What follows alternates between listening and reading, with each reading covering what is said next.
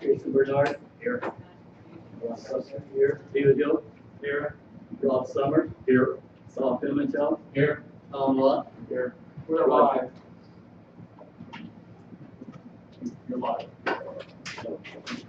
Roger Jaff. Here. Bill Robb. Here. Lisa Smith. Here.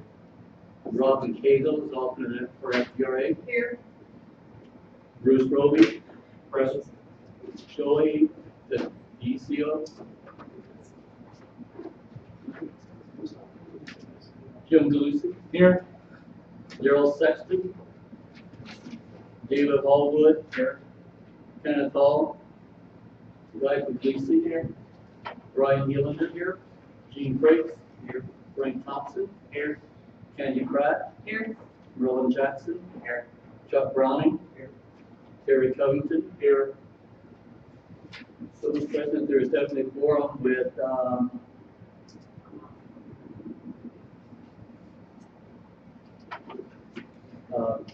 23 of 25 board members present. Thank you, Mr. Secretary. An excellent result today. I would like to repeat that Robin Cagle attends today as alternate for FGRA, Florida Gay Rodeo Association. Robin, we welcome you in that capacity. I also want to acknowledge that she is the new president of the Red River Rodeo Association.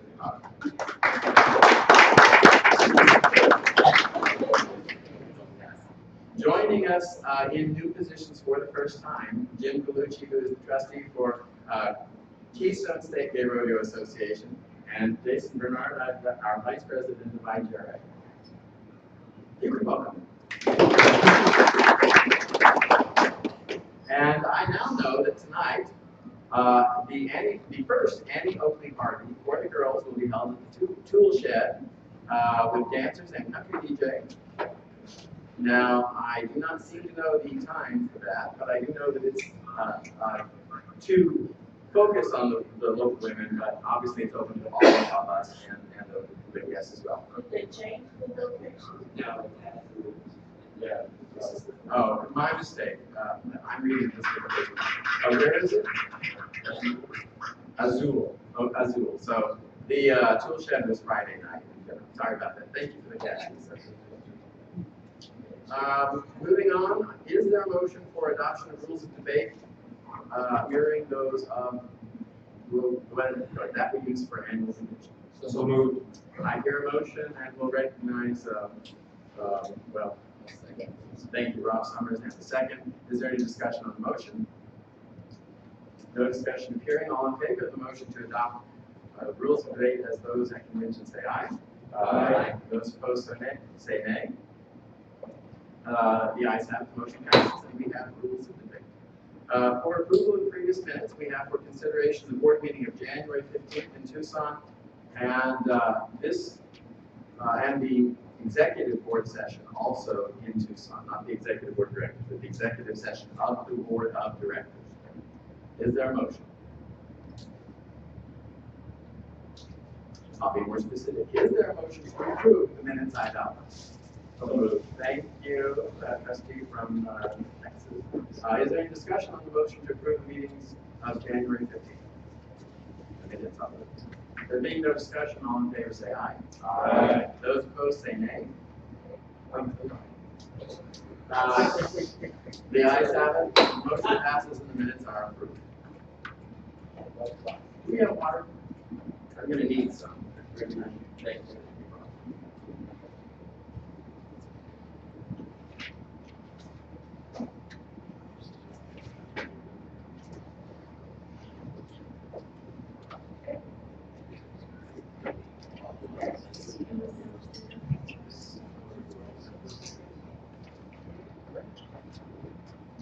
For my report today, I want to, as usual, inform you of some changes or appointments I've made with regard to personnel. In particular, I have made a change in the position of the chair for the annual convention. Randy Edlin, because of overwhelming obligations at work, has had to step away from that. I've appointed Mary Honeycutt as chair, and currently as members of that committee, I've appointed Ron Trusley, Franklin Thompson, Cody Edlin, David Granger, Michael Norman, Tom Siemens. I will ask that any association who is preparing a bid for 2017 convention do two things. First, let me know now, because I want to incorporate somebody from your association in this year's committee to help prepare you better to host a convention, whether you're awarded it next year or some year down the line. Second, even though your bid is not officially before IGRA for consideration or approval until convention, this board needs to be aware of it as soon as possible. And the general outline of your bid, so that we know we have a high-level conference, we have a host for 2017. Otherwise, we have learned in the process of hosting this annual convention that we can't wait until the convention to begin to prepare. So I've given this committee authorization and instruction to prepare for the fallback position should IGRA need to be the planner for the 2017 convention. With regard to marketing, a committee that has for many years given us a challenge, I've spoken with Bradley Houston, who presented at IGRA University, and she has consented to work with us as chair of that committee. And we were talking about her making the commitment to do that over a period of some couple of years, if that is the desire of IGRA to continue that. And she and I will work to outline her commitment and her strategy there. I've already assigned for her a duty, and I'm sorry I don't know Douglas's last name from Harvard. Tom, what is his last name? The gentleman who does shoot crew. We'll get it for you. Duty from IGRA, Rick Brzezinski and Roger Jack, reminding you that each association has an interest and a desire to have somebody on that committee, and certainly I would ask you as trustees to work to help us prepare those volunteers. For public relations, not Brian. Yeah, the new Brian Reed, has in his report notified us of some people who agreed to work on that committee. We're working to get more people involved in that committee, but again, our rules say each association will designate somebody to work on that committee. So we look to you as trustees to help us staff that committee.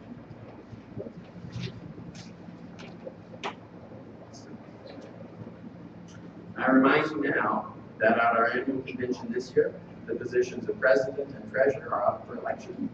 I've not discussed with David his intention, but I do want you all to know that it's my responsibility as president to look for and encourage and make sure that people are prepared for these leadership roles.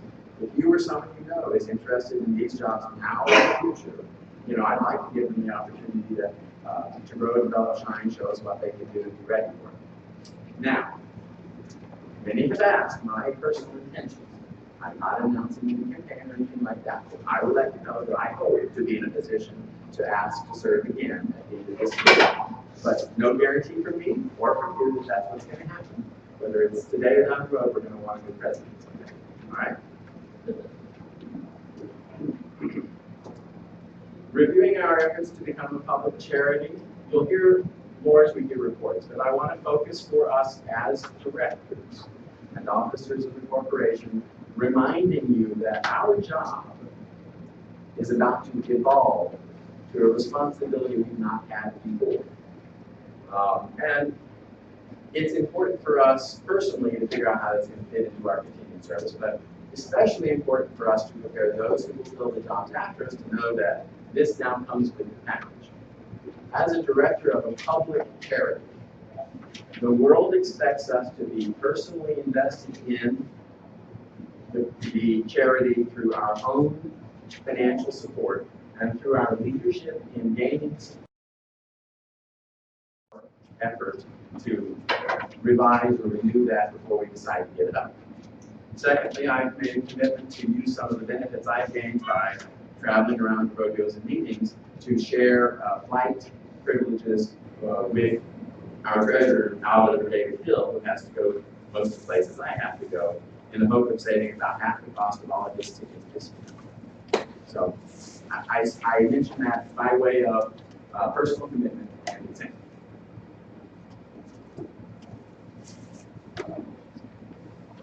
I want to give you a brief overview of our rodeo preparation progress, something which I believe IGRA has a serious role in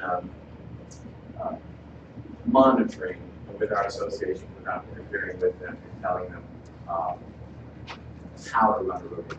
Frank? Just a quick question on 501c3. Yes. Did I miss something? Do we receive a 501c3?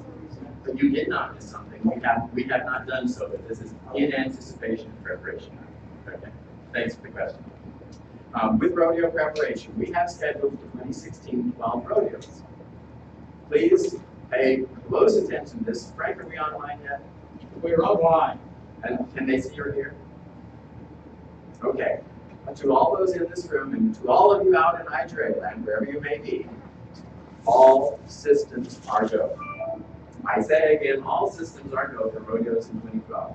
We have 12 rodeos planned, and as far as I know, and I've spoken with all rodeos, we are on track for all of them.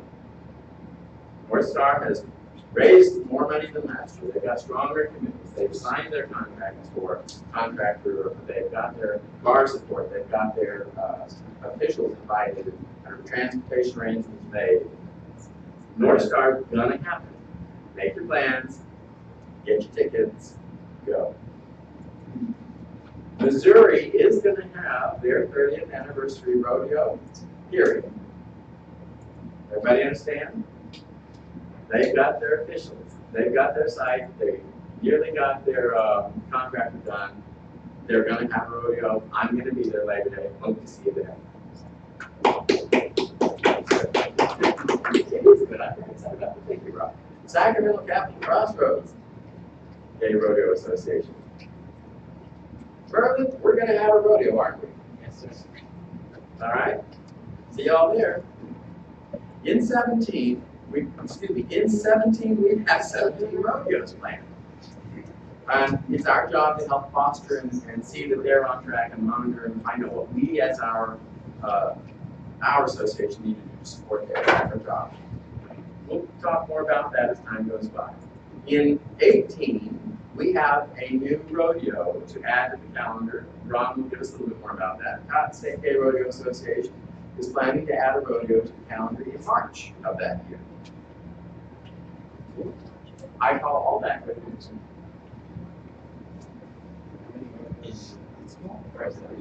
You know, I don't have the number in front of me. Oh, 17, 17. In 18, I didn't count. But in 17 and 17. Now, the next area of conversation is one that I sometimes hesitated to do publicly. But I've been reminded that perhaps as president, I might have a little bit of a role in what some call moral leadership of the organization, where it's not necessarily my duty or responsibility to guide the way or set policy or that sort of thing, or my engagement in that. So for the next few minutes, understand that I'm stepping out of my usual box. I would put in my little white collar, but not necessarily. Recently, a conversation arose about animal welfare and our rules and what it is we should or shouldn't or want or not want to allow as an association with regard to how we treat animals. The specific question will be, I'm sure, debated and discussed a little bit more particularly today, and I'll speak a little bit on that later. But the real question that arrived to me was, do we want a certain thing to happen and be permissible within our organization? My first answer to that was no, I don't think we do. I don't think that's who we are. And then I was shown a rule that appears to allow that, and the question was raised to me, well, do you think that's really what we meant to do? And I said, well, I hope not. But the words on the paper suggest that in certain circumstances we do allow that to happen. And then I think it was really kind of said, well, should we? Okay, having thought about it a little bit more, my personal stance is, now, I don't think we should. But I'm not out there doing it. And I do understand that in some worldview there might be the possibility of it. So we need to work that out as an association and decide definitively where we stand in these kinds of issues, not this instance only, but in these kinds of issues. Here's the deal. Our animal welfare statement is essentially a statement of aspiration of who we think we want to be or who we think we are. Unfortunately, the way it's placed, it has no regulatory authority in our structure of rules. It's not part of our bylaws. It's not part of our standing rules or our rodeo rules. It appears in print as a preamble to our rodeo book, but not anywhere where it has, shall we say, legislative authority. Now you have my personal view on this. Here's what I'm going to do from my position besides placing it on the table. I'm going to ask the relevant committees, bylaws, rodeo rules, animal welfare, and health and safety, who all have a little piece of this puzzle regarding the specific thing we're talking about, to define where this statement's placement should be if we wanted to have legal authority, or if we need to draw things out of it and put them in the rules. And in regard to the specific rule in question, I'm going to ask them from their committee's perspective to research what their view is on it. I'm going to ask them to look outside of our association to see what guidance we find from there. Because the answer is, if we want to make a change, we need to make a change. I have no independent authority under the rule, and I've looked high and low under every rock to see whether there was some authority that the president might have to make the ruling on this. There is none. The same is true of the trustees outside of a certain set of boundaries. The same is true of the association as a whole outside of the boundaries. We may be outraged about this possibility of allowing something to happen. And if we are, we need to fix that. There is no mechanism whereby we can fix it today outside of applying our rules as they exist. There may be room within the rules. I'm just saying we can't go outside the rules to fix this or any other problem.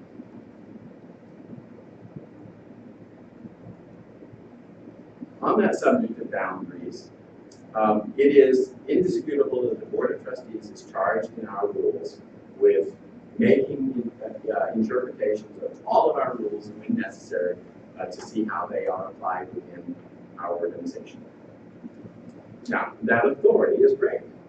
It also comes with, boundaries in the sense that they are not empowered to rewrite or reinterpret a rule or willingly or knowingly misinterpret a rule in order to correct a wrong or achieve an outcome that we might desire. They can only take that rule as it exists and tell us definitively, this is or is not what it says. Okay.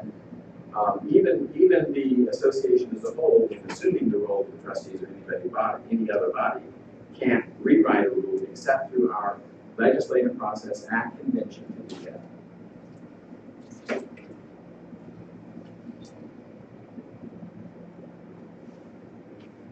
Now I'm going to move into another topic, one that was somewhat heavy in my mind earlier last year. At that time, I chose not to speak publicly about it as I'm about to now.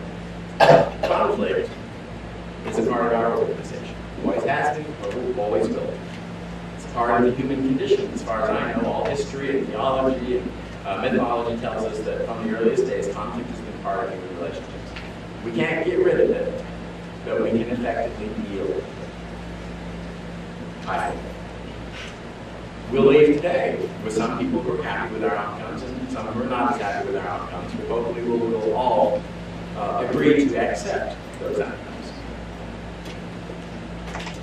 If those conflicts are of a personal nature, those hurts can be deep while still at the same time being near the surface.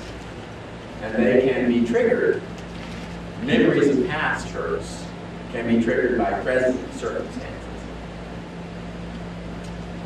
When we're dealing as an organization with conflict, as sensitive as we may be as individuals about these past hurts and want to see that they're resolved and healed, as an organization, we are responsible and able and empowered to look at the here and the now. If there are personal conflicts, I urge individuals to try to speak with one another, to dissipate and to resolve them, to come to understanding and forgiveness or agreement or whatever that's required, or détente if that's what it is. And if you can't do that, at least try to provide space so that your hurts or conflicts or whatever don't become ours. If, however, there's conflict, misconduct, poor behavior, intentional activities, anything like that, that affect our organization, we have means and mechanisms for dealing. You bring forward your accusation. You support it with facts and testimony. You get a judgment before the relevant parties, and then we go on. If we do not do that, it is not our issue as an organization. By that I mean, if we do not handle, if we have decided individually or collectively that we've looked at it and we've decided right or wrong, we made a decision, this is what we decided to do, we're done with it. If you fail to bring it up, then it's not our business and we don't need to hear about it anymore. In fact, we shouldn't hear about it anymore. So if you feel that somebody is deserving of, if you can't get it resolved yourselves, and you feel that somebody or some circumstance is deserving of our attention in a resolution or disciplinary or whatever kind of process, or even an educational process, bring it through the proper channels, through the proper organs. But if you don't do that, do not talk about it to everybody repeatedly and re-air that grudge. Because first off, it doesn't help resolve the issue, but more importantly, it then leaves you at risk because you are then essentially bringing up as facts things that have not been adjudicated that could potentially damage the reputation, the opportunities, the possibilities of somebody else. And we don't want you to be in that position either, okay? Having said that, I'll remind you of where I started at our first meeting in January of last year about 4 words and 2 phrases. 4 words and 2 phrases. Thank you, which, as I've often said, I don't believe we say nearly often enough to one another. And the others are I'm sorry. Those 2 words go a long way when they're sincerely made, and we acknowledge our errors, we try to mend our ways, and at least try to bear with and understand and forgive one another. They go a long way to making it unnecessary to have conversations about these sorts of things. If we do have conflicts and we have decisions that punish some, when punishment is served, forgiveness should follow.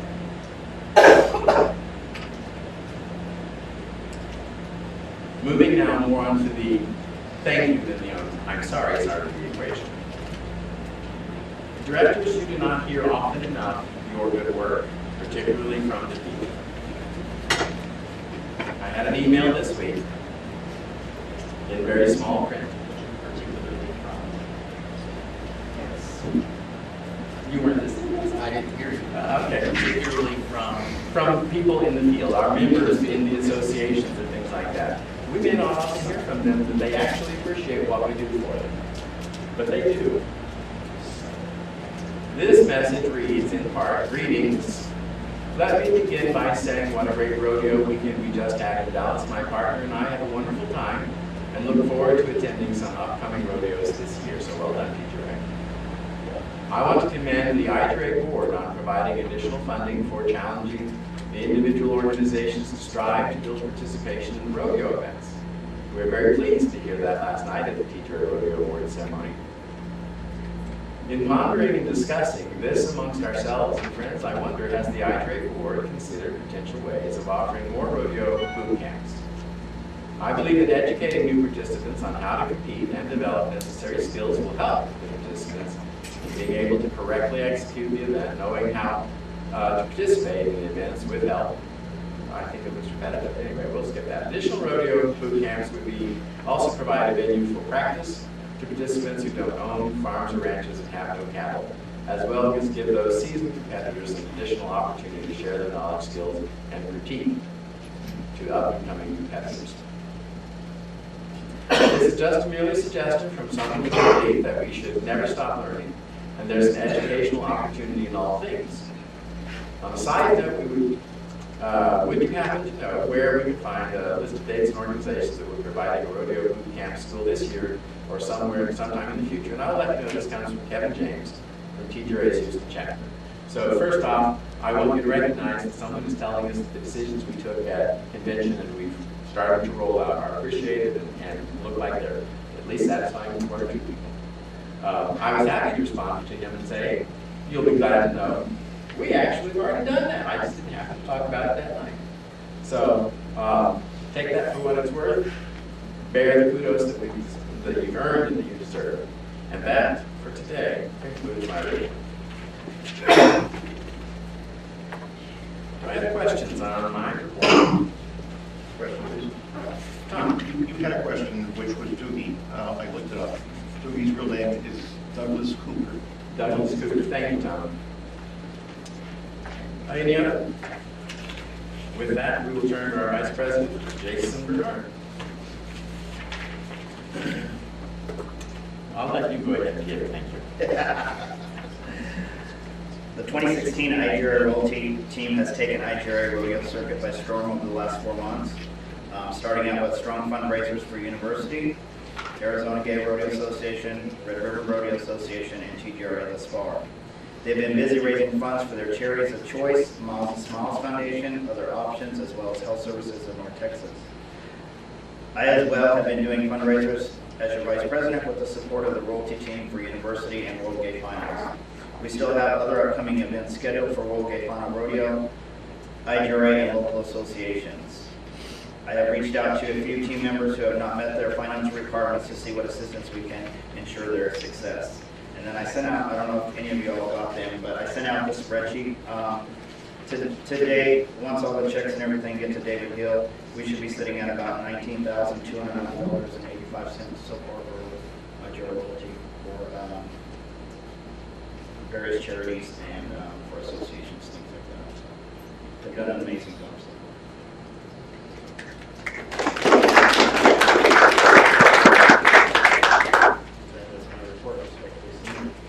Are there any questions for Jason with regard to his report? Thank you for your report, Jason. Thank you for your leadership and guidance. Oh, okay, Gene, sorry.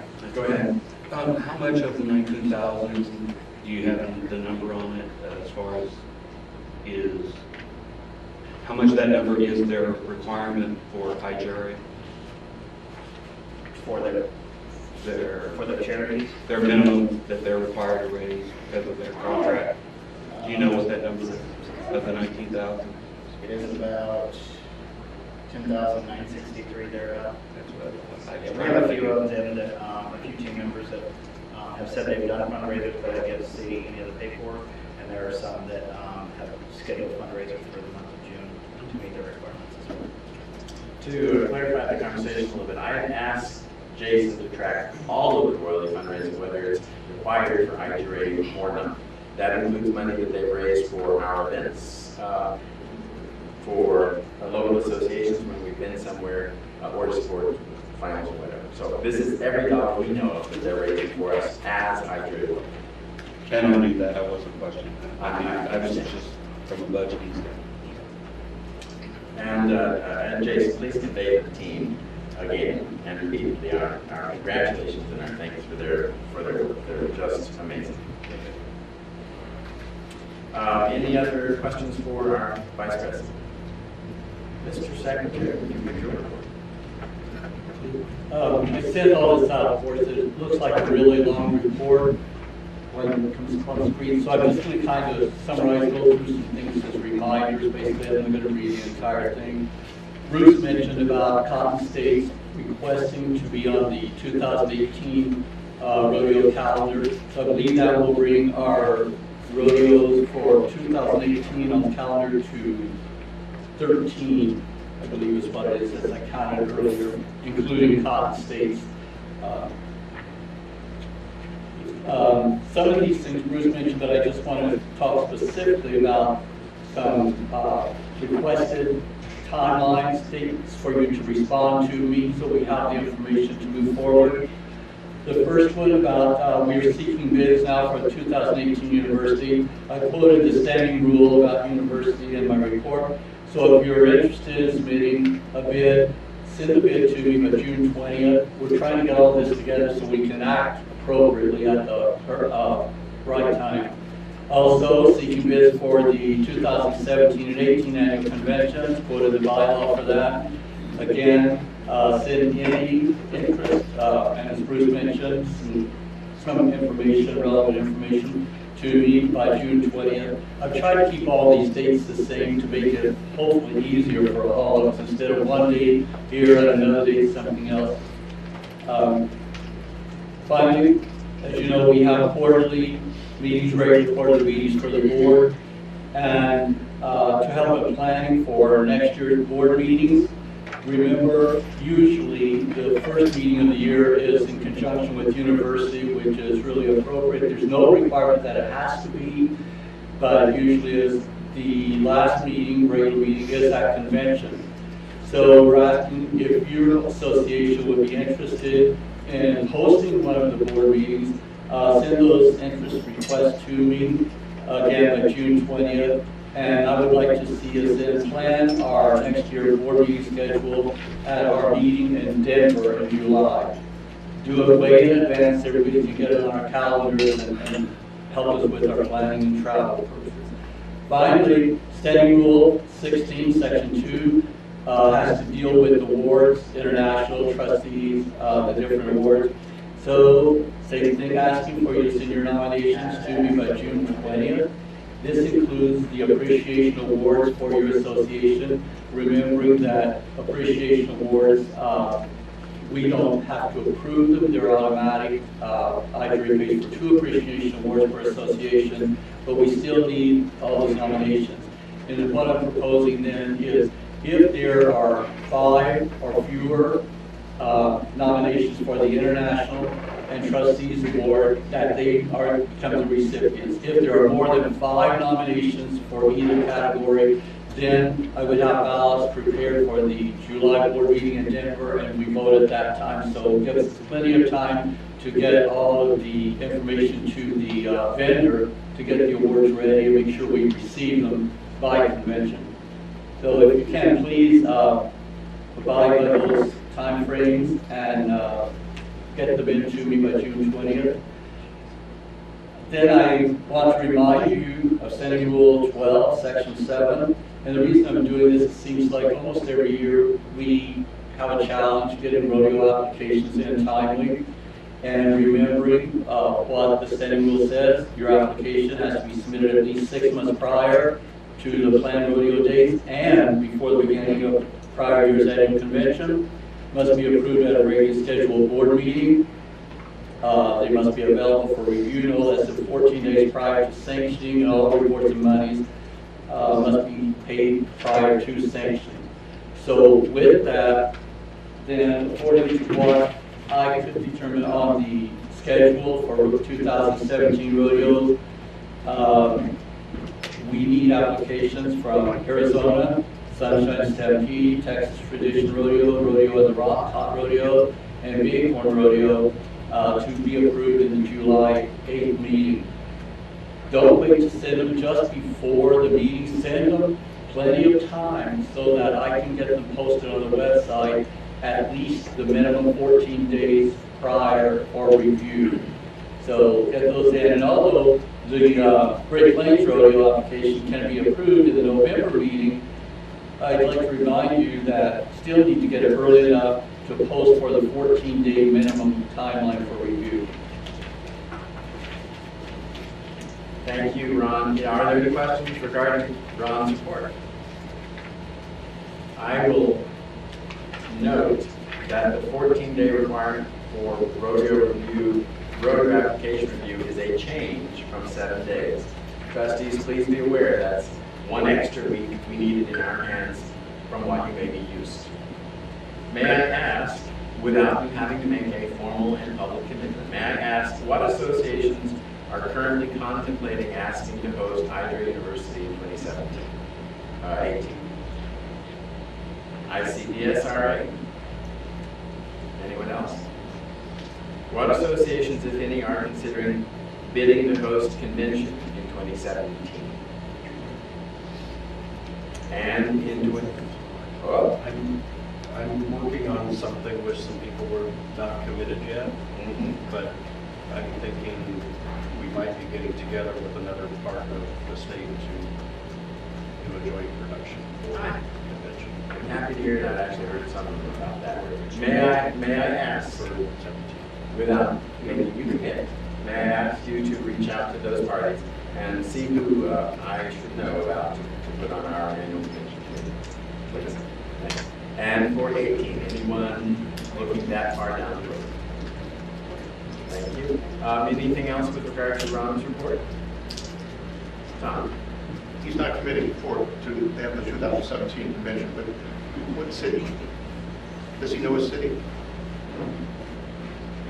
From GSGRA, he's asking. I really don't want to say just yet. Okay, that's fair. You know, I haven't been able to talk to all the important parties, but I believe I could get them on board to do it. You've got a big state. Yeah. All right, thank you. If there's nothing else on Ron's report, we'll vote.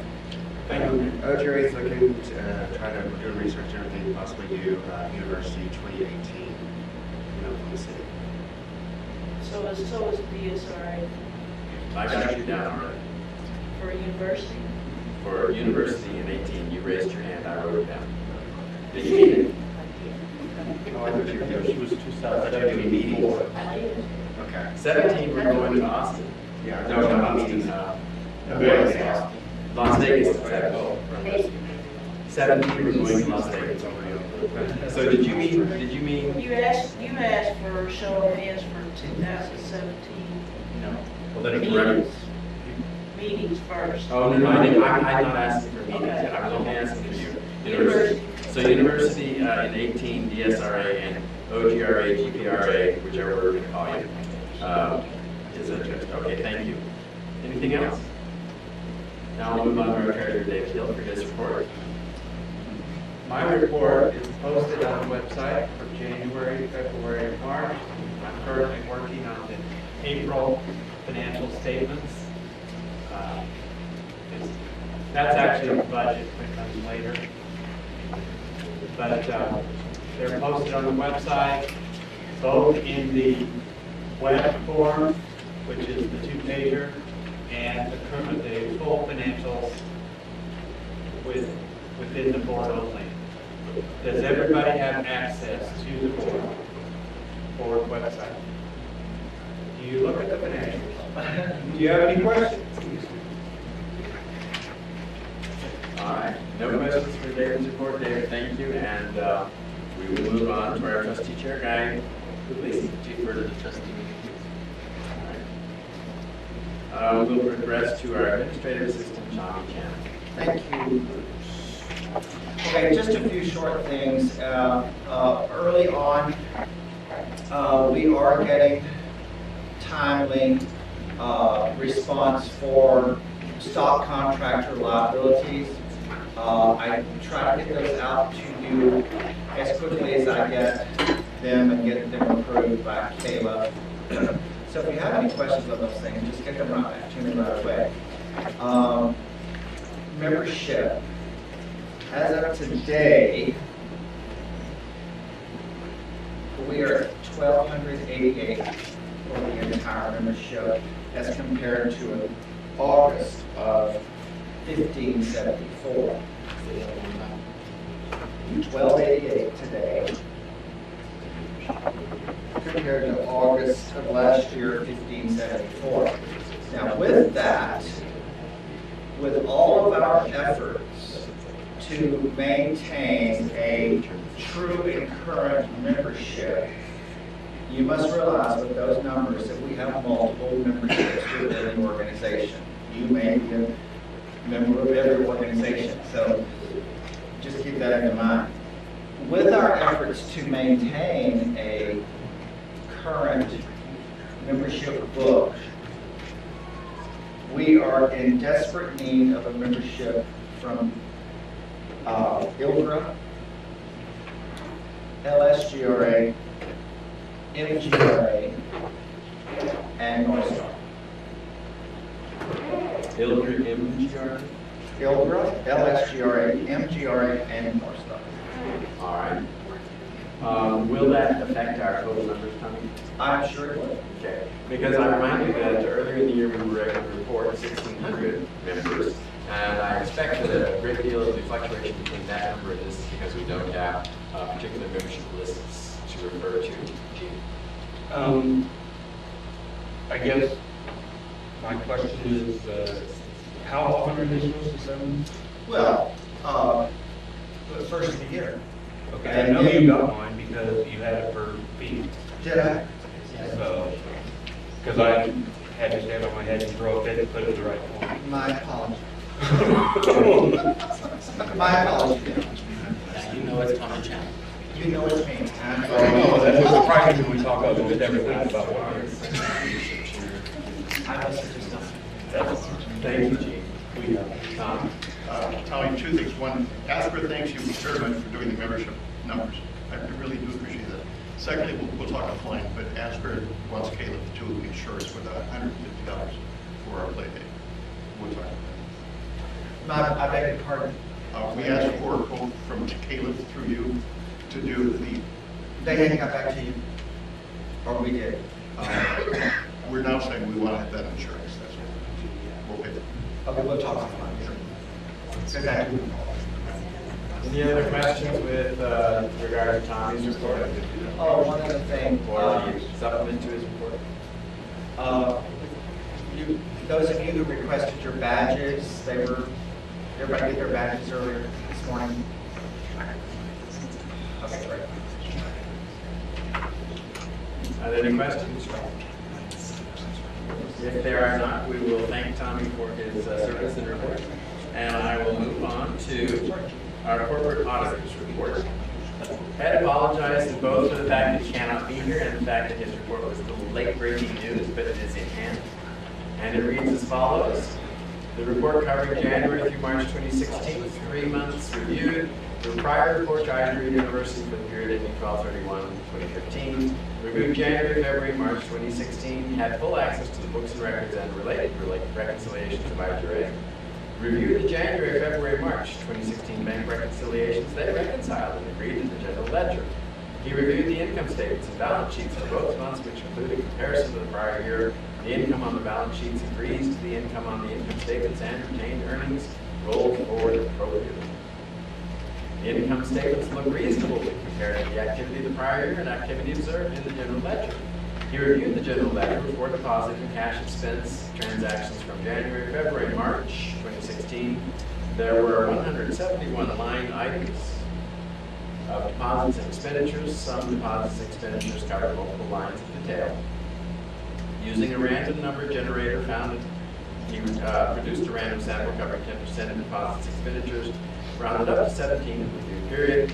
All deposits examined tied to the general ledger as to the expenditures in the sample of 17. One expenditure is tied to a multi-year contract for storage of the pools purchased from ASCR that has annual increases that tie to the once-a-year notice of prior increase and not period of the contract, which has the base floor price. This is an auditor speaking.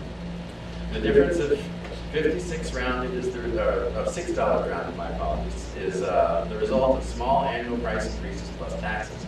Both deposits and expenditures appear to be properly supported either by receipt or fees found on the bank statement.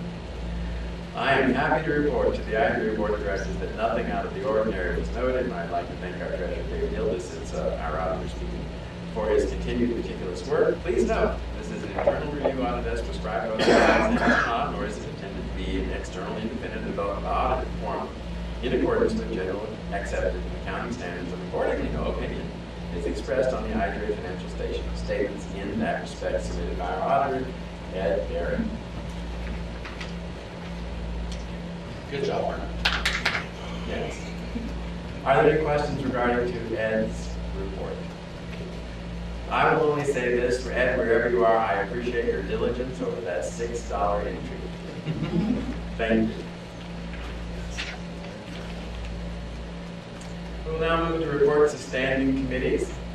The membership committee report was delivered to your inboxes this morning. Many of you may not have seen it. I can barely see it because it's in microscopic type, but I know the gist of it. Here's the news.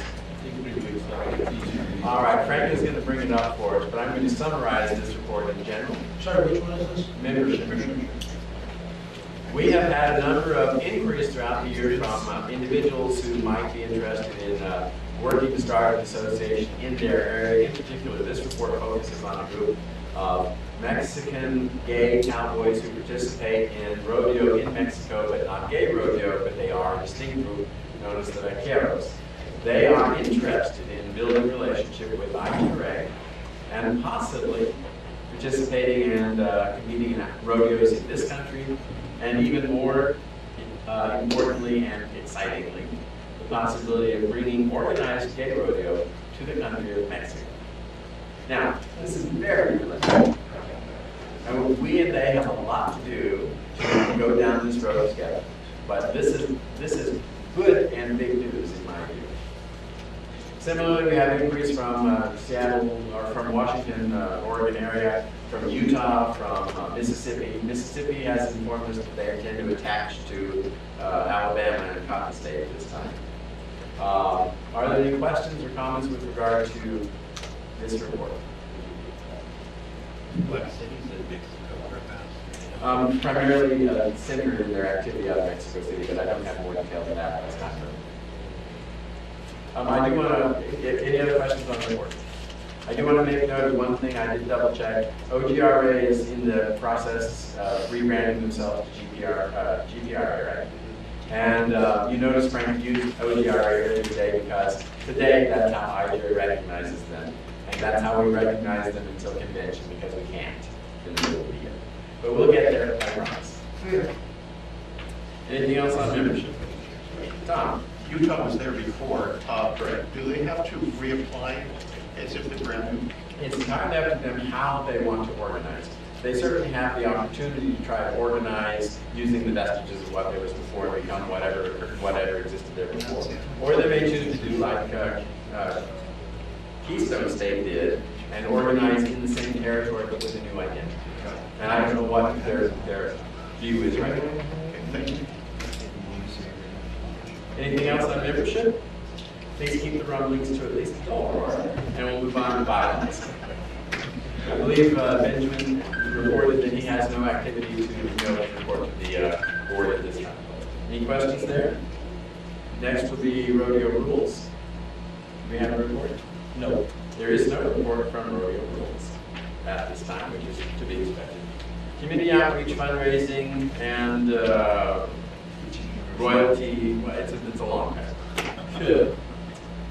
You have already heard Jason summarize their report in his own with regard to where they stand on fundraising. The 2016 team is fast on its way to fundraising. Is this a repeat? Just a different expression. What's new? It just talks about their charities, anything that's going on with their charities, their participation. Okay.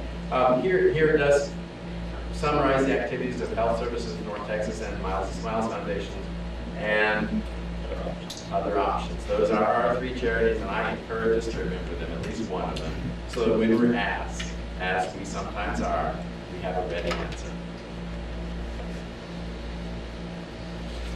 Any questions with regard to fundraising, community outreach, and gender diversity? Move on to budget. Mr. Hill, do you have anything to report on budget? The budget to actual report was emailed to everyone. Are there any questions on?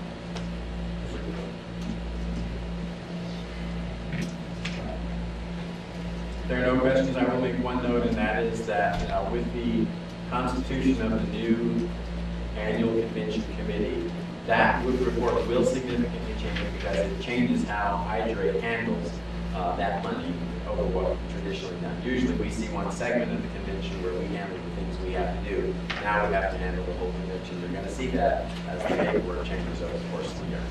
Anything else on budget? Very well, we will move on to public relations. And the report of public relations has already been sent out to all of you. As is usual, Ryan has summarized his contacts throughout the period between reporting. And he continues to be very busy on our behalf. And he also, we also continue to derive a lot of benefit from the online presence of the Queens and Cowboys. He notes in the end of his report that there were some discussions he and I had about ways to promote different aspects of the organization at finals in video form with regard to events, women of gay rodeo, royalty, charitable work by IGRA, and our history At this point, working through the Finance Committee, we've not come up with a solution on how to actually do that in time for this finance rodeo. While his report says that he thinks that the issue might more or less be dead, I do not, and he and I will continue to look for opportunities to see whether or not we can incorporate those video presentations. More importantly, we're going to still try to create audio presentations of small snippets that we can use not only there, but we can also use out in the field. Any questions about his report? Very well, moving on. There is no report at this time for the marketing committee other than that the contract with the Peak Magazine has been executed and content is being provided to them. Any questions there? Before I proceed, it's 10:55. We've been at this just short of an hour. We do have a break at noon. Do we need to take a structured break between now and then or not? We'll take a 5-minute break. We'll reconvene at 11.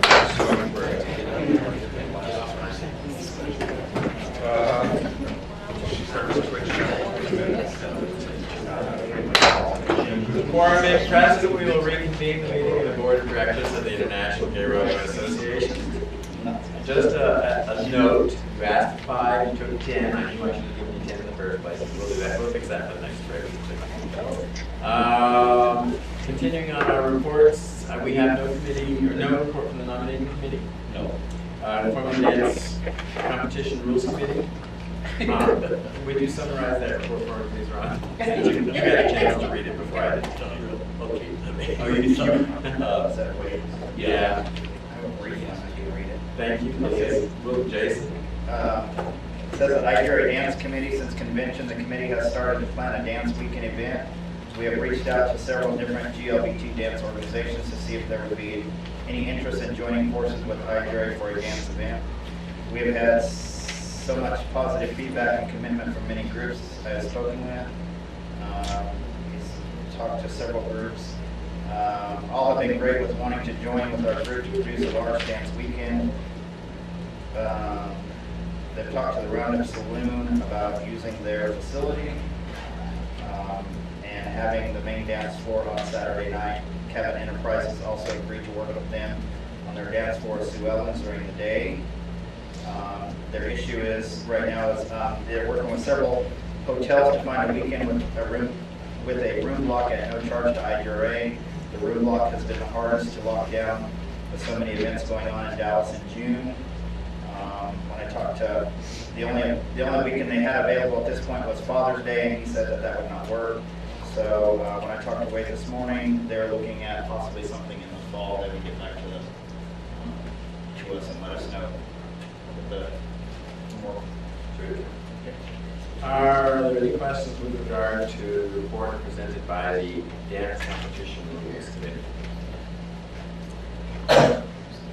Very well, we'll move on. And the next report is that of the World Gay Rodeo Finance Committee. The written report, which we will have supplemented by those who are there today, has to do with their decisions with regard to selection of officials, discussion of duties, future WGRF, hotel weekly giveaway raffle. Those things are all things that are activities the committee normally do, as well as bucket selection, grand marshal selection, stock contractor update on sponsorship. The only item that's on that list that requires our attention is grand marshals, and that is the written report from Laura prior to today's meeting. Lisa, I gather you were going to report on the committee for today. I gather, yes. You want to read it off of this? Oh. I didn't even That's okay. I'll correct you. So, There you go. I do, the finals committee would like to make some recommendations for the grand marshal. Wonderful. Grand marshal, honorary grand marshal, community hero. We'd like to take those each as a single category. So will you please make your recommendation as a committee on grand marshal? Okay, for the IGRA grand marshal, we have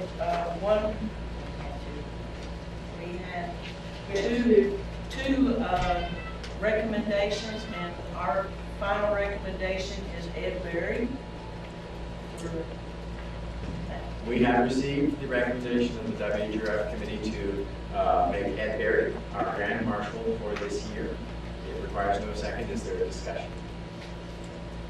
I have one item to discuss, and you mentioned you had two presented, and that is your recommendation. May I ask the other? The second was Matt.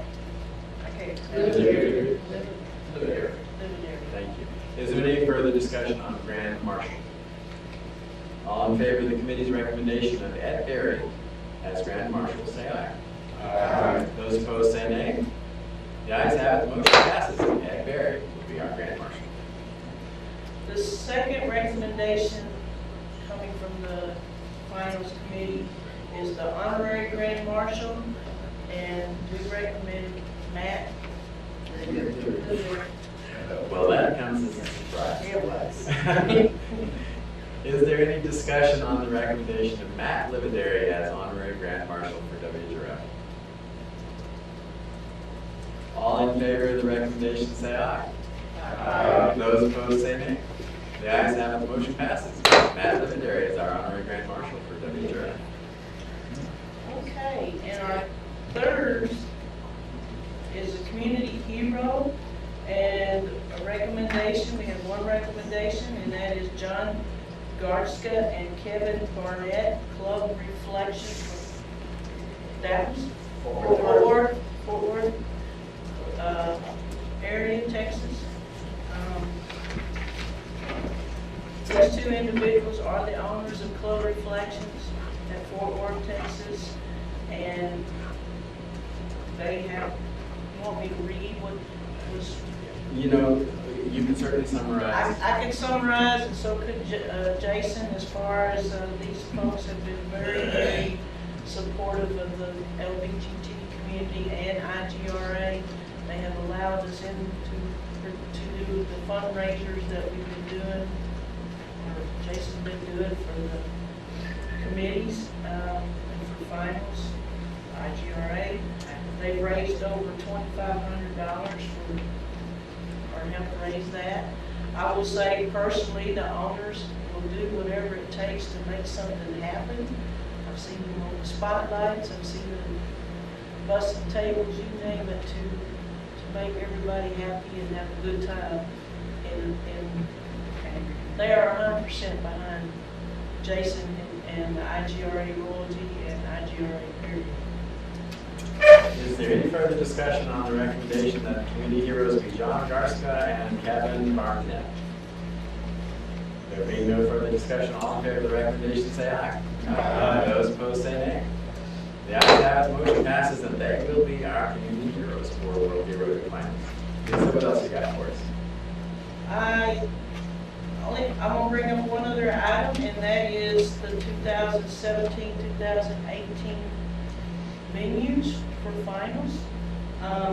We are still searching. We have had some nibbles, good nibbles from the Orleans in Las Vegas, and possibly I'm going back to Tulsa. They have a good arena there. But right now we're at the point where we're trying to get suggestions to go out to different places. I just got one this morning at San Francisco. We're going to let the convention centers do our work for us and go out and try to find us a good venue of what we want. We've got a criteria, and we basically, we'll let them kind of do our work for us in a selection. And we should have that for you in Denver in July. And if any of y'all want to recommend a place for people to look at, taking names and places, cities. Just throw out another one was Colorado Springs. We've looked at Denver already, but we'll go back and look at Denver. We've looked at New Mexico. We're going to go back and let the professional try to find us a place. And we're open to any comments or suggestions. Mr. Rowe? I just was very excited that you said San Francisco. Is it the San Francisco Visitor Bureau that you're working with? Or? That we were going to go through the visitor bureaus on every one of these. Okay, because I was just curious where it came from. One of your members suggested. Oh, okay. It's nice to know. On this topic, the committee is well aware that they're now in that final crunch time with regard to 17. And so, you know, if we have input individually or collectively, this is the time to bring it forward or to speak with Lisa specifically or Robert Patel specifically or other members of the committee to push this. We will be faced with a decision in July. Lisa, what else do you have for us? We did make a buckle selection. Two different buckles this morning. Is there something else I'm supposed to? You know, you can show us if you like, or you can let it be a surprise. No, it's a surprise. It'll be a surprise. And what is the cost of the buckle? Approximately $150? Yes. Yes. Check and make sure it fits on the line. And we are taking sponsorships for the buckles. Today, David and Marie. So see the announcer of the rodeo this weekend, David Smith. And we are taking ads for the finals program. We want to kind of maybe either do a 30-year commemorative page and possibly an association page. That's why we have a $100 ad that associations hopefully could afford and get in there and either put something in there about themselves or finals or both. So, David. What is the date that you need the ads for to make the program? the ads cutoff date is 1 August.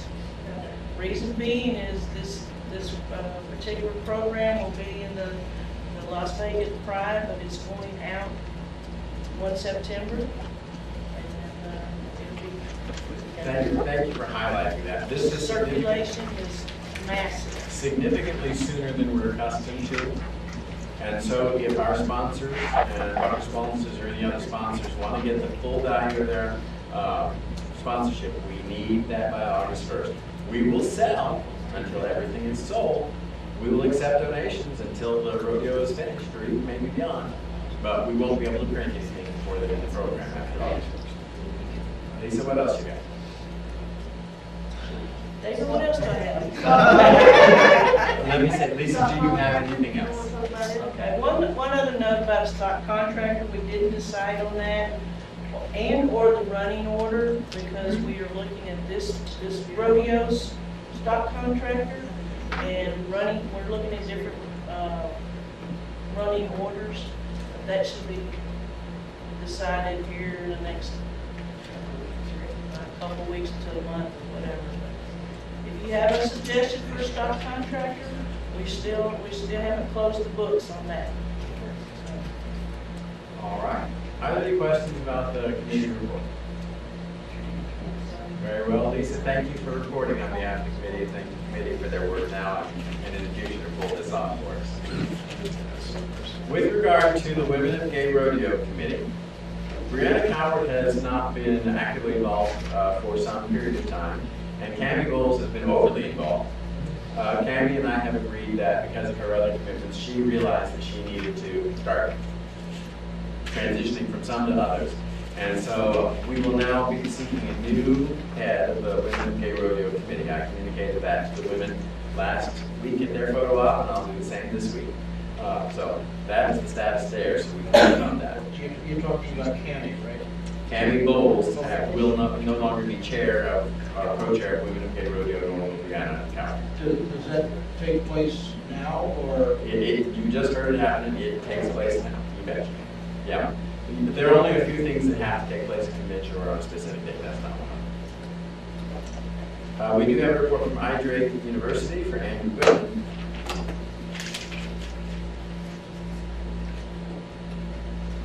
He notes that last year's university, thanks to sponsorship by so many, remained in the black for IGRA. He has a more detailed report regarding looking forward.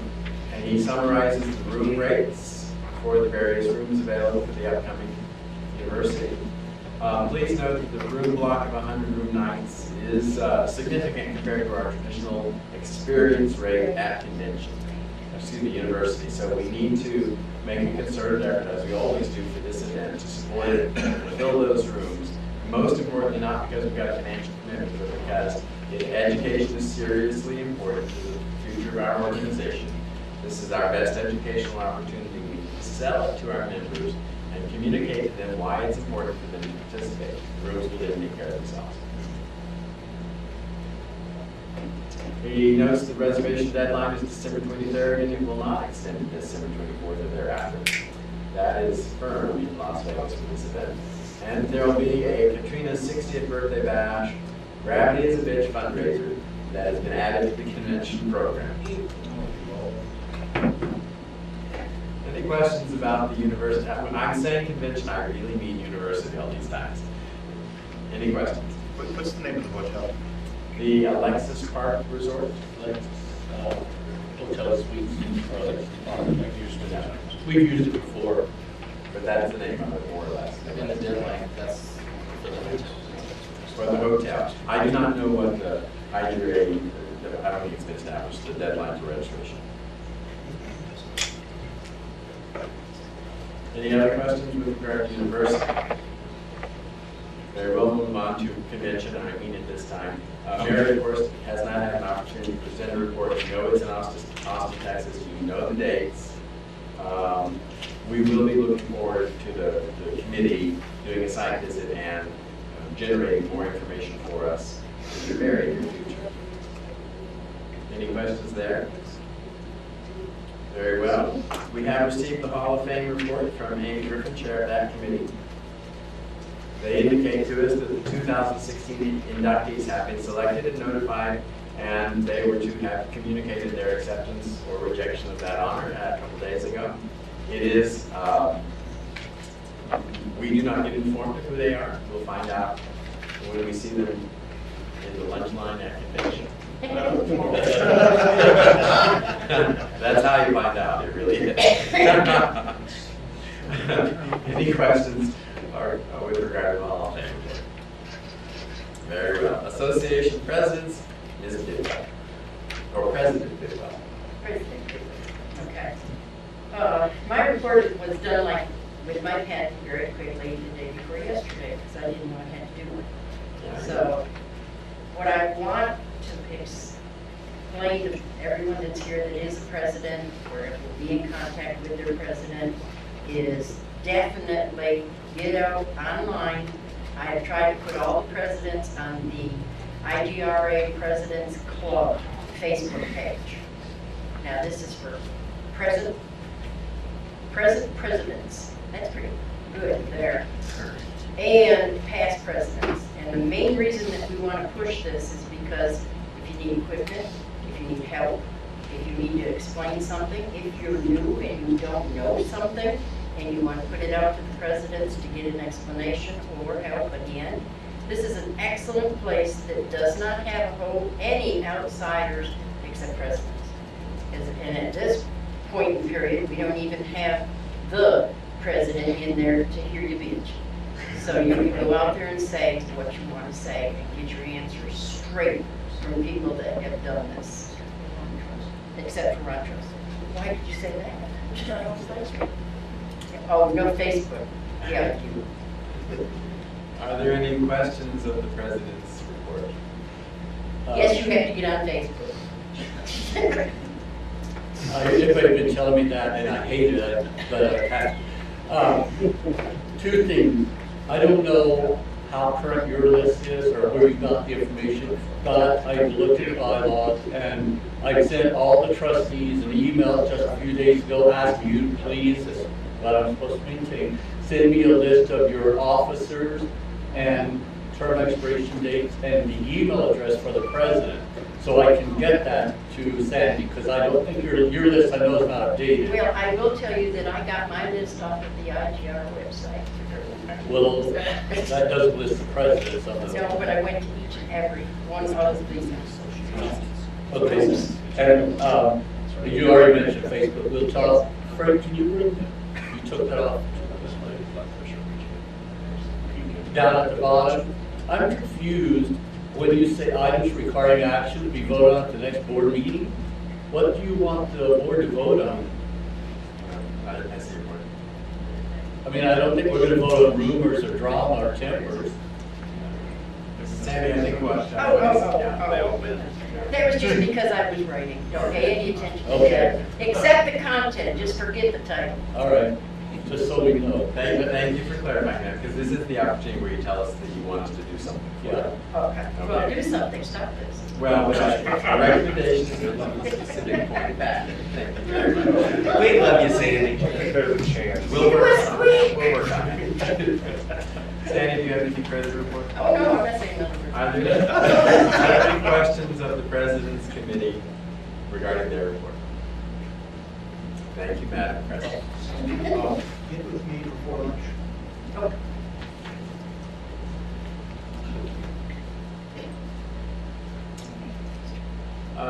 I have no report from a region director. Have you?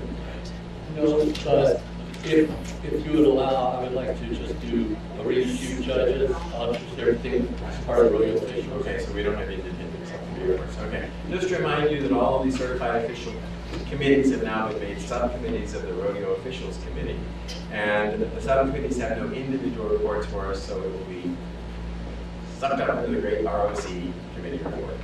Ron? And there is no written report for this because it just happened last night. So the only thing I'll report on it is we'll probably have another conference call a week from Monday to talk about some issues, some drama. But the one thing that I'll tell you is it will be coming to the trustees today. We'll be recommending certification for a new shoe coordinator and a scorekeeper. Are there any questions of the ROC? Hey, David? I don't have a question, I have a statement. First, I want to say thank you, and I'm sorry. I made a mistake in the payout in Texas.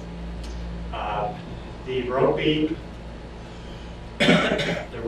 all rounds, I put the entries in and then I zapped the file before I put all the others in. So the checks were short for 4 contestants. They were recognized for their all-around roping abilities, but they didn't get the money. And Texas has made that correction.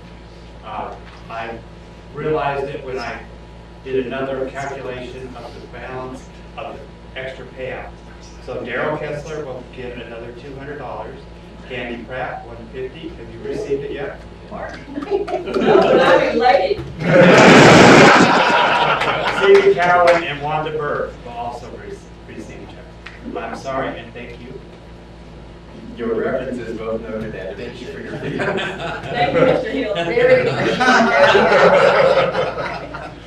You should come to more meetings. You know, it's like a payout.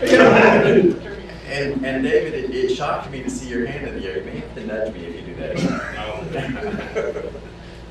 Anything else on or about the ROC? Ron, thank you, and members of those subcommittee chairs. On that topic, I have remind you that at convention I appointed Cam Bowles chair of a subcommittee for arena crew coordinators with the intent of seeing whether we want to present a proposal for their incorporation in the certification program. As part of that preparation, I've attached her to the ROC so that she can see how that process works, work all the things through them as required. There is no action reportable for the membership standing committee at this time. We will see to the ad hoc committees. Frank, have you a report for us on archives? No progress has been made. Nothing's changed since convention. Thank you, Frank. May I ask the pin that I'm wearing, do you have that in the archives? The pin, this pin right here, do you have that in the archives? Yeah, I believe we do. Good. I was delighted, and thank you to our WGRF chair who found this 20-year-old pin in something of hers and gave it to me this morning. I may look a little over the top. You can tell I'm a Badger, right?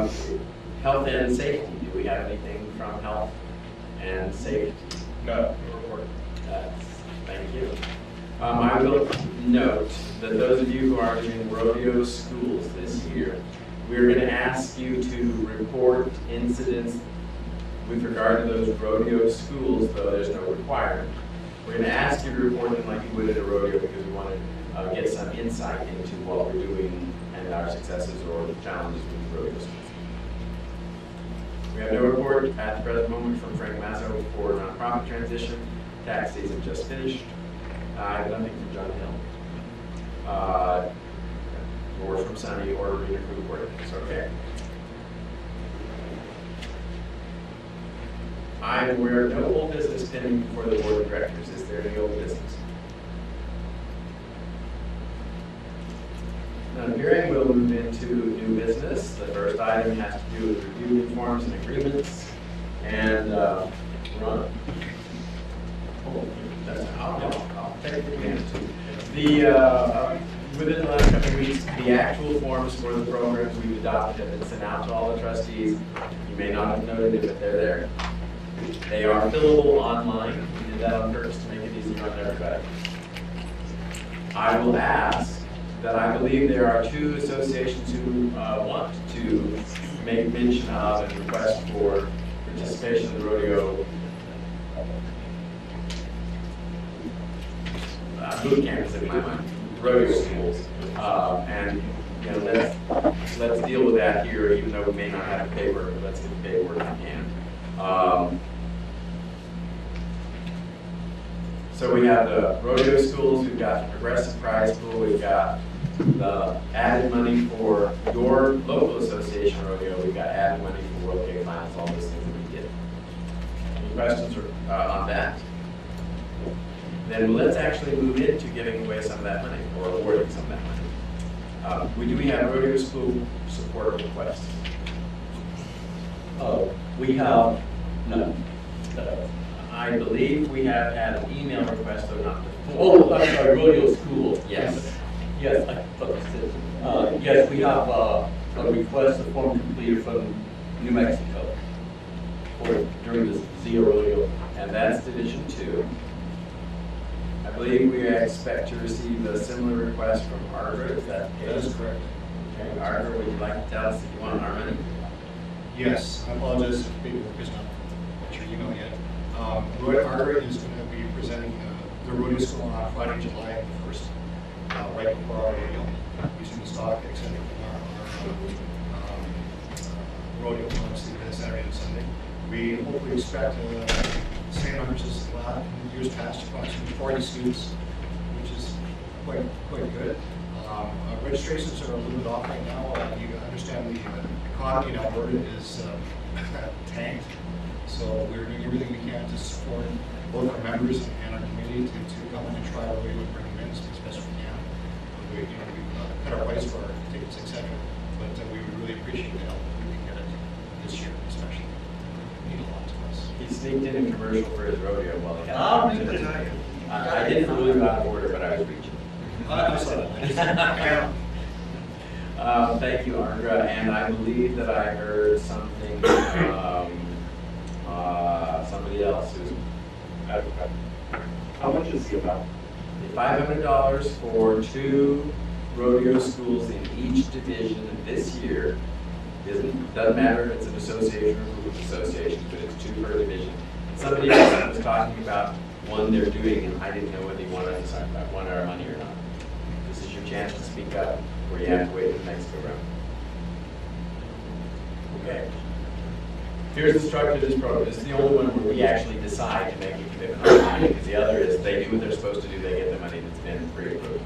We have 2 requests for funding from NMG and RA and ARGRA, both in Division 2. I am not aware of any other requests in Division 2. This would exhaust the committed funds. They don't get it until they hold the school and report back, but we're earmarking the money for them. So because we have made a commitment to pick and choose if necessary, you have the request. Is there a motion to approve one or both or of the requests? I move to approve both of the requests. There's a motion to approve both requests. Is there a second? Thank you. Any discussion on the motion? Got it. Any discussion on the motion? None appearing, we'll proceed to vote. All in favor of the motion to approve, to earmark and approve funds for Rodeo Schools Division 2 for NMGRA and ARGRA, say aye. Aye. Those opposed, say nay.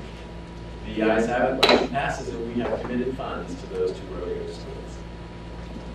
With regard to Rough Start Riding Progressive Prize Pool, we do not have to approve any actions here. We've already said, you do your part, we do our part.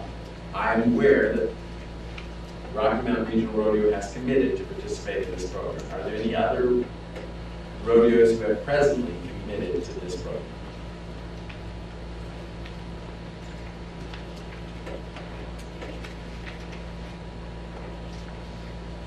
I would encourage some of you to consider it, because it's not going to get progressive unless some of you play along.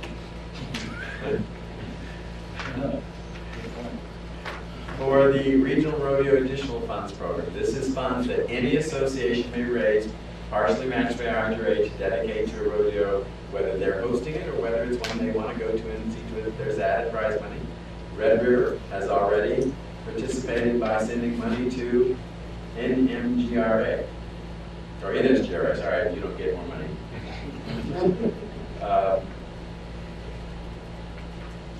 Gene. And I just wanted to mention that we are recruiting other non-rodeo producing associations, and we currently have 3 on the, we're going to do our best to get that money together to get sent in. And Frank, if you could summarize, how much would that put in your prize pool if it all worked out? I have no idea. All right, we'll ask Gene instead.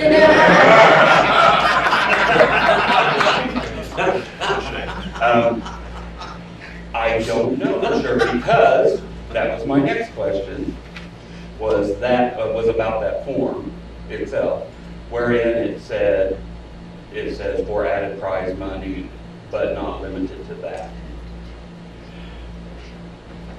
Yes. Our plan, if it's as I understand it, was to let the participating association make that determination. Well, and generally a donor gets to decide. Exactly, and that's what, including the IGRA money, whatever that donor sends in, whatever gets matched, they would control that. However, if it is usable in other areas such as buckles or things, expenses for the rodeo that we need help with sponsoring, if that can be utilized that way or not. Okay. By rule, the answer is we have not said you can only use it for prize money. We'd really like you to, because we're trying to develop an incentive that bolsters that part of the program.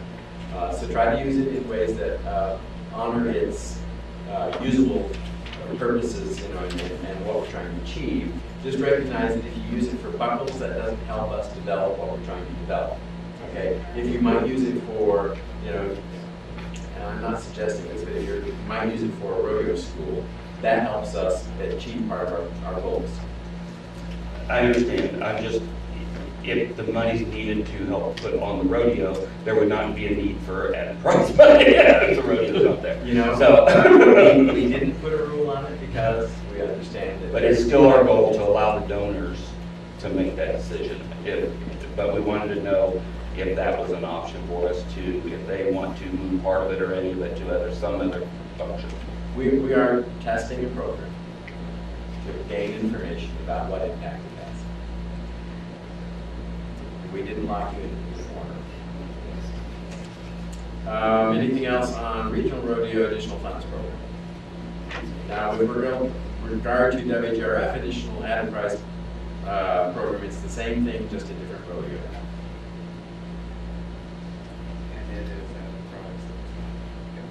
Right, and that is limited to added prize for the year. Any questions about any of all this, any discussion? I have no contracts pending that require the board's approval. I have nothing that requires action on the board pending before me. Do we have anything else that requires action items from committees or officers? Is there any new business for the board of directors?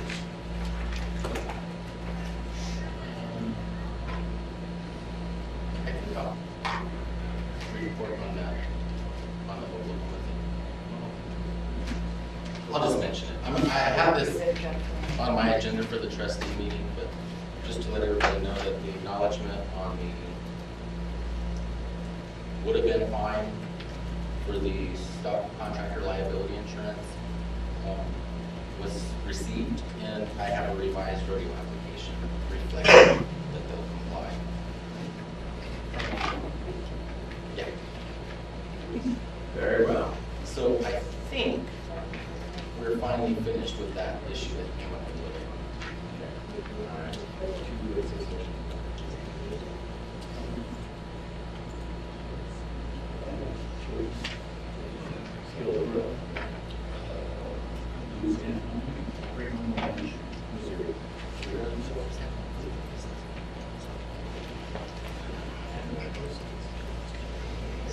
All right. Is there any further new business for the Board of Directors? Very well, none appearing, we will proceed to announcements by our member associations, commencing as is our tradition with our elder association and ending with our host today. CGRA. We're looking forward to hosting the next board meeting. Friday prior to Denver Rodeo to see everyone there. Rodeo preparations are all going very swimmingly at this point. Thank you, CGRA. TGRA. I want to thank everybody who made it to the Texas Rodeo. We had several obstacles, being a brand new facility that's never had rodeo, never had overnight campers. So we had several obstacles to overcome, which we did. And pretty much the rodeo ran smoothly once it got started. I want to thank all the officials and everybody that came out, supported, volunteered, worked. We couldn't do it without everybody pitching together. It takes a village to produce rodeo. Thank you, TGRA. I had a fine time with it. We'll come back to you. AGRA. AGRA is planning on putting on rodeo again in February. We're in the process of negotiating new contracts with the rodeo grounds, and we're also going to be starting this month with our rodeo committee meetings. I was appointed rodeo director again for the upcoming rodeo, so we'll start putting everything in place that we need to. Part of working on scheduling that. Thank you very much, AGRA. OGRA. Well, thank you for having us today. We appreciate it. Oklahoma, we got it coming on. It's going to be a great time. We already sold out one hotel. The second hotel is almost full. We have a third one on standby. But I'm telling you, it's going to be a great time. We have additional livestock to cover for all the competitors. We have so much more. We have events all the way from Wednesday all the way through Monday. So we can make a week out of it. If you have any information, go to our new website, GreatPlainsRodeo.com, because it's going to be an amazing party on the plains. Any rooms available to Havana in? There any of us sold out back in March. This is the second 30th anniversary rodeo for OGRA. No, Liz messed up. It's our 31st. Okay, all right. Thank you, OGRA. MGRA is not present, so we will go to NMGRA. Oh, sorry, Tom. I have a question for you, which is germane for everybody here. When you change your name to Great Plains, do you have to go back to the state to get incorporated again? Well, actually, it's just a form that you have to go to switch the name over. But unfortunately, Oklahoma, they're kind of money crunch, so they kind of laid off some people in that office, so it's going a little bit slower, because we actually got the federal ID number, all that taken care of. We have to have the state certificate according to the bylaws and rules, and that's what we're waiting on, just to be printed. Other than that, bank accounts, federal ID numbers, all that's been changed, just certificate from the state's all it's like. All right. Now we'll go to NMGRA. Thank you. First of all, thanks for the rodeo school money. Appreciate that. Good news. We have generally about 41 students at our rodeo schools.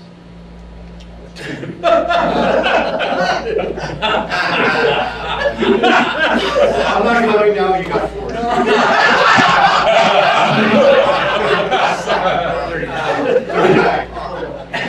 are having our 25th anniversary year of Regional Rodeo. The association is taking a little bit different tack because of some of the things that we see happening in Santa Fe, New Mexico. So there will be both a Saturday and Sunday rodeo, but there will, in addition to that, there will be also a Saturday evening go and a Friday evening go. So there'll be 2 goes. A little bit of it will happen on Friday evening. Some of it will happen on Saturday morning throughout the day. Some of it will happen on Sunday evening, and some of it will happen on Sunday afternoon. So more details to come. If you want to look at the NMGRA website under the, I think it's under the events or schedule, it will describe further how that rodeo will be set up. The goal of it is to reach out to the very large gay population in Santa Fe who expect to do something on Friday night and expect to do something on Saturday night, but aren't generally open to coming and sitting all day at a rodeo. So we're going to try to scoot things around. So there you go. More details to follow. Thank you, Brian. In SGRA, Gene. North Star Army Rodeo Association is having a rodeo. Just want to make sure that got out. We do thank you all for your patience in letting us figure that out, if that was going to happen. All the contracts are signed. We're pretty excited about this year's stock contractor. He's a new stock contractor from Iowa to IGRA, which is sometimes challenging, but this man, we've met with him actually face to face, and the rodeo director says that he seems genuinely interested in meeting our needs, even the ones that he don't understand. And so we're real excited about that. We would like to make sure that our show puts on a good rodeo for nothing else, for this person's observation, to see that we aren't just fly-by-night type group. So we hope to have you all up there. I did send out an email. I just want to follow up to all the trustees. Most of the people in this room, I can tell you, have said to me at one time or another last year during our issues, if there's anything I can do to help, let me know. I sent you that email to let you know. And I have heard from CGRA on a buckle sponsorship, and we want to publicly thank you for that. And now I'm hearing that, I knew this was in the works, I hadn't heard that it happened yet, but Red River has went through the other program, and I thank them for that. I knew that was in the works, I just didn't know it had happened yet. So I'm here all weekend, be happy to talk to you about what we need, and I know all associations don't have the money to do this kind of thing, I get that. But if there's anything you can do to help, let me know. We'll pull you together with other people. So, thanks. Thank you, Gene. The SRA. First, like to thank Palm Springs for the enjoyable weather and everything so far. It's beautiful here. And our next rodeo will be next April, at the end of the month. TGRA will be the weekend before us, so, plan on a double whammy and then come on over to Palm Springs, I guess. But that's all I have. Thank you. ASGRA. ASGRA would like to thank our hosts for this weekend. ASGRA's membership right now is either 44 or 45 people, and we're growing. I have one person questionable. I don't know whether they're really in there or not. The board of ASGRA has asked me to ask you if you would mind sharing your budgets for your rodeos. We'd like to look at them to think about, if we do come back on the rodeo circuit, how do we allocate money and where do we target it? And I'm sure it ranges all over the place from 50,000 to 120,000 to Calgary's 2 million. But if you want to share that, we're not trying to get in your knickers, although some of us do that. We'd like to get a sense of the items. So if you want to mail them to me or email to me, I'd love to look at them. And it would just go to the board. And we'll never get back to. My last comment is our friends in Canada, they're hurting financially. And now they have fires. So keep them in your thoughts and prayers. They need it. They need both. That's what I share. Thank you, John. IGRA, guy. Thank you, GSRA, for hosting the meeting today. It was my pleasure. And for moving contestant registration out of this room. And hopefully everybody will be, I mean, it's not entering, but I mean, we have finals in Las Vegas again this year. We're not having a rodeo, so. I understand that the host hotel is accepting reservations. Yeah. 50 nights ready. Wonderful. 58 room nights already. We haven't even started. Thank you, Pork Chop. Paragraph. All right. I would like to thank you for providing us for the radio school. It's very kind of you. Thank you. Also, I just want to say thanks for all the support that we've had for the last few days for the fire up north. It's hard to move 88,000 people, except one of the traffic accident. They deal with other fatalities, so that's been good. So thanks for your words of encouragement and support this night. Just remind everybody, July 1st and 3rd, IGRA is having, of course, our Music Festival and Rodeo. I'll say Music Festival first. There you go. Great, you got it first. We've got everybody from Julian Austin, who's played with us before, all the way to Terry Clark, Kim Mitchell, Trooper. We're having a rock night, so it'll be fun. Charlie Major, April Wine, did I say Dean Brody? So it's going to be a lot of fun. A couple of things to note that are new this time. We actually do have a midway with rides and Ferris wheel and everything else because we have to go bigger. And also this year we are actually having helicopter rides, which we're looking to incorporate. So we can actually take a helicopter ride too. Caleb is rolling over in his grave. It's all that could go through my mind. We're talking to you. It's all good. You're all welcome to come up north. We do have a promotion, a Mother's Day promotion right now. If you go on IGRA.org and you purchase tickets, you'll get special pricing if you put in the word mom. Anyway, thank you very much. Come on north. It's going to be fun. Oh, there are thoughts in my head. I'm not going to voice it.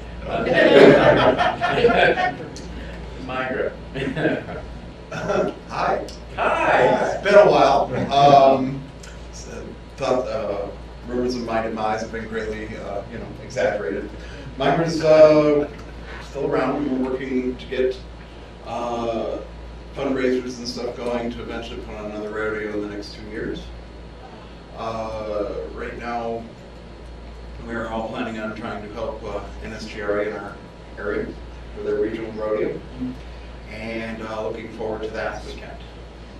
Other than that, that's about it. It's wonderful to have you, and that is good news, by the way. Yes.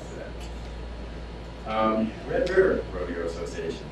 I'd like to thank the whole team association. It's been a lot of years since I've been in Palm Springs. Used to come to all these rodeos a lot, but it's a long way. But Red River is going to make every effort to help out several rodeos and the finals this year with our daily little fundraisers that we'll be doing. So hopefully we can help out. Thank you, Candy. And we will ask for Florida Georgia Rodeo Association. Thanks for hosting and no other announcements.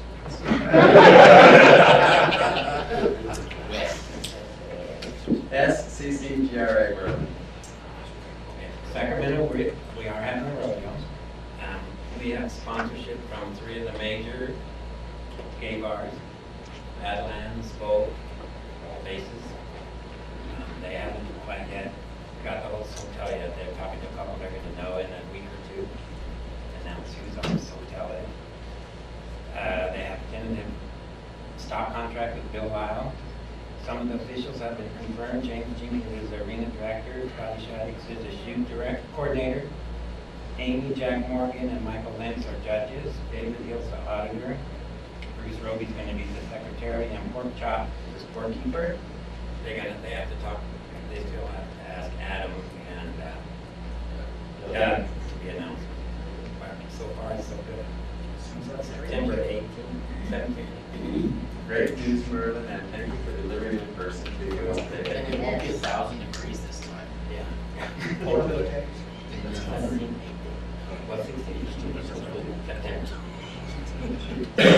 Sonora Rodeo Association tax. Sonora would like to thank everybody for your support of the university this year. We had a very successful event. Thank you, of course, to the Royalties team for helping us out with the fundraisers. And Sonora has committed to sponsoring the women's shoe dogging buckle for finals, and then also the medals for women's shoe dogging and the steer riding. Thank you so much. Sure, we appreciate it. Compensate Neighborhood Association. Thanks for hosting. This is my first time. I'm a newbie. So any, advice or whatever, I welcome it. And thanks everybody for helping me so far. Thank you, Rob. I always have trouble. I'll get it eventually. I'm going to practice in front of her. Keystone Gay Rodeo Association, Jim Galucci. All right. Hi, everybody. This is my first time here as a trustee. Thanks for hosting.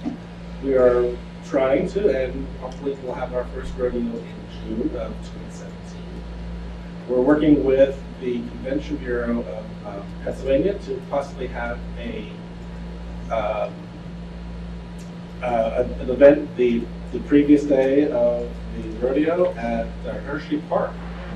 So we'll have a fun weekend. Great. Jim, thank you very much. And finally, IGRA Group. Good morning, everyone. Thank you all for making this board meeting and coming and supporting GSGRA Palm Springs chapter and their rodeo this weekend. They've really got a good team that puts together a nice event every year. We're really fortunate that they do. Remember today, the pool party is starting shortly. All I ask is that contestants temper themselves because registration follows immediately, and it's really difficult to read forms that are in black felt tin or that look like they just came out of the pool. As far as tonight, they've got events all over Palm Springs. I'm thrilled that they've got the Women of Gay Rodeo kickoff party is at Azul Alibi, which is just up the road here. They also have a kickoff party at the Tool Shed. So if you didn't have something to do, it's your own fault. Rodeo starts tomorrow morning at 9. It's going to be an awesome event out in Banning. Remember, it does take 20 to 30 minutes to get out there, so plan accordingly.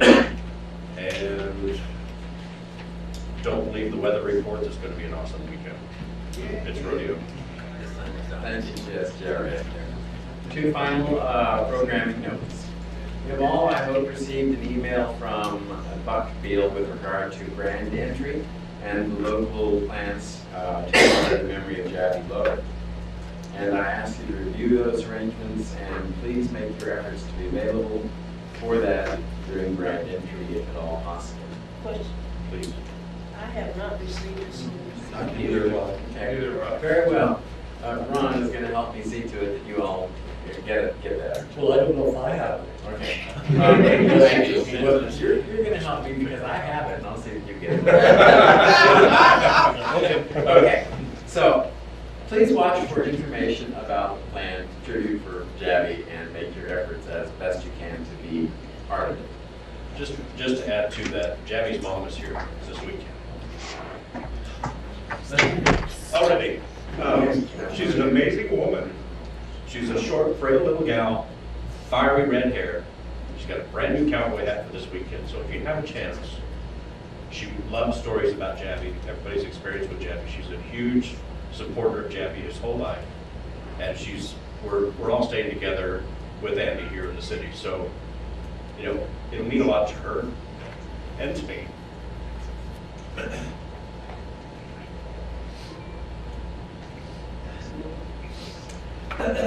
Schedule for board-related events the remainder of the day.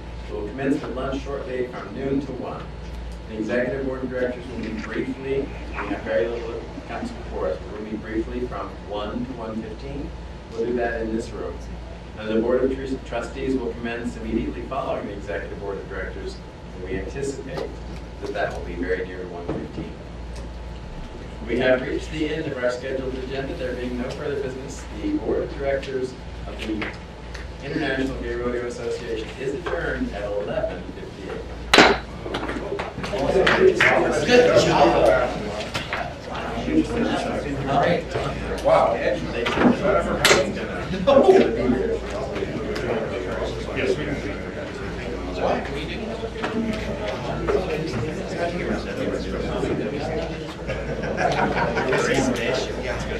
I don't know.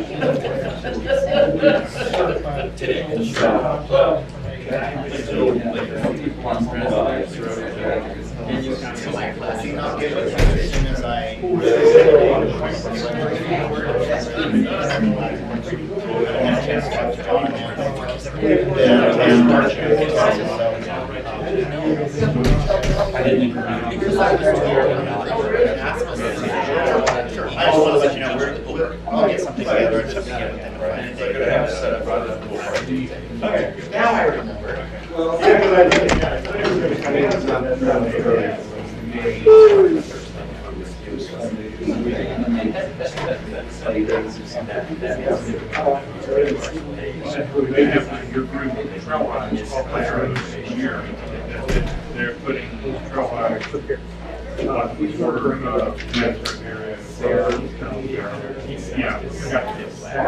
when I used to play you're fully aware of that. We had created a job. Basic areas association president. One of the small, this time, the rodeo, get access to they have to replace it like trustees. That gives them the ability to get such things, certifications.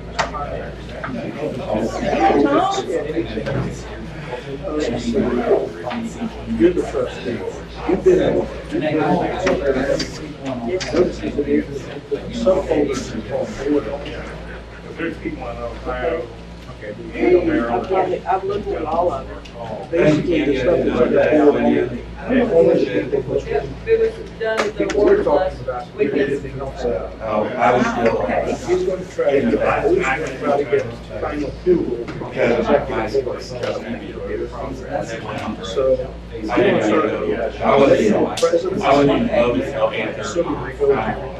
president, secretary. I think so. Thank you. That was great. I need to go and talk to you about that.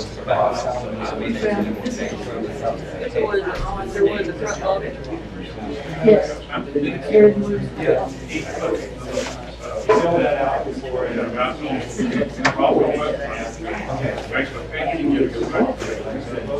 I have. Yes, I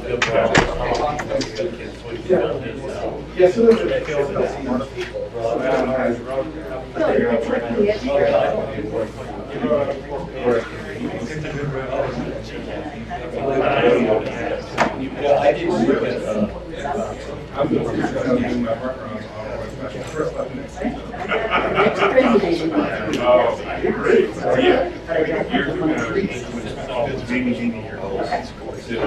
Thank you.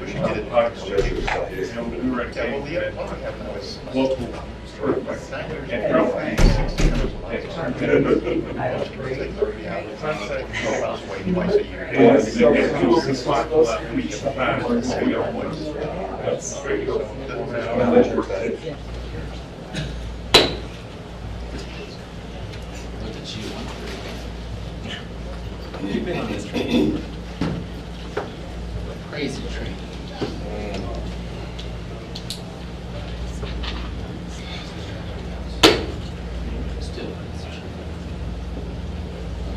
It is 1:30 and I convene the Executive Board of Directors of the International Gay Rodeo Association. Welcome to those who are here to join us today and see what it is we're up to. Mr. Secretary, will you call the roll of the Executive Board of Directors? Bruce Grove. Here. Jason Bernard. Here. Ron Russell here. David Hill. Here. Guy Puglisi. Here. Rod Summers. Here. Franklin Thompson. Here. Barbara Bug is absent. We do have a quorum, and the next item of business is consideration of the minutes of the conference call meeting of April 20th, 2016. Is there a motion regarding those minutes? I move. A motion to accept the minutes. Is there a second? Is there any discussion on those minutes? Got it. Any discussion on those minutes? There being no discussion, all members of the Executive Board in favor of approving the minutes of April 20th conference call, say aye. Aye. Those opposed, say nay. The ayes have it. The motion passes and the minutes of April 20th are approved. Is there any old business before the Executive Board?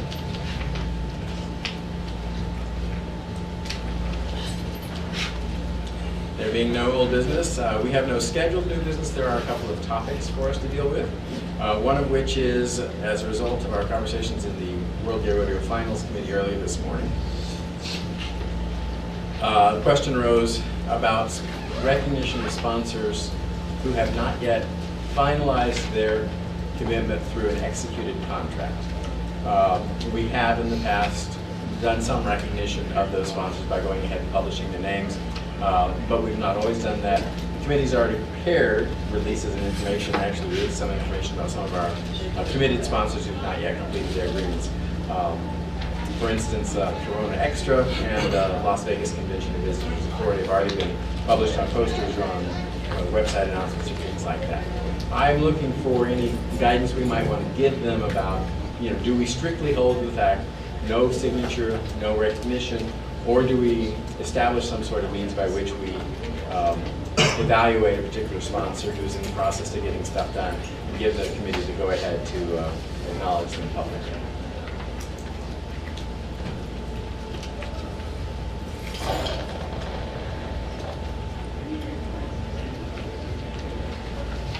Personally, I think we need to have a contract before we pick moments. At the moment, I'm just interested in some input we might want to give, the guidance and directions since that committee specifically looks the executive board. Anyone else on that? The reason it becomes important is because some sponsors make a commitment each year, but they are with us for multiple years, but they're not necessarily at the beginning of our cycle, and yet we have a reasonable level of confidence they're going to come through. Sometimes we know we've been burdened with non-performance when we do that. But for instance, Las Vegas and Convention Visitors Authority, their annual cycle is on July 1st, and yet we work with them for 7 months before that date. How do we handle something like that? It's where this kind of thing comes to play. Ron?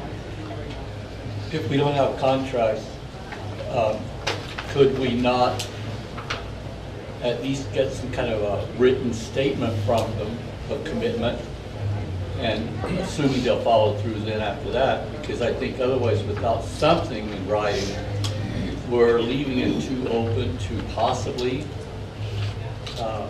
recognize them and then they don't follow through. I'll step in a moment, Guy.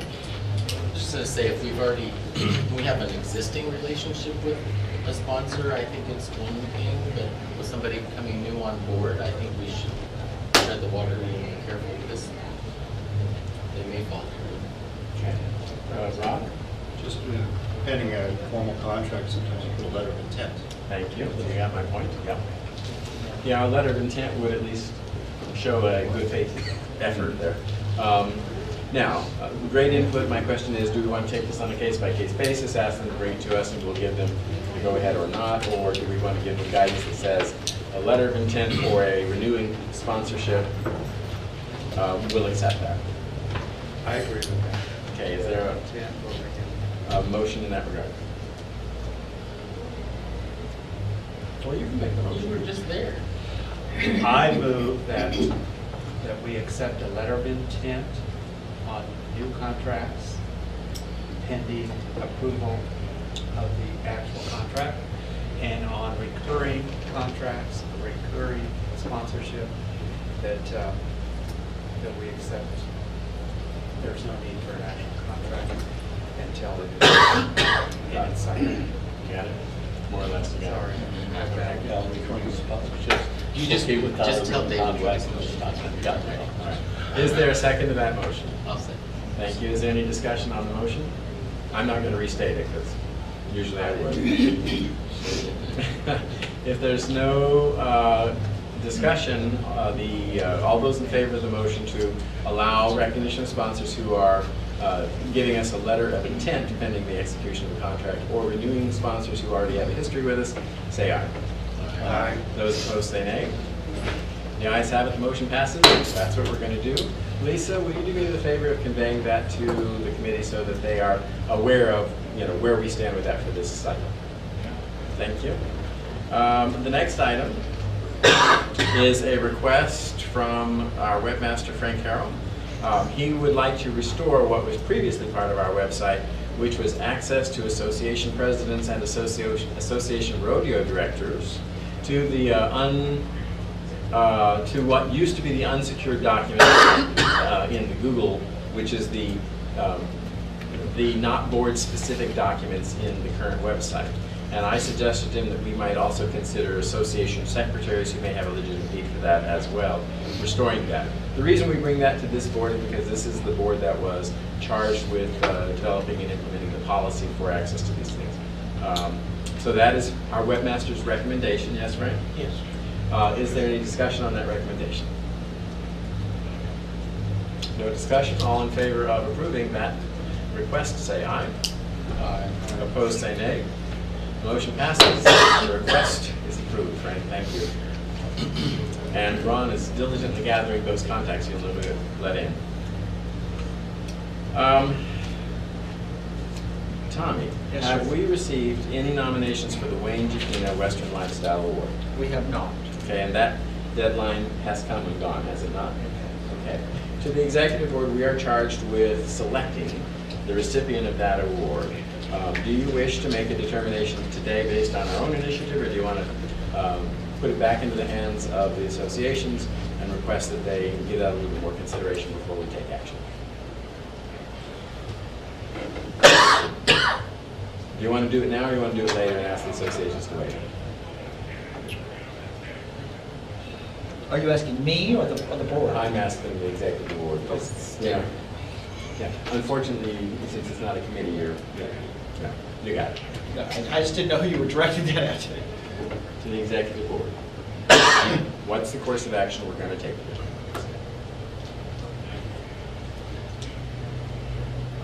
Ron.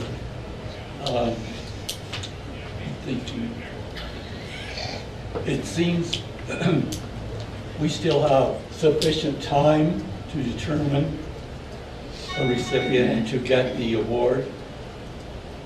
I don't want to make a motion right now, maybe, but I would like to maybe suggest that we think about extending deadline for nominations until 2 months from today, July 6th.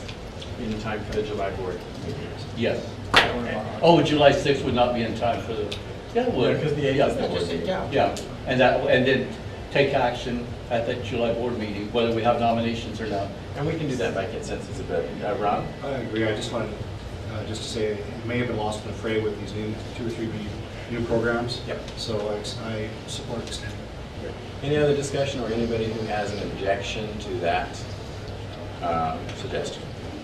Would you accept a statement from a non-board member? Absolutely. You're absolutely welcome to talk to us. Just can't Thank make a you. motion. Yeah, I can. I would recommend you consider Robert Thurtell for having done a wonderful job at Rotary in the finals, and overall he's been very, very supportive and deserves it. And we can either do that now, right, today, although it sounds to me we want to send it back out. And if that's what we do, please put that in writing and send it back in. Thank you. Anybody object to the proposal to extend the invitation to nominate people until the 6th of July in anticipation of the 8th of July board meeting? There being no objection, that's what we will do. 6th, you said. That's what he said. I said what he said. You did. I have nothing else on my sheet. Is there anything else to come before the Executive Board of Directors today? Yes. Yes. I would like to bring up the topic of merchandising for Jason and I to get some direction or some opinions. We need to develop some kind of program for making the merchandise available to the local rodeos, as we did last week and will do this week. I myself cannot be at all of the events, nor can Gene, for that matter. Last weekend and this weekend, Gene has made it available at a no cost to IGRA. Last weekend we were, in my opinion, successful with that availability. And so I would like some discussion or opinions on making that available, along with Jason's suggestions or help or opinions on where to head with that. I have one question, and that is, have we made any level of commitment in terms of being at and having merchandise at and anyone present at Oklahoma's rodeo? I will be at Oklahoma. Gene will be at Oklahoma, so that particular event will be covered. So with that in mind, what I would like to do is to initiate within the group some email discussion on what you guys think would be workable, and please include Gene in this, so that we can kind of develop a strategy, at least to try and see where we go with that. But we really kind of want to have an opportunity to sit and figure out, like on a regional basis or rodeo to rodeo basis, and what you guys can accomplish, how this all fits in. It's a great discussion to prompt us to, but I think rather than try to make a snap decision today, we have the opportunity, let's take it to mull it over. Okay? Thank you, Tommy, for bringing that up. Anything else? Anything further? There being nothing further appearing before the Executive Board, it is 1:43, and I adjourn the meeting of the Executive Board of Directors of the International Gay Rodeo Association.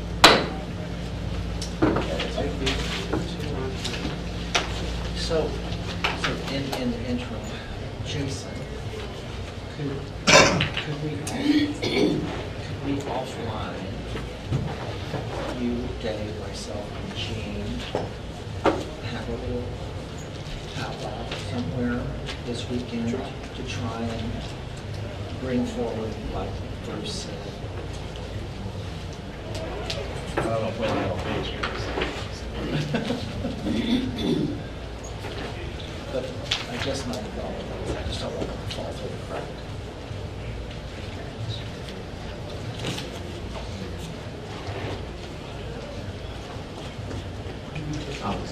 Sure. Why did he hand me this? You have 1 minute, it's Oh, 1:44. I was gonna say, One minute from 1:44.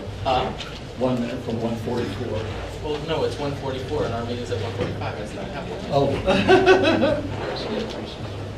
Okay, well, I'll see the minutes ready.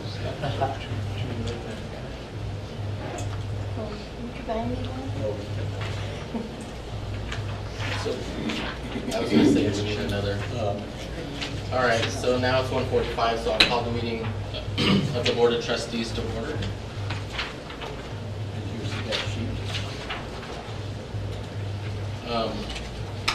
Before we start, I'd like to entertain a motion to adopt the same rules of debate, which limits the discussion to 10 minutes, like convention. So moved. Second. Any discussion? All in favor of the motion, say aye. Aye. Opposed, say nay. Motion carries. The first thing that, well, we're going to do roll call or? There's a quorum, so I go by that sheet. Okay. Yes. So we need to approve. That's a guess.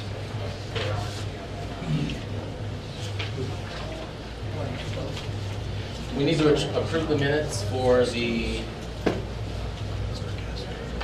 pre and post review. No. January 15th trustees, January 15th trustees executive session, then pre and rodeo in Phoenix. Is that, it says on the agenda January 15th, but. Yes, is that was in Tucson at university. But it was the next day, wasn't it? No. There's no, trustees met on that Friday at university. There was no. But then we resumed. Remember, for the certification, we resumed the meeting on. Oh, you mean the date on? Yes, right.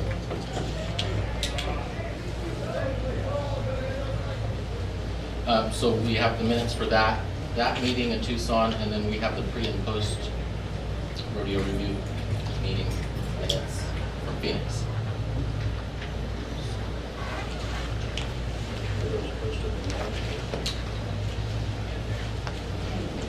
They're online. They're online. Yeah. Plus I sent them all out to everybody by email. So I'll entertain a motion if we want to take these as a package. I move that we approve the minutes as a package. Second? Second. Rob Summers, second. Any discussion on the minutes?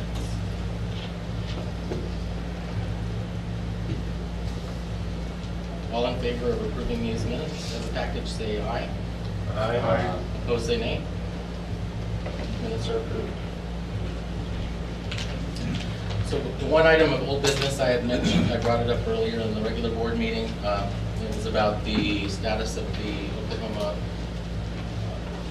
notice of infraction on the 12-day requirement to provide a copy of the stock contractor liability insurance. And then the revised rodeo application. And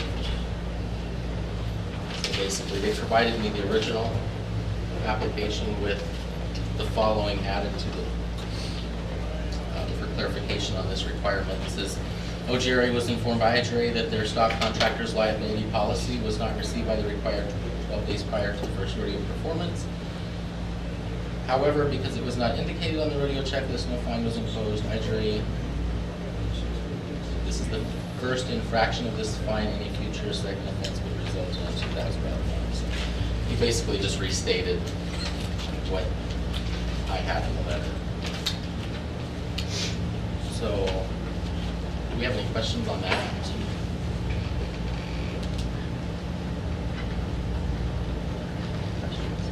So can I consider that whole matter resolved and we're done?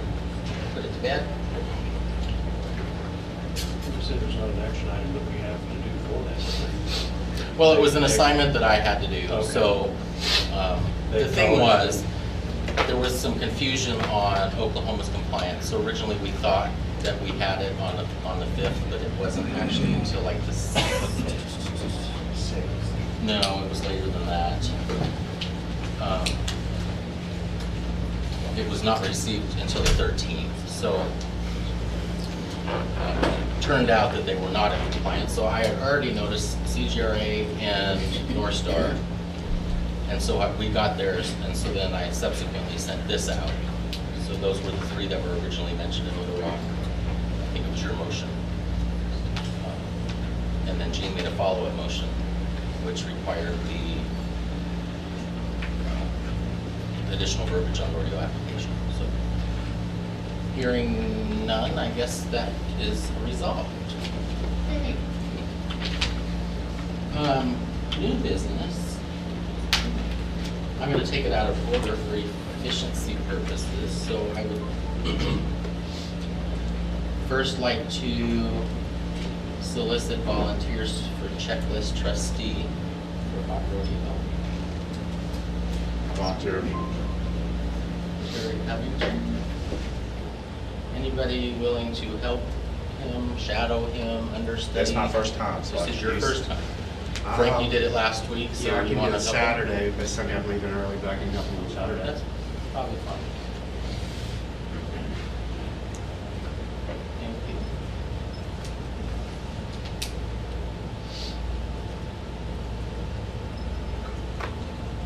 All right. The second thing we need is a pair of rodeo review trustees.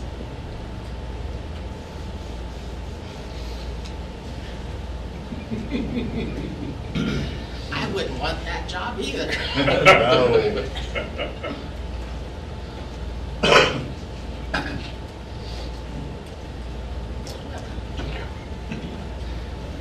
Don't all volunteer at once. Rock, paper, scissors. Wait a minute, Rob is opening his mouth, he's about to speak. Bill Rob. I think Jim would be good at it. I would be a second, but I've never done it, so. And he hasn't either, so that would be a total disaster. Right? Unless we don't have any reviews, then in that which case. Then I'll do it.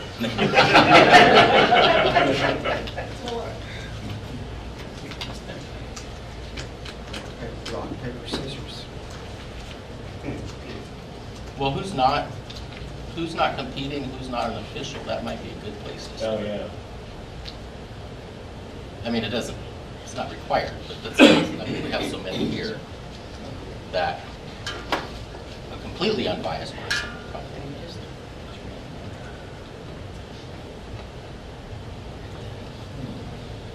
Rob Summers. That's my name. You've done it before. Would you mind assisting Bill? If he takes point, I will help guide him assist. Okay. Manipulation. But you have to watch all the events and all that. What's that? I said, you have to watch all the events. So I guess we say Okay. stud monkey because they won't know who hit that. Right. Jim Delucci. I usually close my eyes when you're competing. Those are Jim Oh, okay. There was a, yeah, there was 7. Okay. Yeah, Jim, if you want to help, that's fine, or be shadow so that you'll know how much fun this is. No, I'm just saying, I was just wondering. 2 L's or 1? Jim? Jim? Yes. 2 L's or 1? 2 L's, 2 C's. No Z's. Thank you, gentlemen. All right, so the last, and this agenda is wrong. It says safety trustee for hot rodeo, but that convention, we opted not to do that. So any safety issues can be brought to the review trustee if need be. Yes, sir. Guy, I'm a little confused. I thought at convention we decided not to put any duties to the safety trustee. However, this body passed a resolution that there would be one. When was that? Well, because I thought we had one in February at our rodeo too. Did Let we? me finish my point, if you don't mind. Sure. This body passed a resolution that there would be a safety trustee representing our fiduciary responsibilities for safety at a rodeo. The convention floor turned down a list of responsibilities related to that, but they didn't undo what the Board of Trustees said was necessary for us to carry out our responsibilities. So I'm not clear on where we're at. doing one in Phoenix. That may have been an error, but my point would be that's an error. So I guess my... Well, I mean, I guess I misunderstood. Because I thought, I mean, I have to look at the minutes, I think we started doing that in Little Rock last year. That we were gonna do that like as a trial. I don't know what the motion read. I couldn't tell you. I mean, I don't have a problem if we want to appoint a safety trustee. It's not gonna hurt my feelings one way or the other. But I thought because we did that and then it went to convention and then it didn't pass the convention that kind of stopped. Well, I don't think it didn't pass a convention, whether to have one or not. What didn't pass a convention was to put a list of things under that. I think it's still our responsibility as the legal fiduciary people responsible for the organization to have somebody in charge of safety. We won't have it. Well, I thought, John, it would take time to look back. I was just gonna say, if you could maybe, while we work on something else, if we could look at those minutes and just. I go to the room to look at the computers in the room. But I think what Brian's saying is totally correct. It was not undone as far as having a safety trustee. It was just the. Would you be willing to do that? Yes, I would be willing to do that. So for the time being, I'm going to put Brian down for the safety trustee, and then we'll look at that and make sure we're clear, at least I'm clear on what we're supposed to do. Yeah. Sure. I'd like to make a couple comments historically on the safety trustee. That came up a year ago, and we, as a body, agreed to have a safety trustee. And at convention, prior to convention, I wrote up how to change the bylaws so that we have a safety trustee like we have a checklist trustee and a authority review trustee. And I put in the paragraphs where they logically fit and the verbiage was okay. And I wasn't offended because Benjamin's committee said, no, we don't need it because that's encompassed in the checklist. So we don't need the codification of putting that in there. But I didn't take offense because everything I submitted was turned out. So I was 100% there. But safety should be one of our highlights, and we really need this. My second, though, totally off subject, was if Terry doesn't have a backup for checklist on Sunday because Frank's going home, let me take over Sunday. It's a backup. Thank you, Tom.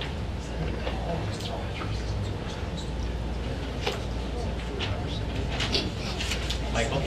Last weekend in Texas, that came up, and Lisa brought it up, and if I remember correctly, they said that it had, the actual having a separate trustee had, they thought was gone away, but the discussion was those things that the safety person would do would still be done. I think Gene said he would do it as part of a checklist, or someone agreed that they would look out for those things, even though there wasn't a designated trustee, but it was still, those things were still being monitored or watched for what it's worth.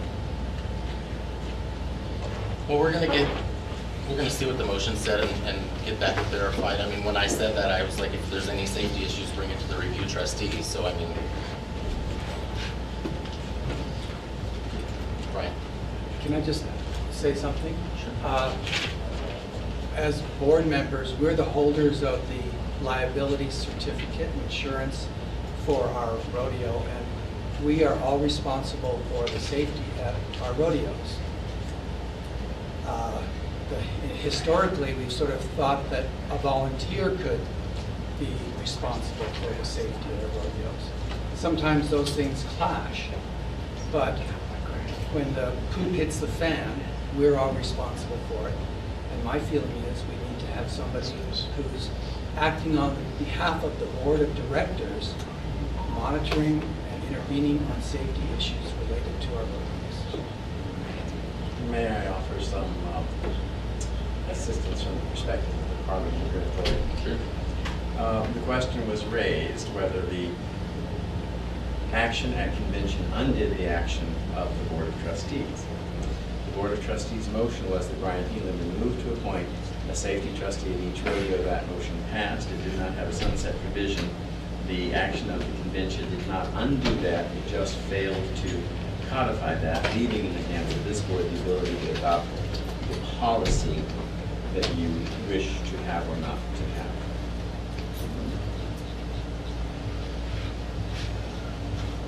Well, then, should we have Brian as the safety trustee and continue to do that? All right, so the, any other discussion on that before I move on? Here.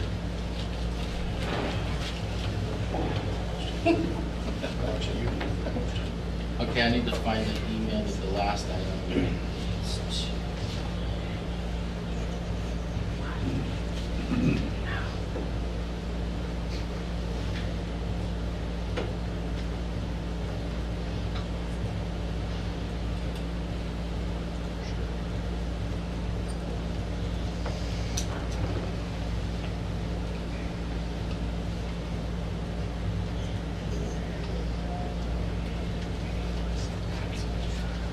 Gene, may I just call on you? Since this, I'm going to put this on the agenda at your request. Can I just call on you? Speak to that? Which one was I speaking to right now? Or do you want me to read the email out? No, I can take It's probably easier to see it, but I don't have it. I don't have a stick, so. All right, I've got the email right in front of me. So, okay. I mean, I sent in the request to Guy for an interpretation of Rule 6, rodeo review process. The questions that I had was to decide, the question is what qualifies to even be reviewed? Do the trustees present at a rodeo have the authority to initiate an action that changes the decision of a judge? If so, is that then an official interpretation that needs to be posted at each rodeo from that point forward? And if it's not, is a trustee meeting even necessary? And then the last question was, does the chair have the, or I didn't know whether this part of it was part of that rule or exactly or not or something similar, but I also wanted to know if the chair, the rodeo review chair, has the authority to stop the rodeo so that all trustees present can go to the meeting. That was the first agenda item that I asked for. There was a second one. And I have that. Do you want me to go into that too? Well, I would go ahead and bring it up and then let the body decide how we want to address it. Okay. Because it's kind of inner. All right. And then I asked for an official interpretation, if we don't already have one, of tripping and flipping, Rule 9C. Is there a situation where a trip or flip of a steer can be done in other than an unskilled manner? If so, what does that look like?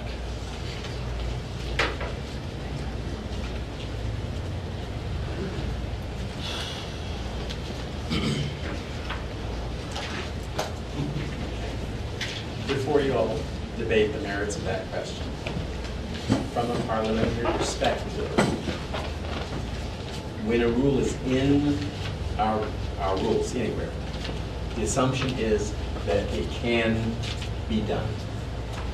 And that rules that might appear to be in conflict with one another can be reconciled. That is a principle of parliamentary law that governs these things. So take that for what it's worth. But if the rule says in some fashion or other that thus and so is possible, then it's possible. Okay, in that essence then, my question becomes a definition of skilled manner. Out of my hands. Right. Because I'm not sure whether I say this now or I have to wait, but if I do, stop me if I'm supposed to wait. Because I can tell you I predicted this review 2 years ago at convention that we had last weekend. When IGRA made the motion, when we stripped shoe dogging down to nothing, and then IGRA came back with a proposal that added things. This was one of the things, and I stood up on the floor and had a little pissy hips fit over it because the words "in a unskilled manner" puts the judges right back in the position that we were in at beginning to dog. What does that look like? We don't define what skilled versus unskilled manner. I was fine with Levy putting tripping and flipping in there and wanted to say tripping or flipping, DQ, period. It was that in an unskilled manner that, as the parliamentarian pointed out, makes that subjective then. It makes it subjective. What does each side look like? And that's what we went up against this past weekend. That's exactly what happened. I predicted this was going to happen 2 years ago. Ambiguity, I think, is the word we looking for. Rob? Well, just a point of information. I think the individual who brought that up on the IGRA delegation was a judge. I know, and I threw a hissy fit. So, it has nothing to do with the rule. I agree with the rule. It was the clarity of it back then, and that's what caused this situation this past weekend that we're sidestepping around. For those of us here in Dallas, okay. Can someone give us a little bit of context of, without naming names and getting into it, just generally? I can do that if it's in order. I can go through the whole process of what happened if it's in order. That's why I haven't said anything yet. Well, we don't have a motion, so, I mean, this is just discussion. At this Right, point. you just asked me to read the 2 agenda items that I submitted. Sure, if it's in order, go for it. No, I'm If asking. It's in order, Is it- we're discussing, so. Okay. So the question is discussion of the particular instances in order in deciding whether or not to go forward with an interpretation you requested or how to achieve that? What is your looking to give an answer on? I don't think that has anything to do with whether we go forward on the interpretation. I think the fact that as a trustee I requested the interpretation drives that. There will be an interpretation. So I think that the people who were not at the rodeo that generated my request for this would like to know the background of why I'm requesting this. We're going to have an interpretation one way or another. It's just I'm asking these questions and they don't know why. By me, I don't see where it's a problem because it's part of the post-rodeo review minutes, and the rodeo, I mean, that review is a part of those minutes, and so it's going to be public record, so it's not a secret. It's just whether it's appropriate for me to tell the story, so to speak, today. So it has nothing to do with my agenda items. I just happen to be the rodeo review trustee when it happened. So as far as what is in order and out of order, without knowing exactly what you intend to say, your discussion, whatever it is, needs to be germane to the item you're trying to accomplish. If you're trying to interpret a rule, and you're trying to get clarity on what does this particular word allow or not allow, okay, then speak in general rather than in particular is probably more effective to you. But as far as if you're trying to legislate a general principle on a particular instance, then you probably are going toward out rather than in. The only thing I would be saying is what process took place. Process is great. That's what would, I mean, and what generated those processes. That's all I would be saying. Yeah. Because that's all he asked, is that. It's up to you guys. The process is not generally going to get you in trouble for being in or out of order. So are you saying I can go ahead and try? Okay, so what happened was there was a rodeo review brought to me on shoot dogging. And the rodeo review stated that the contestant had flipped the steer, back up, that the steer flipped with the contestant, and the judge flagged it as good. Based on, as the rodeo review chair, based on the fact that I needed to ask the judge what actually happened because I did not see it, I accepted the review, went and talked to the judge, and the answer I got was that it was not a disqualification under Rule 9C because of the fact that the contestant initiated the action which resulted in the animal flipping. So I took that back. Sorry. I asked a follow-up question to the judge of, are you saying that the animal did flip over? And he said yes. So I took that information back to the rodeo review, person who filed the rodeo review, said to them that the judge is not changing his call. He does acknowledge that the flip took place, however, it was due to what was initiated by the contestant.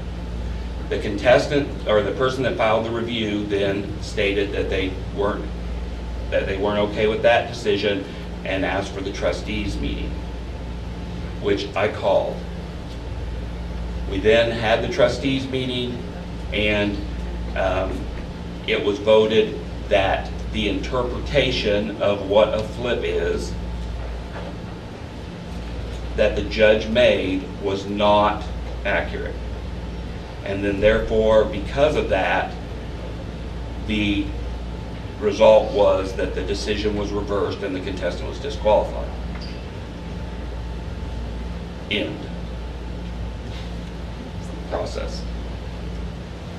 I didn't explain anything, you just process.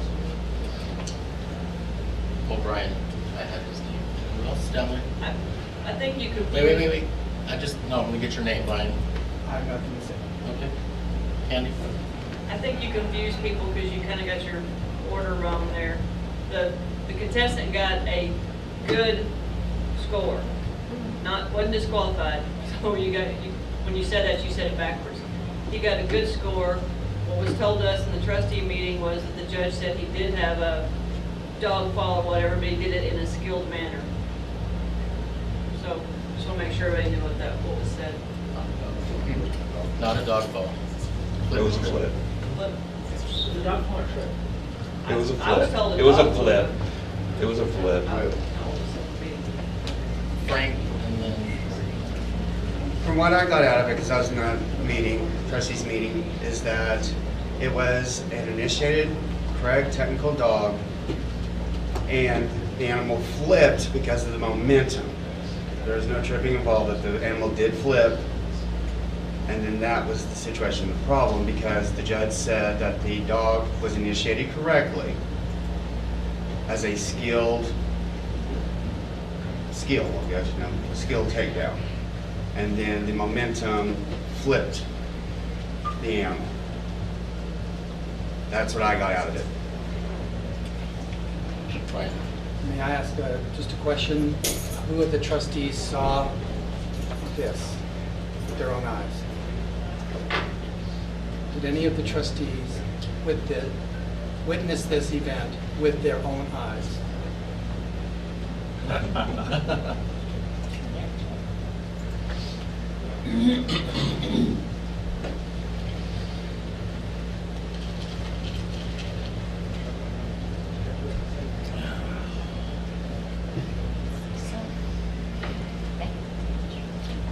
how I can try to address your stuff so we're not getting any. Chuck?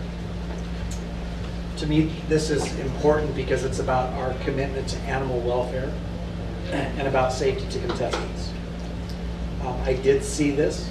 I've seen it happen several times. It happened to me the first time I did a rodeo in Phoenix in 1995. And I came out as a totally green contestant, not knowing what I was doing. Fell to my knees, determined. I held on to that steer. His head buried into the ground, and he flipped over and rolled over me. And it looked great from the crowd's perspective, and they all cheered and clapped and everything because it was quick and it was fast. And then I was disqualified. And I was told that I didn't use any skill. I basically stumbled to my knees. I had nowhere to go but hang on to his head, which pulls his head down into the dirt, which causes him to then flip over because my body is now holding his head and he's tripped over that. That's not, for 22 years that I've competed, that's not the skill set we're looking for. Okay? From a PETA perspective, if that's on video, I can guarantee you we're going to get negative feedback from that as well. But it was not skillful in what we're looking for. If this rule was put in there, however it was, to me, it should say tripping or flipping is an unskilled and dangerous manner. Because that's all it is. It's unskilled and it's dangerous. We don't look to flip and trip our steers. We look to lay them on their side, skillfully. And that's what it's about, to me.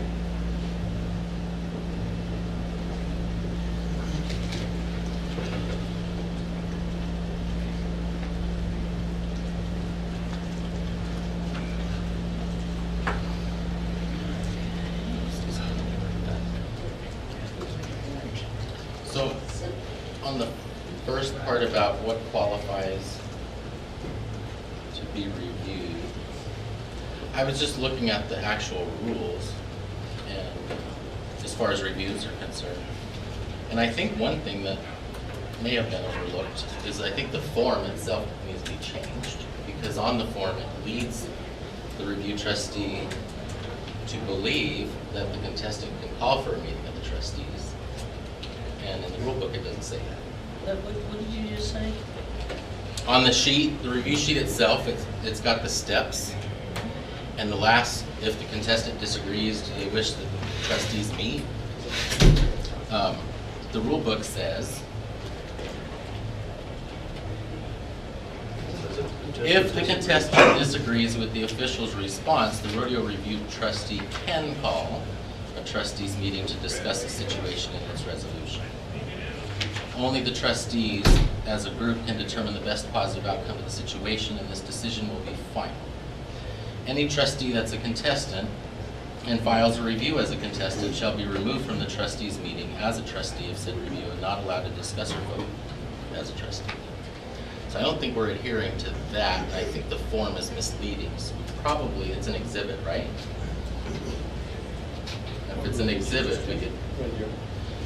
Rodeo Rule 6. Yeah, I can tell you a page. Section 7. Electronic versus different.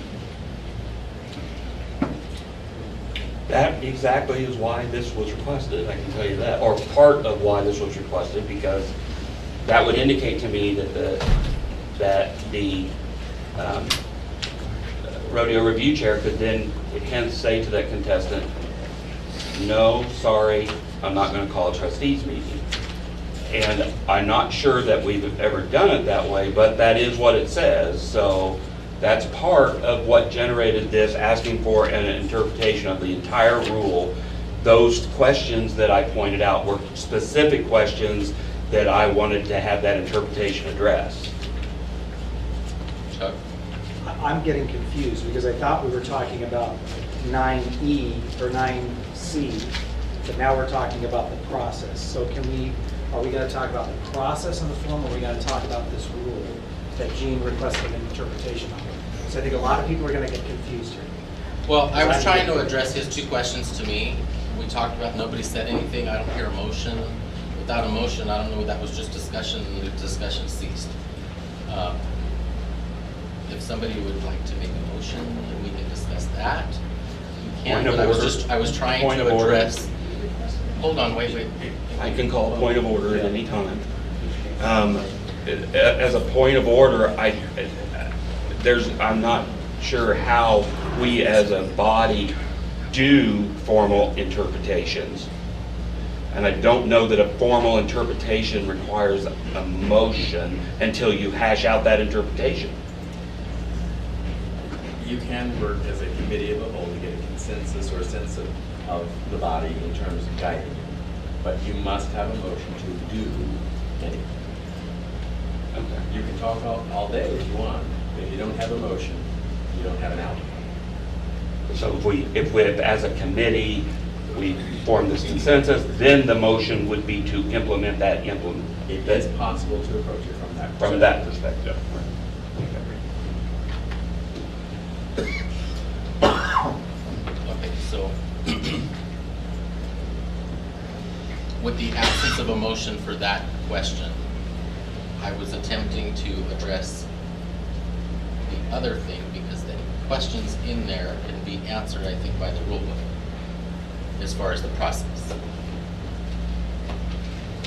Somebody wants to make a motion on the other thing? I Make the motion. Okay. What is your motion? On an interpretation of item 9C. Motion to interpret. I was going to actually make the motion. Or should I make a motion to interpret it? Well, that's what I'm asking. What is your motion? He's thinking about what he's about to say. Okay. My motion would be that tripping or flipping is cause for a DQ in sheepdog, regardless of how it happens. I second that motion.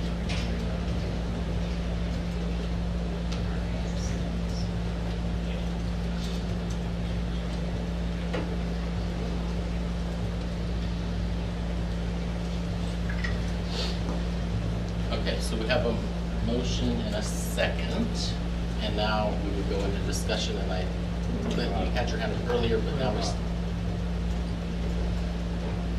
Bill? What's the definition of flip? I know a trip, but what's a flip? Sure. If I come out and I twirl it around and it's off the ground for the whole thing and goes down, is that a flip? Or does it have to go end over end? End over end.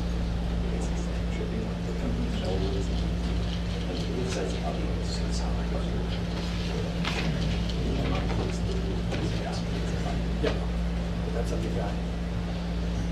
Okay, hold on, before we go further.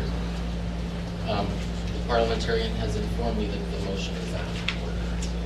And because it is a change to the rule that has been adopted by the convention. There's a reason why it's out of order. And that raises another question. You have the right to interpret a rule, not to undo or change it, to discard it. Hold on one second, because I didn't hear what Chuck said, and it would help me to know what you just said, that he answered to. Now, what I think I can fix it. is a matter of advice. It is not a ruling. That doesn't. I'm telling you that what you're attempting to do will give you a result that contradicts the rules that you have, that the association has adopted. Brian and then Jean. I rescind my motion.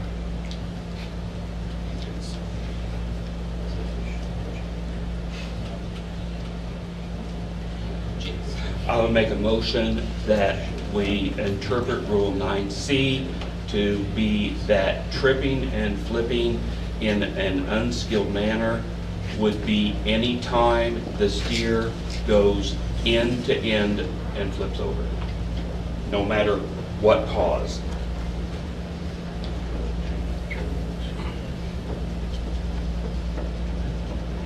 Flipping and tripping is... Flipping, excuse me, flipping and tripping in an unskilled manner would be, you're right, thanks, workshop, would No, be. I'm just trying to get it down so I can... Yeah, I'm gonna try, I said it wrong, and when he started reading it back. Interpret that flipping in an unskilled manner would be any time the animal goes end over end And tripping in an unskilled manner. Hold on. Anytime an animal goes End to end, flips over end for end.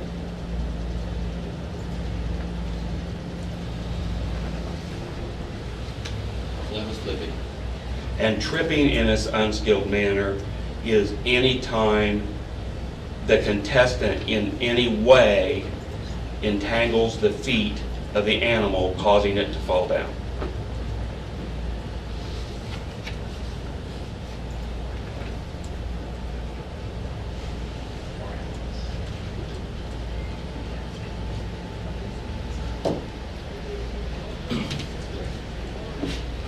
All right, let me read you what I have. If it's right, then if Ron needs it, I'll give it to you, Ron. Well, I have what written to listed. Interpret 9C that flipping in an unskilled manner be interpreted as any time an animal goes end to end. End over end. End over.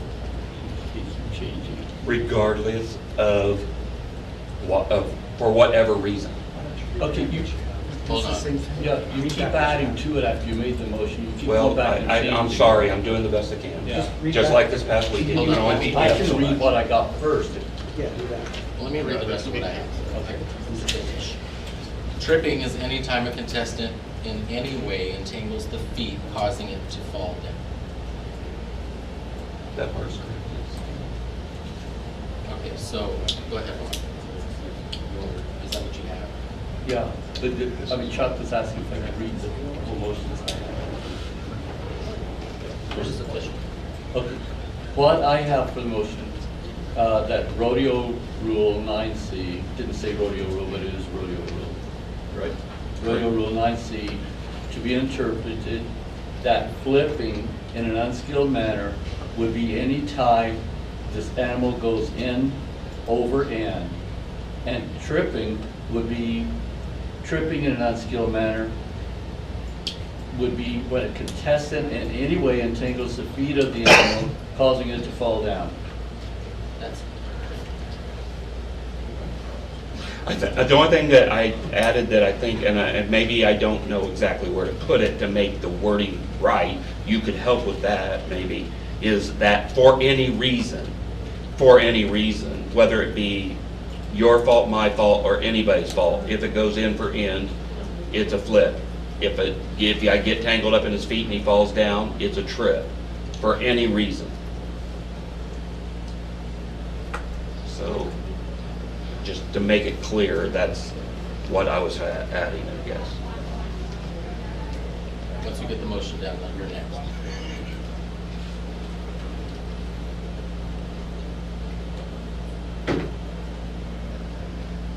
And then we start our 10 minutes.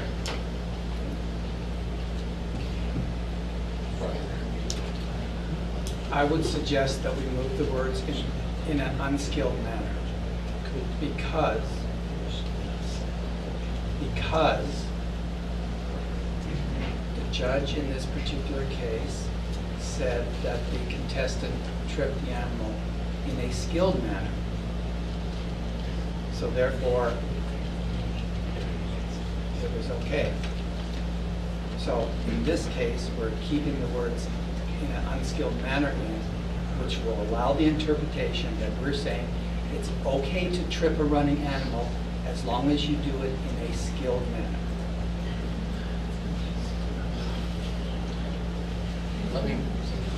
So the motion as it is in order. Yes, it appears, remembering that there has to be a way to do this, according to the ruling we have today, that the motion is an attempt to define what the words unskilled mean. That's exactly right. We have to leave unskilled manner in there because we can't change the rule. This is defining an unskilled manner. Anytime is unskilled. So it attempts to do that. You can then judge the merits of whether or not it accomplishes that. Right. Correct. So I messed up. I never got a second to the motion, so our 10 minutes will start over once we have a second. Oh, you haven't started. Have we clarified?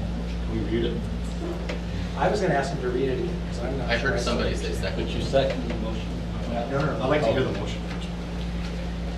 Okay, well, so I can read it one more time, please. Okay. That rodeo rule 9C is interpreted to be that flipping in an unskilled manner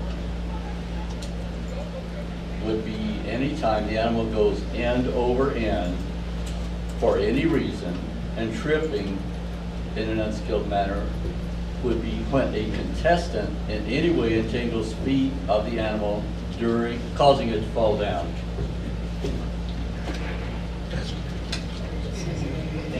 Second.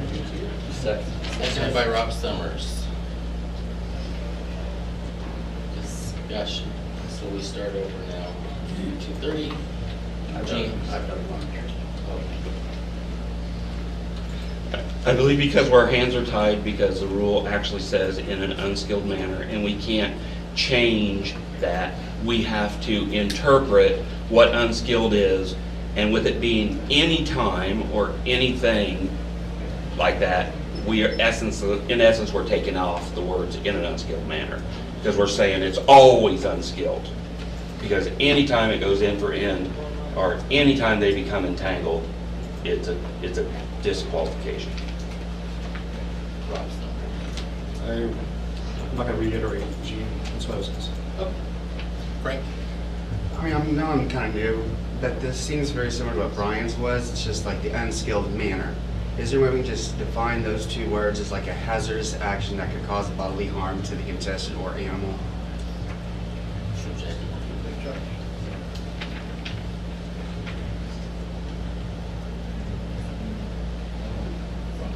If you make it in any way, you close the gap, you define it in any way. Unskilled manner means anything. And there is no way now that you can interpret it as a skilled manner. That loophole is closed at this point. It's safer for the animal and safer for the better at this point. Doesn't it say that in the motion? For whatever reason at the end of that? It does say. He read it. For any reason. Same thing, right? It's very quiet in here. Are we ready to vote? I find this very difficult because I don't want to influence your debate on the merits of what you want to do.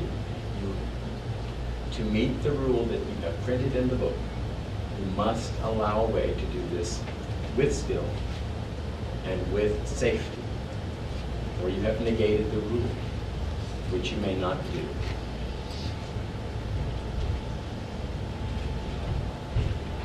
Brian?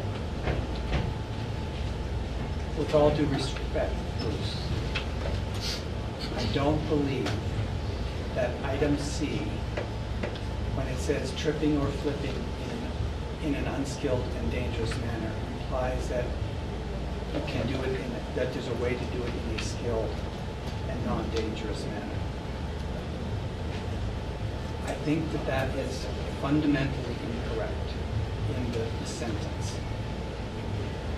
My belief is that if you read the entire sentence, that after the words tripping or flipping, it simply goes on to describe what we're trying to do now in more detail about what tripping and flipping is.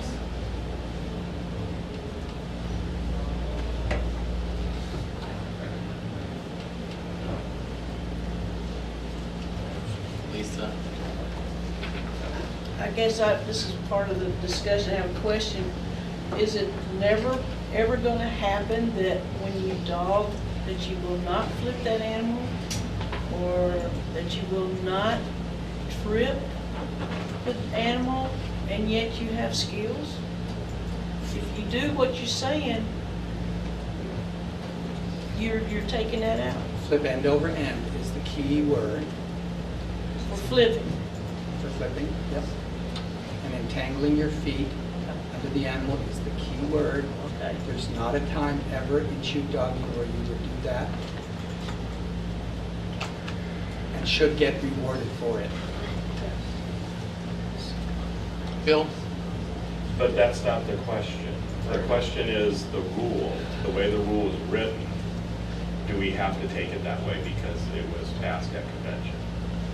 We can't just say, oh, well, we're going to interpret this or we're going to change it, but it has to be the same rule. That's my biggest question. Rob. Trustees are charged with interpreting the rules as written. Okay, we got that. There are two ways to interpret the exact words of that language. Okay? One way is to tripping or flipping in an unskilled manner, in an unskilled and dangerous manner, means that there may be a way of doing it skillfully and not dangerously. The other interpretation is tripping or flipping, kind of like what Brian was saying, in an unskilled or dangerous manner. It's describing the first part of that, saying those two in a dangerous or unsafe way. Trying to describe it. It's just giving more, trying to define tripping or flipping as an unskilled and dangerous thing to do. The motion we've got right now, those are the two ways you're going to interpret it. The motion we've got right now defines what tripping and flipping is, and closes that loophole to make it very clear that it's the second interpretation and it's safe for the animal and the competitor. I do not have a problem with that motion the way it is right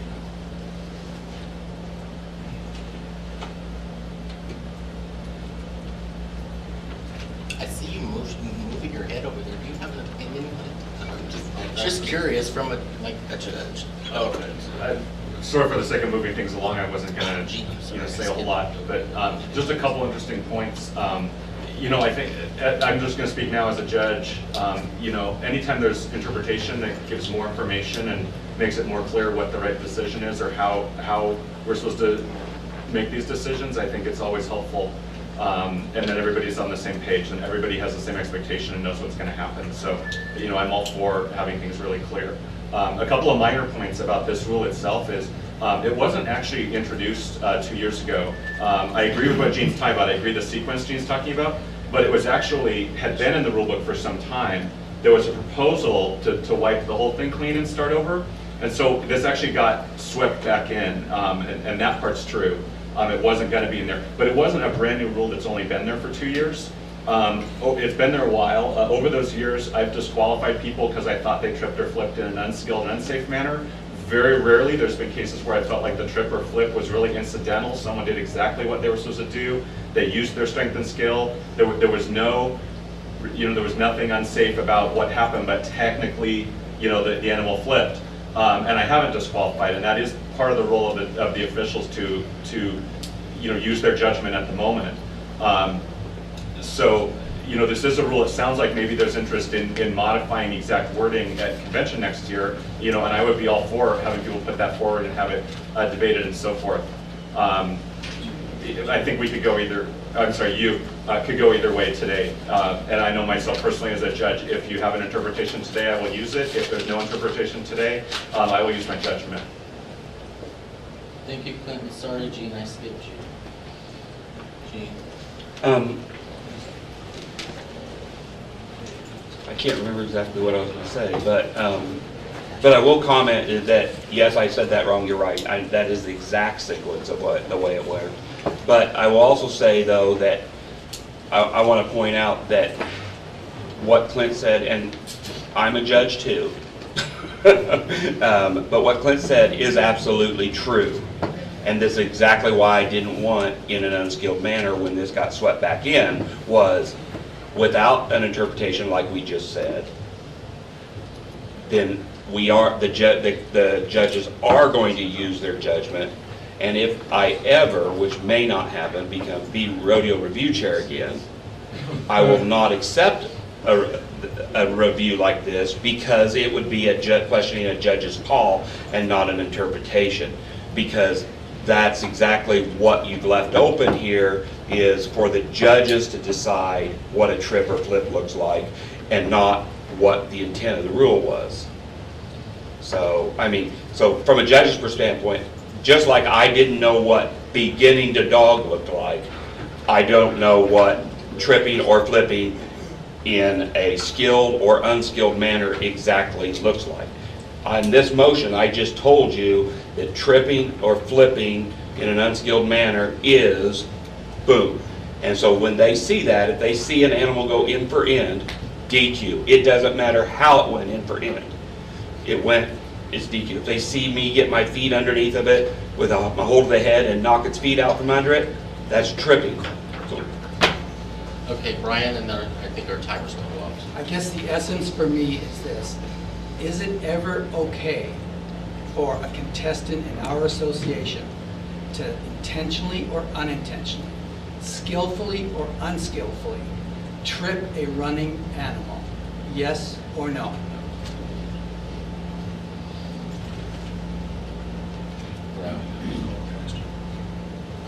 You actually have to wait 28 seconds. Oh, well then, Rob. Call the question. You have to wait for 28 seconds. Point of order. Lynn. Yes. Just one question with the flipping definition. So when you're saying end over end, that would mean like the head goes down, the butt goes up and over. That would not include times when someone's dogging in a vigorous manner, they get down on their side and then the animal sort of keeps going. That's not what you're talking about. You're talking about when you say end over end, you're talking about the butt over head. Okay. You did well, boom. Okay, so time has expired. Are we ready to vote? I'm working on stuff. All right. All in favor of this motion to interpret Rodeo Rule 9C, say aye. Aye. Opposed, say nay. Motion carries. So we'll have to get that to. It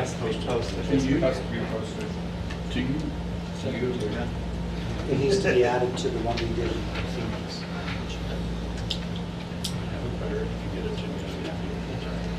All right, so that takes care of that, and so. Yeah, could you just please, for me, clarify the way that this decision is communicated so that people know about the rule change? I can't find the Phoenix interpretations on the website, for instance, but, so how are we going to, I just want to make sure we have a plan for communicating, and I really, for the sake of everybody. It needs to go to the ROC. Because it needs to go to contestants, officials, trustees, board. At this rodeo, I think that the best that can be done is posting it on the posting. Right, but if we only, I'd like for people at the next rodeo to know about the interpretation before they get to the next rodeo.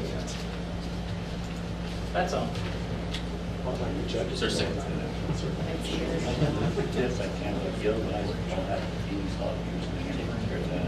So currently, we're posting it on the board, and that's what we've always done. How are the judges notified?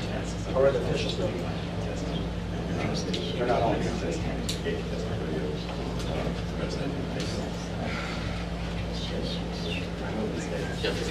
I have a suggestion, maybe we can give it to the... I love suggestions, so then we actually answer the question. Now that we have the ROC as kind of the pointer for all the subcommittees or the certified officials,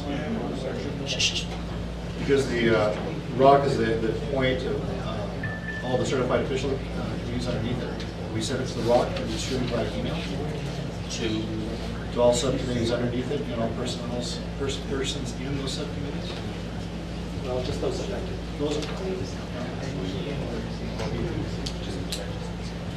Ron, who's the head of ROC, can handle that. Can somebody take what he sends and put it in the gay contestant rodeo connection? Can you, because your contestants. Yes, I'll do that. Yes, I'll do that. He can't do that because he's not official. I'll do it. Send it to him. That's not, Facebook is not really an official. I know, but I'm just. Really, the trustees need to take this information back to their contestants. Well, that's certainly true, but it's not like we can't do it that way. If you don't want to, that's certainly an option. But you're saying this. We should avail ourselves of all avenues to provide information. It's not official, So I'm not saying it's that. Okay, before we get any further out of order and crazy, to the ROC chair to be disseminated, distribution, you try to say that word. But we have like the disseminate, right? But what's that is, I think it was coming out. So we've got a Yahoo groups for the certified officials. That would be one. I'm just trying to figure, because it was the applicable committees is what I gathered, so what does that mean? The Yahoo groups are not complete because people are not responding. I will send it to all appropriate people by email, so it gets out now, okay? Because until the Yahoo group's complete, everybody's not getting it. And until people respond, so I can get them in there, do the invitation. But I'll get it out by email to everybody. Okay, so I'm just trying to nail this down though still. So, I mean, who needs to get it? So that we make sure that, because we just say applicable people, so if we omit 10 applicable people based on a subjective opinion, then we're not going to notify who we were saying we should notify. So I just want to nail it right down to what, and Rob, you had something. We notified the Rock will be notified, and anybody on the that's required. We're doing the Facebook, that is the second one, for Facebook tested team connection or connection. Third thing is we should post it and put it right on the table for registration so you can see it as they go. Can it be added to the contestant registration page on the IGRA website? When they're registering? Well, actually Frank said he would put it under contestant resources, which is the second level on the IGRA website. Put a space for that. It needs to be pretty high up, and that's pretty good. Could we have it read tomorrow before shoot doggy by the announcer? And that's what they do. Before the event, we did something at Phoenix there, that interpretation was brought together. And I believe Well, it was announced. We had Doug announced contestants. Make sure you look on the posting board because I don't think we want to read an interpretation. It's on the board. Right, that's what I mean. Just alert them so they.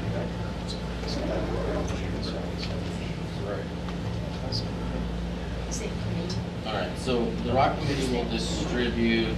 There's a place on the website that these things will be posted.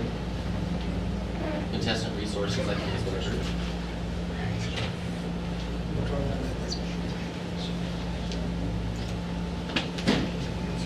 And then somebody said they would put it on Facebook.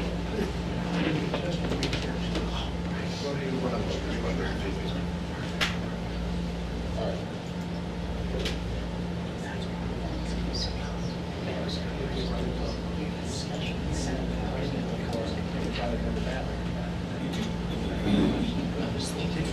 Lisa. This has to do with what happened in Phoenix. Y'all said there was an interpretation there that happened. Yeah. Can somebody put that one out too? Or is We it- have been posting. Trustee. Did we send it out to the trustees? Pardon me? Did we send it out to the trustees to know that that was done in No. Phoenix? Can you post it, please? This is what we want to know. Okay. I don't have anything. David has it. Send it to me.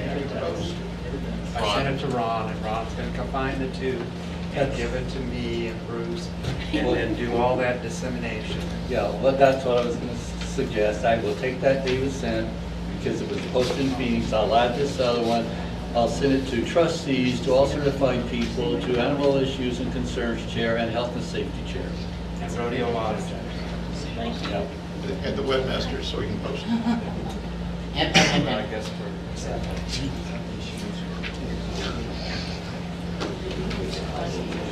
Thank you, Ron. Okay, so redirecting back to the original, well, not where I was, where we took a left turn. So on the rodeo review process, I was talking about the form says one thing, the rule book says something else. So we need to probably get the exhibit modified to reflect what's in the rule book. And that's right where we were. Yes. The review process that replaced the old, what was the word? Form was the intent was to turn it into a little bit more of a nicer process, but it's also for documentation when issues come up, so we know what's going on out in the field. But I believe, in my eyes, the intention in any of that, because of the intent of a review, could be passionate, could be people elevated, could be people very excited about it, is that we really want to take away the ability of any one individual in that process to make a decision. of where it's going or where it's not going. If that's something we need to work on, then that's probably why. And that's why a lot of the rodeos, we have 2 review trustees, is because we want 2 people looking at this and making sure that we're helping each other, especially when we have new trustees who aren't familiar with the process. It's a lot of stuff to digest. It's kind of a tricky, situation. So the intent of that is to give the contestant an opportunity if they have a question. The review trustee would take it to the official to get their feedback. And I honestly believe we need to get that feedback in writing, because it puts that person in a precarious situation of trying to remember who said what and how am I delivering or whatever. So think about that. And then also, if the contestant doesn't agree with that official's feedback, do we, in essence, determine whether to go to the trustees with the issue? Because Gene brought that up. And if that's one person, you're putting yourself in a precarious situation. And again, I'm just bringing that up for thought.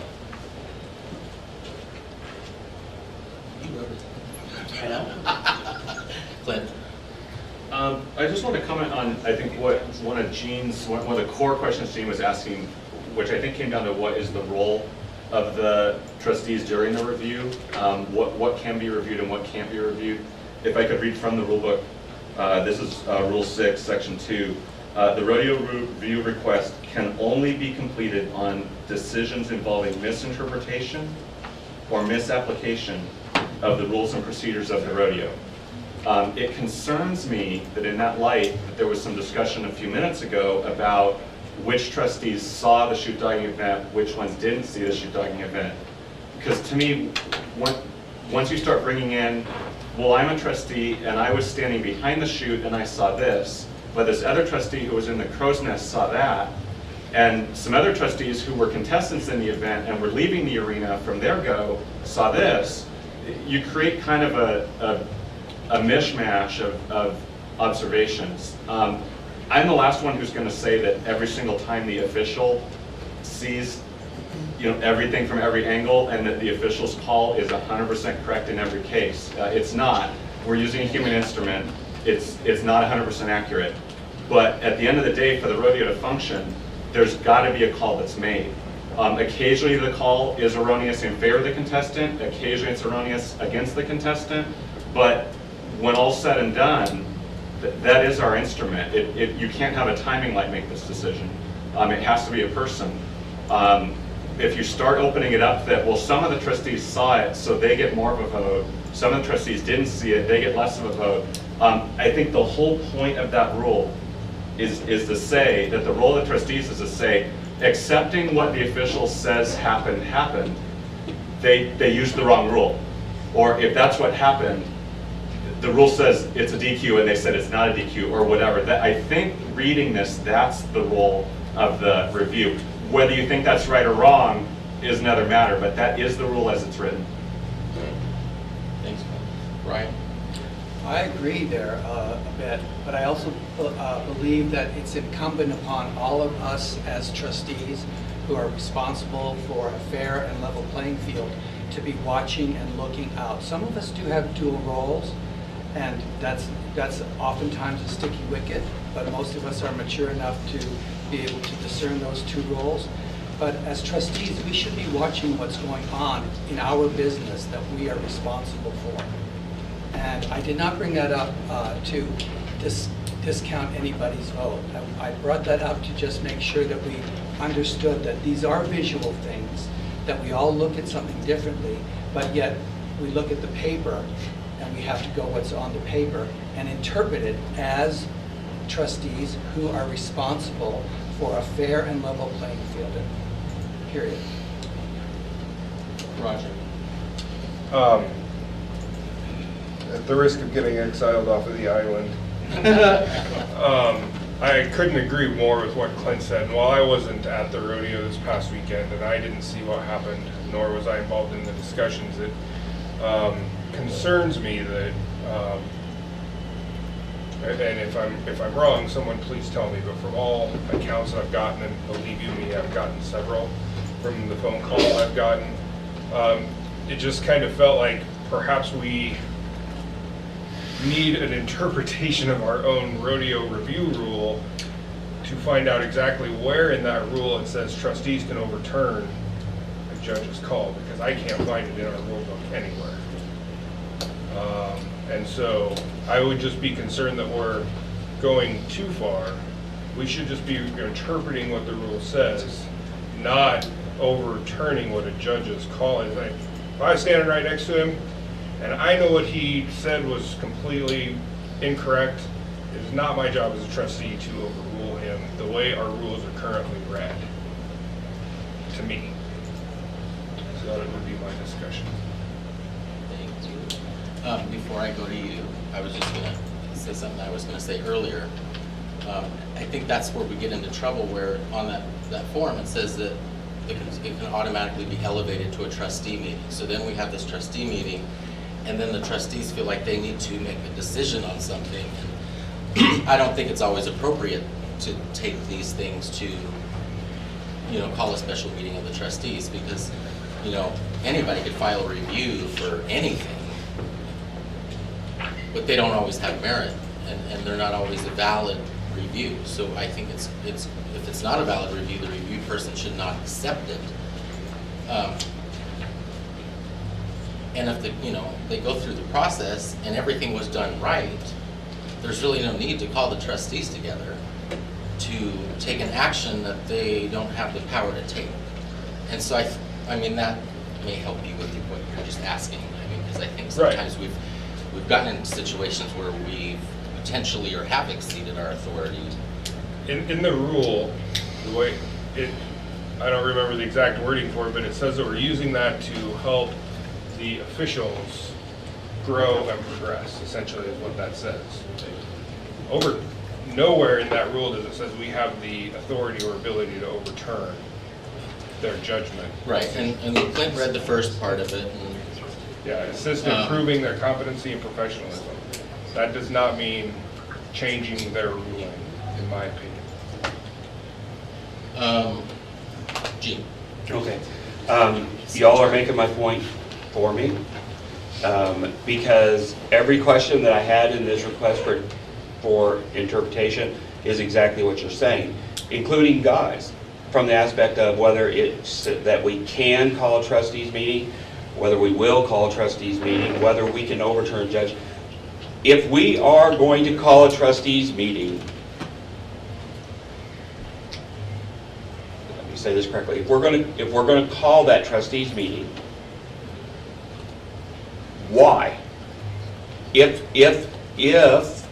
at the point that we have that trustees meeting that we find out that the judge used the wrong rule, the rule was being interpreted differently than what the trustees felt was correct. If we're not able to make a decision to make an error, and I'm going to say it again, I'm a judge too. The last thing I want is my judge, a bunch of people who have never flown that flag, to make those decisions for me. But if I make a mistake, if we're not going to have, the trustees aren't going to have the authority to overturn that decision, then there's absolutely no reason to ever call a rodeo review trustee meeting at a rodeo. It can be handled at the next Board of Trustees meeting. We shouldn't even have them. If the judge doesn't agree, what should have happened in this case? When we went to that meeting and we started talking about the interpretation, what should have happened? What I'm hearing is we should have talked about it, we should have decided that it probably wasn't the interpretation we wanted, and we should have left it stand, and then brought it up at this meeting. Well then, let's not have that meeting, and make sure everybody knows we're not going to have that trustees meeting, because it's fruitless to get together to talk about something that has been pointed out as a issue, a violation of the rules or whatever it is, and give those people, 5 or 6 people that took it upon themselves to be at that rodeo and attend the meeting, no way of doing anything. They can do nothing but talk. Why have the damn meeting? Because that's the situation I got put in as a judge. I didn't want that overturned, but based on what I had to presume was correct, meaning that the rule, if If it said there was an unskilled way, then I guess there must be a skilled way. I had to presume that, so I allowed the review to go forward. I had to allow the review to go forward. I can tell you as rodeo review trustee, I've turned down, and you can, these are on file because they got my name written across the bottom saying rejected due to it being a judge's call and not interpretation or application of the rules. I've turned down more rodeo review requests than I've actually taken. So I'm real careful about what I let go through. I let this go through for that reason. But if my hands are tied once we get into that meeting that I can't make a decision, or that body that's there can't make a decision, I'm fine with that. But we need to say that so that that meeting doesn't happen, because it's stupid and a waste of time. You're at the bottom of the wall. I've always been at the bottom. Well, that's a different issue. Just, it's an ample opportunity. I will say, Gene, you do a very good job with doing the rodeo review, and I'm sorry you feel discouraged from last weekend, and hopefully you'll We're going to fix it today. I'm fine. Rob? I think in terms of that specific instance, I think we fixed one over the road correctly. And we fixed that issue, plugged that hole, made it safe for the animals and the animals. Going back to why we do, or what can a trustee group do? Can they automatically change a rule or change an interpretation or a judge's call, not knowing anything else? No, they can't. That's not the intent of a rodeo review by one or the group to do that. That said, going back to what you said, that if there's a misinterpretation of the rule or a misapplication of the rule, that's different. It can be, because it's, oh, I didn't know, people are human. That would be not an overruling of the interpretation. It was a misapplication by the judge of the rule, and it was correct.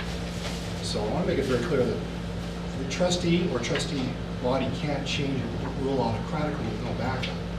But they can talk to the interpretation or the application of the rule by a judge and adjust it accordingly. I don't think you would agree with that. Agree with that? I'm talking yellow shirt now. Sorry, I was nodding the whole time you were talking. Okay. I stopped right when you finished. Okay. So I think the process, it's important to give everyone the opportunity to have a review, and if it's handled that way, with that spirit, I think we're okay. Going back to the form, if it says may call per trustee meeting, and the rules say it's very clear that it's may. But the form doesn't say that. The form form doesn't says say the that. contestant can, yeah. I The think- form I does think- not reflect it. I think we're okay except with the form. And if we change that form to say to add a line saying, if after step,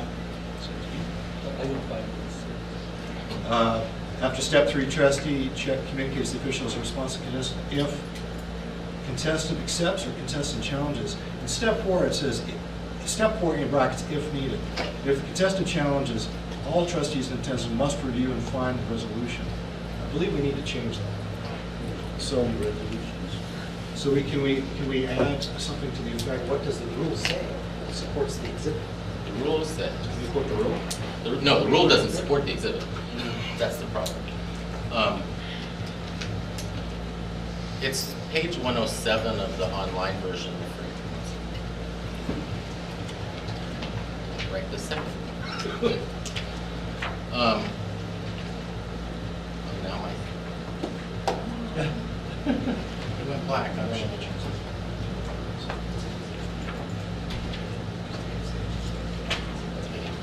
In the past, when you've been faced with the need to revise forms, you've taken the opportunity to do draft copies of that circulated among yourselves to evaluate whether or not it meets your requirements and that sort of thing. Are you attempting to create a new form for this weekend or not? Because if you are attempting to create it for this weekend, that's one thing. But if you're creating, if you're trying to correct the form, you've got a month before the next rodeo. You have time to workshop. Well, it would be nice if we could fix it now, because if we post it out there and it has that stuff on there, then people are going to still continue to think they can do the wrong thing. So what it says, Frank, can you pull up rodeo rules so that everybody can see this? It's page 106 of the big book. Ron, can you you give me that page? With the exhibit? No, the exhibit.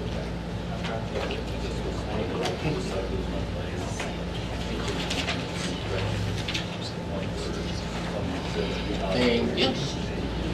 While we're working on that, What's the rodeo rule number? Page. I got 7. Huh? Right there. That's rodeo rule 6. Right there. Yeah, 6. It's the next page. Number 7. Oh, no, 6. Bullet 6. 6? Right there. Brian was next.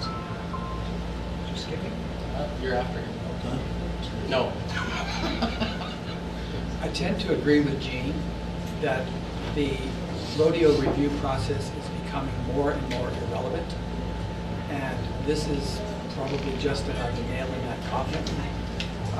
Why bother having a rodeo review meeting at the time of the event? Why not just pack it up and bring it to the next appropriate board meeting and not deal with it right there? The reason is because we have people on the other end of that equation who look to us to resolve issues at the time that they're happening. They're called contestants. And they look to the trustees who are responsible for the fair and level playing field to advocate for them, or at least listen to them. I think the whole thing is a mess, and we should just do away with the review and tell the contestants, too bad, so sad. What he says goes, period. Doesn't matter. Or she. And for those of you who don't know, this is one of those times Brian's being sarcastic. Chuck. Well, no, I'm not.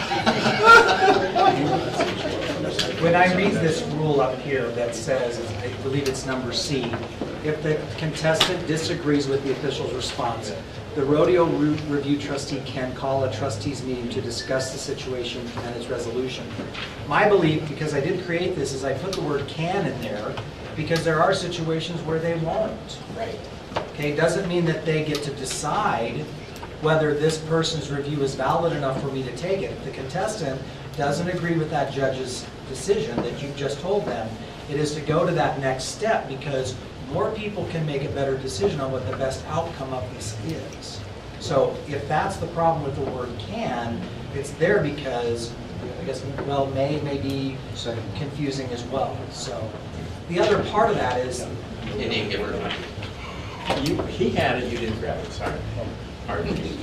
He did ask for it. The other part of that comes up, and this came up in Texas, and I have a couple questions for Gene, is, Gene, did you ask for the rodeo to be stopped when we did go to the trustees meeting on the issues? And the one that I was asking, the reason I'm asking about the rodeo being stopped, it wasn't about this. It was about the other thing we talked about, the second I'm just set. talking about reviews in general, not one or the other. But I think what comes up is... I notified the arena director that we were going to have a trustees meeting right after... Wild drag or something.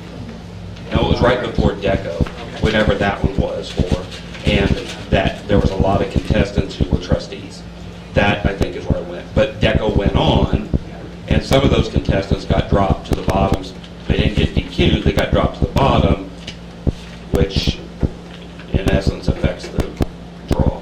So. Well, and that's part of this thing, that our process, this is our process, we own it. If something's not working right, because when we did call that meeting, we've got trustees that are secretary or a rodeo auditor or a contestant, or they're in other areas. If the rodeo doesn't stop, these people can't come to that meeting. That's not fair to our process, guys. That's not fair to the representation that we're expecting to be there. You know, I heard that somebody said the rodeo should be stopped. I heard somebody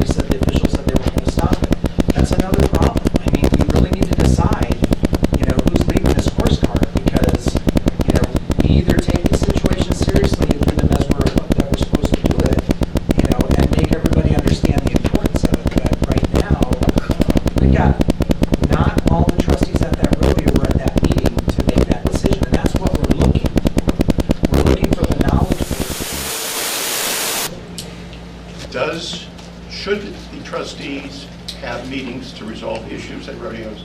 The answer is yes, in my opinion. Can the trustees reverse the judgment of a judge or another official? My answer is yes, they can, but you do it very judiciously. If I am neutral and I don't know whether it's right or left, that judge is always going to win, in my opinion, and always will get my vote. But if it's outright an error, I'm there to correct it, and so are you. That's the second time it's been said. And that is part of the problem. I don't believe the trustees can overturn a decision of an official. They're a judge. You are now on the bottom of the list. I'm the chair. I can speak with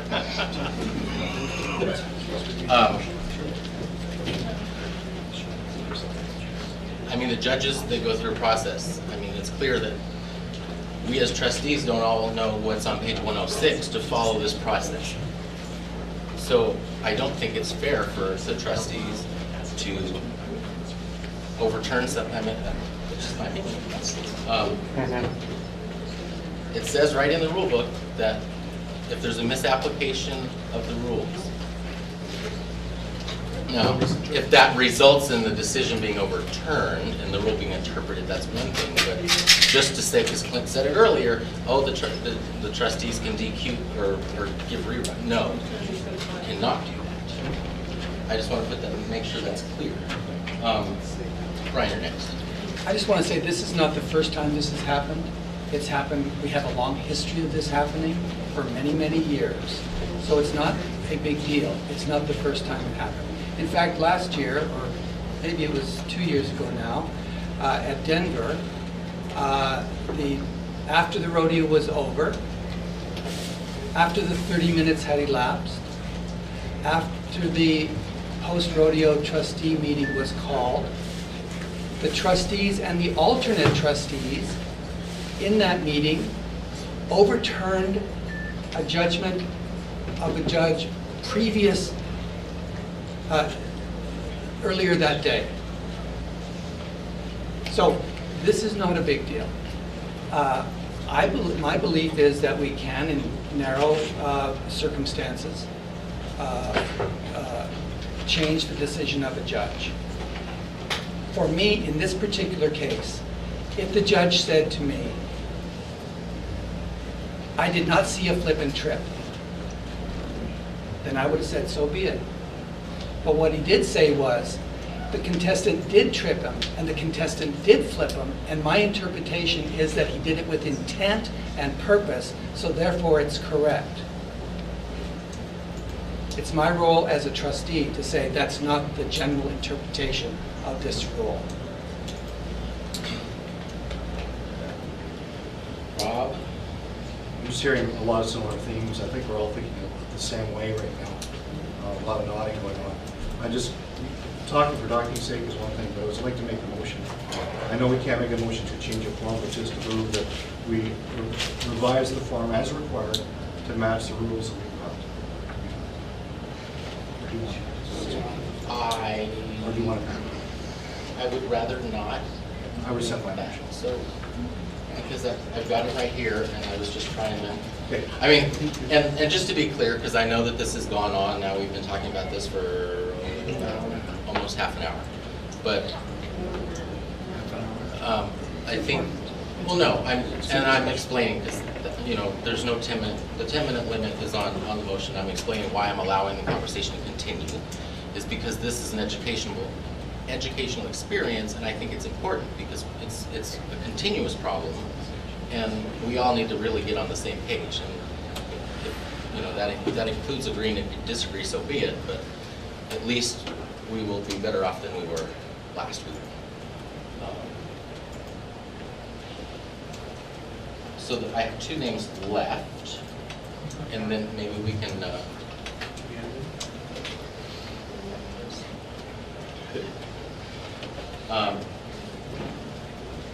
I would like to get this little adjustment made on the form, and at least we'll be able to get somewhere. So, Bill, did you still have something? who can stop the rodeo so this can happen? Who has the right to do it? Is it just a judge, or is it the auditor? The EMTs do. The EMTs. But they were saying, oh, we're not gonna stop it because it takes too long. Who has the right to say, wait, we have a review, we need these contestants who are participating to be, you know, for this judgment? Who makes that stop? That's what we need to decide. That's what we need a resolution on. Yeah, I think My belief is if we have a review and it's gone to that third step where we require all the trustees, we need everybody's involvement, so we need to stop the rodeo, get them out of secretarial wherever they are, announce where the meeting's going to be, get people there and get it resolved. Now, we did discuss that there's not really in our process a time constraint. The only time constraint is when the contestant can file the review. So do we do that after the end of the rodeo on the first day? Well, do we want to do that on the second day? Because we probably don't want to. So that's. Did you just skip over Gene and take your turn? No, he asked a question. He said we could stop the rodeo. I did, I asked a question, he answered it. And then I ran out. Yeah, and that's really tricky. I mean, because, and it really, a lot of it could be handled by the review person picking a good opportunity to have the meeting. I mean, you wouldn't, I don't think you'd want to stop, like, okay, that's it, we're going to stop the rodeo right now. I mean, finish whatever we're working on. I mean, that event ends, communicate to the rodeo, or the arena director, and or rodeo director, or whatever, but there's probably no perfect answer for that right now. Gene? Okay, well, first of all, I can tell you that every time I'm in this position, this book's with me the whole time, and when I start the process, it's open. How I missed that with allowing that person to still be in the meeting was my bad, but I do that. I do have this with me. Second of all, I've heard it said 3 times now, and it's really the focus of my question for the interpretation, is I've heard it said that a trustee, at that trustee meeting, we cannot overturn the decision of the judge. But then again, the statement by the people who've said that has also come back to, however, if it's a point of misinterpretation or misapplication of the rule, that may affect overturning, that may affect the judges, or change what happened resulting of that. It's still overturning the decision of the judge. I don't care how you want to word it. The problem is, and this is part of why I brought this up, is the problem isn't whether we're overturning the judge's decision or not. If in the process the decision is made that it's a misinterpretation or a misapplication of the rule, which even allows, it has to be determined that first, whether it's even allowed the opportunity to go to the trustee. And the problem is right there, in essence. Because I can tell you, I've worked with several different people when they were rodeo review chair, and they've accepted rodeo reviews and called these meetings on things that they knew were not points of misinterpretation or misapplication of the rules. And when I ask why, it's because, well, I want to give the contestant their voice. They had their voice to me. And it's not an interpretation and it's not an application. And so it should never have gone any farther. But I want to know, and what my question is when it does get to that, we do or we do not have the decision, have the right to make a ruling that affects that call. Because you can call it whatever you want, but it's still changing that. We disqualified that shoot dogger because we felt that it was a misinterpretation of the rule. Still changed the call, still overruled the call. The judge said no. So call it what you want, but be aware that it's the same thing, and it is to us judges, it's the same thing. And if we can't do that, then we don't need to have the meetings, because we can't do anything. We can wait till the next board meeting to talk about it, because we can't do anything if it gets there. consolidate your thoughts. Is your next. Next now? Terry, and then Bruce, and then I hope we might be able to do the phone. Well, all I can tell you is that we've got a great opportunity here because I don't think we're all on the same page. We've got two topics on the table again. One was talking about when we get to that third step of a trustee meeting, do we stop the road? So I'd like that to be one item. The second item would be what Gene's talking about, which is basically some people are interpreting that if the review is revolving a judge's decision, that it can't be elevated to step 3, but if it is regarding misinterpretation or misapplication, it can. My belief is, if you read that, is the contestant is the one that elevates it to step 3. If you get the review, go to the judge, come back, and the contestant isn't happy with it, they ask to go to step 3 because he's wanting the trustees to figure out a resolution. So that takes out anybody trying to make a decision. Is it a judgment call? Is it interpretation? Is it misapplication? Don't put the pressure on yourself. That's not what it's there for. You are the messenger. You take the contestant's information, you get the judges, you bring it back. If the contestant says, okay, well, I'm good with that, then that ends it. If he asks for that step 3, I believe that was the intent of that whole process. So we got two things on the table that I can see, and for me, I would like a resolution discussed on when we get to step 3, do we stop the rodeo or do we hold that until... It's step 4, just so we don't get any Step further 4, in the hole. If we hold that until after the last event is done on that day. Terry. Okay. From just being an assistant rodeo director, the last thing you want is stop the rodeo, because your spectators start wondering what's going on. They get bored, they're ready to go.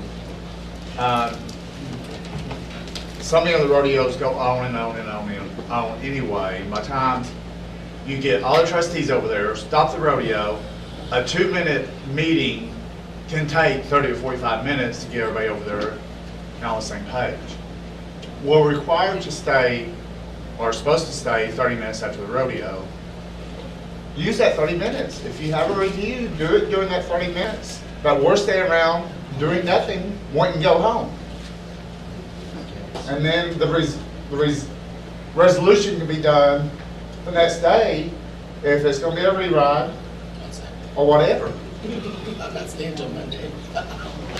Well, on Sunday, you have to figure out something else. But on Saturday, at least, you can do it at the end of the rodeo when you're staying around doing nothing, waiting to go home. And I beg your pardon, as a secretary, we're not standing around doing nothing in those days. But most officials, everybody else is. Bruce, and then we're through our list.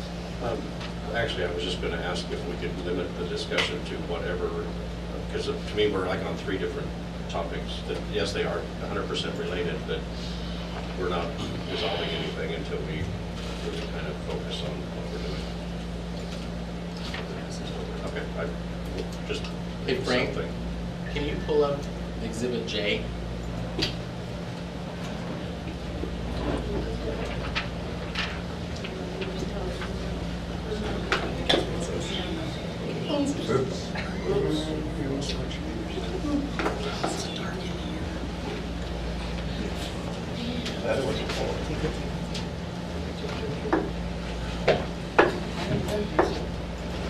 Let's scroll down to step 4.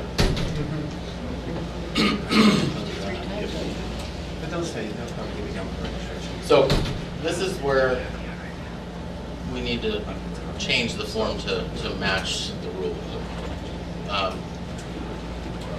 Because it currently says if a contestant challenges, all trustees in attendance must review and find resolution. And that's not always an appropriate step. So What does the rule say? it says they may. It doesn't, well, it has nothing, yeah, it's a, somebody suggested changing must to can, but I don't know if it's, Says may, just put may. that's right. 'Cause if the contestant disagrees with the official's response, the rodeo review trustee can call a trustee meeting to discuss the situation and its resolution. But that form says if needed. So Right. So It if says that must, trustee, right? no, but what it says must about is that the trustees will meet, meaning you guys have to come out of secretarial and meet and resolve it. The if needed part is what is key on the form, because if the trustee chair, if the rodeo review chair calls the meeting, then that's saying you've got to come. You can't just, and we have to do it, we have to come up with a resolution to it. That's what that must is applying to. So can we modify the language to make that very clear to even a layperson? It's pretty clear to me. Well, I don't know, this seems, everybody, you have to have this meeting, you have to have this meeting, that's how it's been happening, it's based on that, not based on this. If the contestant does not agree with what the review trustee has brought back to them, they're the one that can initiate the trustee's meeting. But that's not always going to be needed because the contestant may not need to go that far. They may understand that what the trustee came back with the judge's decision. They say, okay, I see it clearly, thank you very much, we're done. So step 4 is not always needed, but if it is needed, if the contestant's challenging that judge's response, all the trustees in attendance must review and find That's what I'm resolution. saying. So that's, you just said what I just said is the problem. Because the book says that the review trustee can call a meeting. You just told me they have to if the contestant wants them to. That's not Because the what review trustee book may says. not have to call it. Again, if the contestant is okay with the response from the judge, you can't have everyone go there. You have to have 2 situations. One where the contestant accepts the review trustee's response with the official and they say, okay, I got it, boom, done. But if the contestants say, I don't accept that, then that's where you need to take it to level 4. So you've got to have that ability to take it or not, needed or not needed, can or can't. So even in situations where calling this meeting would have no different outcome, we're just going to call the meeting and just do it for the sake of doing it and stop the rodeo? No, only if the contestant doesn't agree with step 3. Well, a lot of times they don't, but they're wrong. That's not for one person to decide, that's the whole intent of this Well, process. I don't think one person decided. I think that the judge decided, the review trustee decided. I mean, it's just it's not one person. You can propose that at convention if you want to change it. Well, if you're fine with the way the form is, then what do we do? Nothing? Just do nothing and then we'll just continue. No, we go through the process the way we're supposed to, because that's our job. We don't blow anybody off.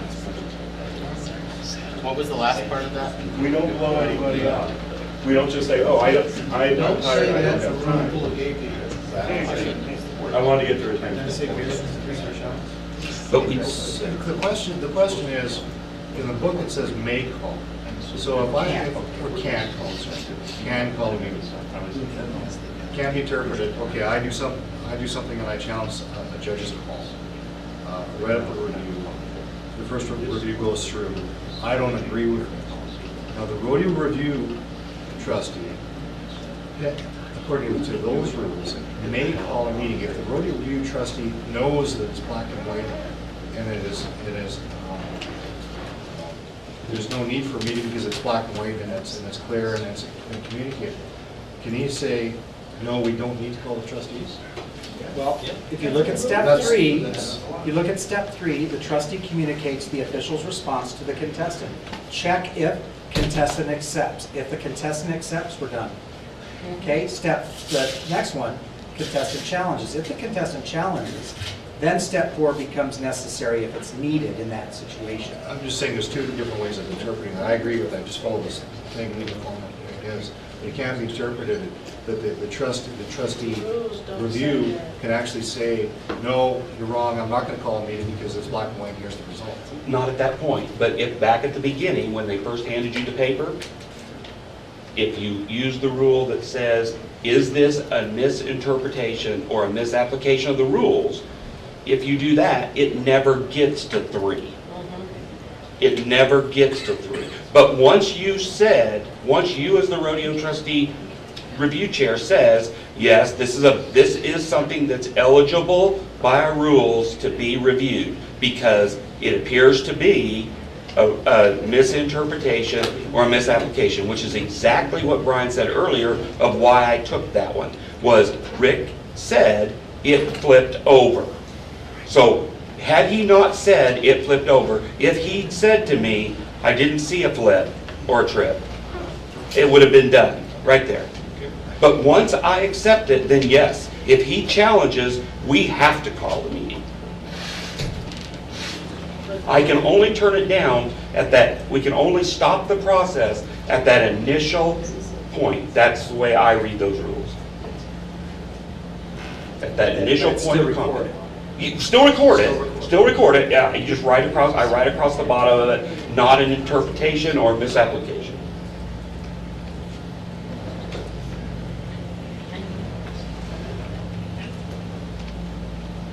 But once you go in the process, that meeting will happen, and that still has not answered the question in my interpretation of can that process overturn a judge? Because I'm telling you, I took a freaking beating this weekend over that. Well, like we've said, we can't. I know, but there's always people around this table shaking their head, no, you can't turn over a decision. If you put it into perspective where a steer riding contestant believes that the judge didn't see him spurring on his outside leg and got a lower score, so he files a review and says the judge didn't score me appropriately, gave me a 35 and I should have a 42. Should not go any That's longer. something that it's documented, but the contestant has explained. You can take it to the judge, but the judge is going to tell you that I scored what I saw. I wasn't in a position to see that outside, whatever it is. That's a situation where it's not a misinterpretation or misapplication of the rule. It's just a contestant question. Correct. So that would stop it. That's right, and that's what I try to do when I'm with. And I took this one for the opposite reason of that. Does anybody else have a problem with the form the way it is?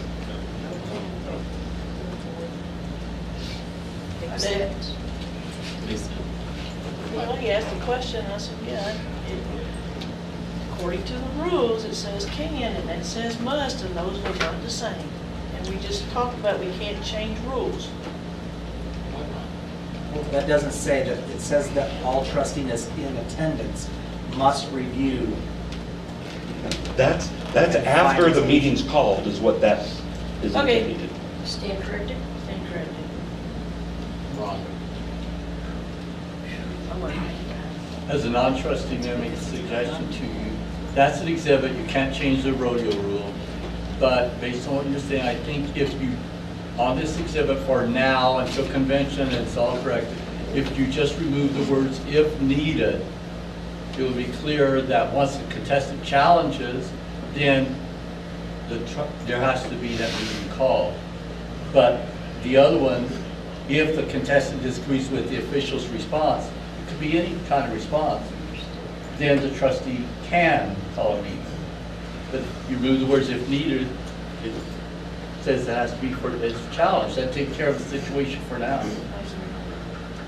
No problem with that at all. Well, then make a motion, damn it. It's an exhibit. You don't need a motion. You need a motion? No, just if, well, unless you. Well, it would be nice if everybody, there was a consensus in here to change the exhibit. I vote to remove if needed from the exhibit. Or I make a motion. Second. All right, the motion, we have a second. Terry was second. We change the exhibit to remove if needed. Clint. I personally am all for the meeting happening. And I think if that's a rule change at convention next year, I'd be very happy about that because I like the idea that if the contestant really thinks things are going the wrong way, they can bring the whole body together to make the decision. I really like that. I'm stuck with this, both the change and the way it is now. If contestant challenges, all trustees in attendance must review. I'm not sure, I can't reconcile that must with an approved rule that says can. Now, if the trustees, maybe as a group, you want to interpret that it's not even an interpretation, you all just kind of agree that our usual way of doing this is going to be that we can have the meeting, and we all kind of agree we're going to have that meeting because we can. I think that's all fair game. But I think to actually put it in writing that it must happen when that's not what the rule says, I think is a little tricky. But the point that you're missing though, Clint, is this doesn't apply to the rule you're quoting. This only applies after we've got past the can. The can is you got to go back to the point, there's one point in the process that the rodeo review trustee can stop any of this from happening. And that's at the initial handing me of it. The can is actually in section E, which is the Right. last section. The can actually refers to step 4. It does. It does. It refers to the same meeting. It's not. The 4 refers to if the meeting happens. That's why it says if needed. It's still part of the same form. It says if needed just because it only applies if the meeting happens. The can is in reference to the rodeo review chair of what they can and cannot do to resolve the conflict that the person disagrees. They're two separate. They talk about the same meeting, but they're two separate actions. It means if I think that the meeting is appropriate, I can call one. If I don't have to. If I have already called a meeting, then all of them must review it and come up with a decision. You can't just let it hang. But this doesn't say you can call it or not call it. No, the rule says. If challenges, must review. The only way you can get to the meeting is with a challenge. There's two separate parts. The challenge from the contestant goes to the rodeo review chair. At that point, no other trustee knows anything about it. At that point, the rodeo review chair decides whether there's going to be a meeting or not. He can or cannot, he may or may not call that meeting. But if he does, now we're into this process. Now we've actually moved into step 4, and all trustees present must attend and make a decision. You can't leave it hanging. Okay, so may I make an observation? If we don't all understand what this says, how do you expect the average contestant or the new contestant or whatever to understand what it's supposed to be? I mean, why can't we just make it say, if the contestant challenges and a trustee meeting is called, the trustees in attendance will, or whatever. I mean, something to that event. I mean, can we not just make it clear? If we're going to change it today, can we not make it clear so that even a 4-year-old who can read it will understand what it means? So Ron just pulled the rule up, and on that section that's in the rodeo rules, and I think the problem with this is it kind of sounds like all the trustees in attendance at the rodeo must be there, and that's not happening, it's not feasible. What it's saying in the rule is that a trustees meeting will be called to review and find resolution. So if we change the wording, if a contestant challenges, trustee meeting is called to review and find resolution. So, Good. That makes it a lot easier. For the rules. To 4th grade. that's a motion. Wait, you have a motion. There's already a motion on the floor. Rescind your earlier motion and then make that a motion.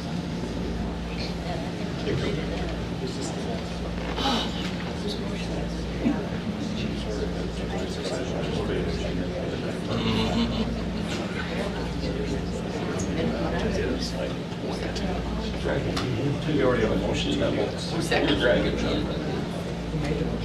Well, you guys did. You supposed to be quick. That was on the if needed, right?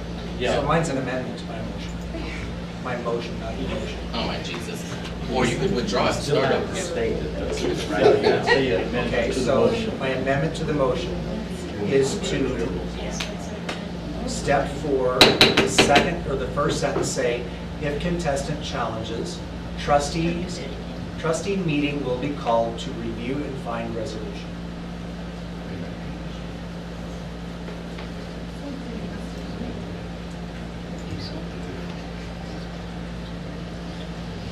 The trustee meeting will be called to review and find resolution.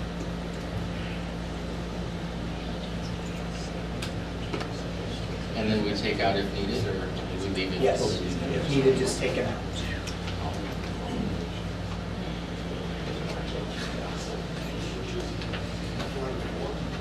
Do you accept that? No, he was amending. Yes, Right? he's making a motion to amend his original motion. And that requires separate action, which therefore requires a second and discussion only on what we're just now talking about at the moment. I can strike my first motion. Well, that was what I said a minute ago. Okay, strike that first. Okay, Chuck wishes to withdraw his original motion. Rob, you seconded it, right? Would you? No, the first motion, Terry said. Oh, Terry. Terry, do you accept rescinding the first motion? Yes. Thank you. Okay, that motion's been withdrawn.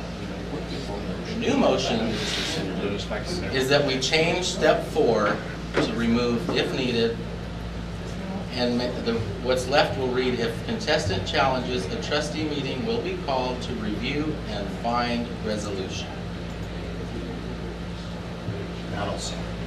And Rob said, any discussion? All right. Oh, we were almost ready to vote. I know one small thing. How about in step 3, where it says contestant challenges, move to step 4? No. So you know you proceed to the next one. Well, if it's step 3 and step 4, I mean, I don't. We're 4th grade. We already understand 3 and 4 next step. Stop. Well, if they accept it, you don't go on to step 4. That's why we have it needed, but I'm not going to say that. I'm just trying to make it simple. It's still there now. Thank you for that feedback. Anybody else have any discussion before we vote? We're going to vote. All in favor, say aye. Aye. Opposed, say nay. Motion carries. Okay. Do we have anything else? Well, did we address when this happens? We're not going to stop the rodeo. We're going to address this at the end of the last event. Oh, I didn't hear a motion. On Saturday, because we kind of have something that's going on where not all the trustees are able to get to this meeting when the rodeo continues. So, Tom? I don't like the idea of holding it at the end of the rodeo. You do a couple things. You mess up. Can we, wait, before we Mess get, up the we're going to stock. be all out of hand. Can we just make a motion and then start from there? I mean, because we're going to end up in another lengthy discussion and end up nowhere. And well, we're not I'm the sure where to put it. secretary and I have 14 minutes and then I'm turning this meeting over to Rob as the vice chair. These are 2. Isn't registration at 3? I'm the secretary. It's at, no, it starts at 5. The problem that we have is we don't know where to put this meeting. If we do it during the rodeo, we're missing a significant amount of trustees because of cross-training or whatever they're doing. If we do, we could do it at Grand Entry as a potential. That's where we want to put it. We're not happy with putting it at the end of the rodeo on Saturday, because the end of the rodeo on Sunday, it also makes the contestant hang out for a long time. So, but if the review comes after Grand Entry, we can't, you know. I actually, just if I can give my opinion before we paint ourselves into a corner, I don't know if we really want to make a decision to hold a meeting at a specific time, because as we know, one size doesn't fit all. But I think collectively as a group, we could kind of remind ourselves that we should use common sense and consult with the arena director and or rodeo director, so that, I mean, if we know we have to have a meeting and we know it's going to take 20 minutes, that gives the rodeo director an opportunity to, you know, when we used to have Lex Bentley go out and do the impromptu whatever in the rodeo, something to keep things moving while we're really holding things up. But I mean, we should be mindful that, you know, a lot of the trustees are competing, working. I mean, so you have to, as the review person, consult with somebody. Maybe we can make that decision. Consult with the arena director, or the rodeo director, or both, or something. I did. So We do that already. We do that already. We try and work, and because these are so rare, we try and work with the rodeo director, gives her a natural break. These things, respectfully, I don't think we need to tie ourselves down. I think we should let's let it float. You give that flexibility to the people making the decision after time. But the point that I was trying to make by asking that question was that sometimes, no matter when you hold this, it's not going to be a good time. And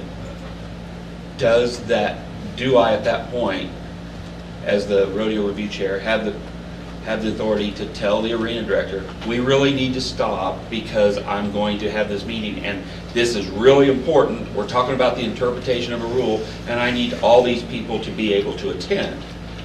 Because I did talk to the arena director about it and it just went on. Now, frankly, they didn't get disqualified, but my point was, it was like it was happening as an afterthought, this meeting, this trustees meeting, and it wasn't, and it was lots of notice given on it. And so I just don't know what the authority is to get those people there. That's why this is a question. I'll give you an example. I mean, like Minneapolis last year. Yeah, that was a long shit show. Long delay.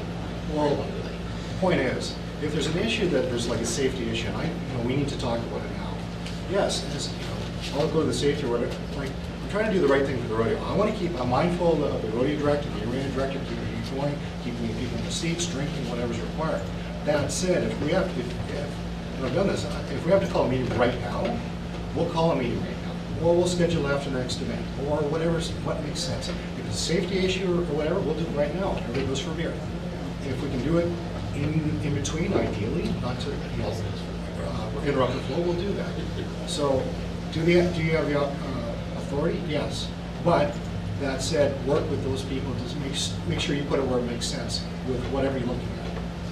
Does that make sense? And again, I did that based on, and I just needed to, I wanted it interpreted to the other officials through the rock, that if that trustee chair tells them that we're going to stop, then it's going to happen. Because I can tell you, it wouldn't have in Texas. And I think that's the most important thing right here, is we need the officials. Ron would make sure that the officials know that if the trustees, for a reason, have asked them to stop the rodeo, do we expect them to support that or not? That's My my belief is question. yes, but that did not happen. That's a rare occurrence. But I know it is, but I'm just saying in general. I don't know the specifics. I'm just saying in general. So, Texas was not necessarily a unique situation, but it was a culmination of several circumstances. One being a new rodeo director with very limited experience with the rodeo IGRA trustees, what his authorities were or what he needed to do to help facilitate things. If we'd gone to Boogie and said, this arena director is not helping us, say something, we need this to be done, he would have done it without a question. And I'm not saying that anybody did right or wrong, I'm just saying there was a meeting of a lot of issues that all created what happened. And I don't think it's the norm. I mean, we do have a lot of new rodeo directors, but I think we don't have to try to regulate ourselves beyond work, if working with the rodeo director, I found, at least for me, he really trusted my advice. If I said, here's what we need to do with this or do with that, it was just done. So I think it's really in opening good lines of communication with the right people. And really, the rodeo director is the one that should be able to go to any official in the rodeo and just say, this is going to stop now. I think just to summarize, like somebody was starting that comment, that if we go to the rock and say, look, is to help those people that may not know that this is our job, we will work with you. In the odd occasion, we may have asked you to stop for any reason, but we will work with you to make our meetings and help your rodeo along. I think you can just leave it there, maybe as a note to the rock, to the officials, and say, look, this is what we're going to do. And the other arena director will stop. And the arena directors. I'm good with that. Okay. Any other new business? you haven't finished the old business. our certification. Oh, shoot. But you haven't finished with the old business, because I asked for an official interpretation of that rule, including the answers to those questions, and that requires something to be in writing and posted. This body is not. Which rule? The interpretation of the Rule 6, or the process rule, as far as that action, that meeting can overturn a judge's decision. I think you're. It may have been talked about in here, but there's been no interpretation, yes or no, that I asked for a formal interpretation of that, and that, a formal interpretation has to be in writing, it has to be put up on the board, and like the others we did. I don't think that I personally misinterpret the current rule stating that if the review is filed and it specifically states that it's in regard to misinterpretation or misapplication, it can advance, but if it's not, it's just basically documented for record. That's what I'm talking about the actions that can be taken by that trustee meeting, that meeting. The actions that can be taken. Can the actions of that, under this process, can the actions of that meeting result in overturning of a judge's decision, his call, hence accept? Okay, then that's what I'm asking for, that interpretation, and when an interpretation of the rules is formally asked for, the past presence has been, and we already did it once today, we're going to post, I want that posted. Can you tell me the specific rule you're referring to so I know how to write it? Which one? Whatever What am I you're saying? talking No, about. I'm talking about the interpretation of the rodeo rule, is it 6? Yeah, 6 on the rodeo review process, of what the result of that meeting can be. And if you guys are saying that it can result in overturning a judge's decision, I'm perfectly fine with that. I'm just telling you, put that in writing some way so it can be posted just. There's no rule to that effect. The intent of the trustees getting together is to resolve the issue. The best outcome for the contestant and the rodeo and the judge and the ruling that was already made. I'm not going to tie myself, I'm going to leave it open to that before I take a look at it. You were getting ready. You see, no, I'm just going to give it to you. Go ahead. I just don't understand why an interpretation that, what was the one we just did earlier that you're going to post tonight? I don't know why you're going to post that interpretation when I asked for an interpretation, and now you're not going to post the answer to that. Because I'm going to tell you what, I can go around and point out 5 different people in this room that told me over the weekend, that committee can't overturn a judge's decision. I took a beating for it. I want it posted that I asked for that interpretation, and this group said that it can. What is the Ryan? I would make a motion that a duly called review committee meeting can, under limited and appropriate circumstances, change the decision of any certified official. If you want an interpretation, That we interpret. That doesn't take an action.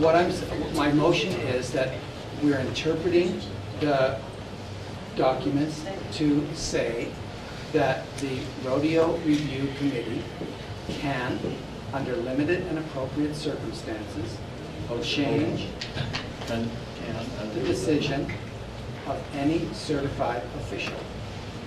I'm sorry. I was trying to Read what you got. He'll start. Well, that's why I was thinking, hold on, because I'm still at a loss what rule you're wanting to interpret. There's no. We'll get there. C9. well, the first thing he says, he always starts with, according to rule number X. Yes. What's the rule?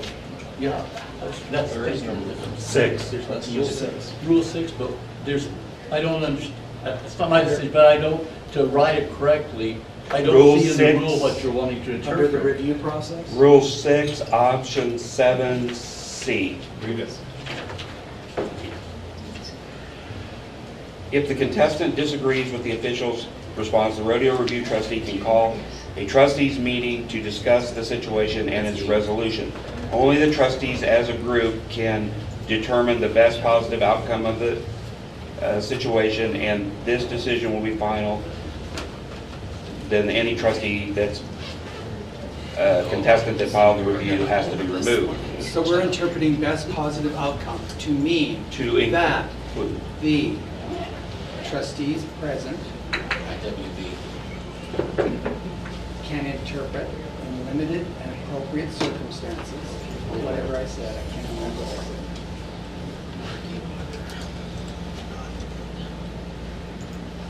Up to and including changing the decision of a certified official.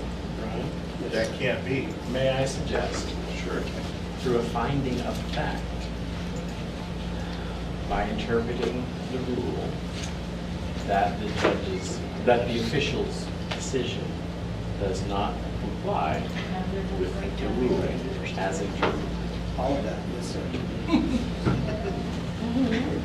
Totally agree. You suggest a reword? No, I'll add that on to the end. Complete. Brian's beginning thought. Don't make me ask it again. I said it slow, hoping you were going to write it. Well, I was trying to write what he had said. Just write it instead of saying somebody, just write it down and hand it to Ron. It'll be quicker. By finding a fact that the rule interpreted, that the call of the official does not comply with the rule as interpreted. Thank you, because that's the language we want to repeat the language. Then the trustees can. Well, you've already said that. Okay. Period. Yeah. Okay. Okay, I'm going to get with you after this meeting and you tell me what your motion, because it's Yeah, we have to vote on it. Mr. List? well, This way, you've complied with your layers of rules. So the principle, the first layer is you've got to decide whether or not an interpretation is appropriate, and then you have to apply that interpretation. If it's a result of that interpretation, therefore it affects what the judges, or what the official has determined is the cause of the action, no longer falls under the rule, then result, the consequence of that action is that it no longer complies with rule, therefore it does not stand. You don't have to overturn it, it just has no force. So, just to be very clear, I am lost. I don't know. He's going to give I don't know. Okay, the intent of the rule, the interpretation is yes, under limited circumstances.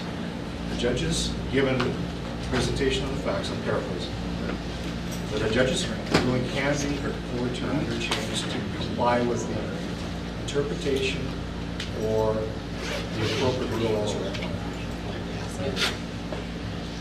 And a judge should not comply. Sorry? A judge should not comply. Certified official. Yeah.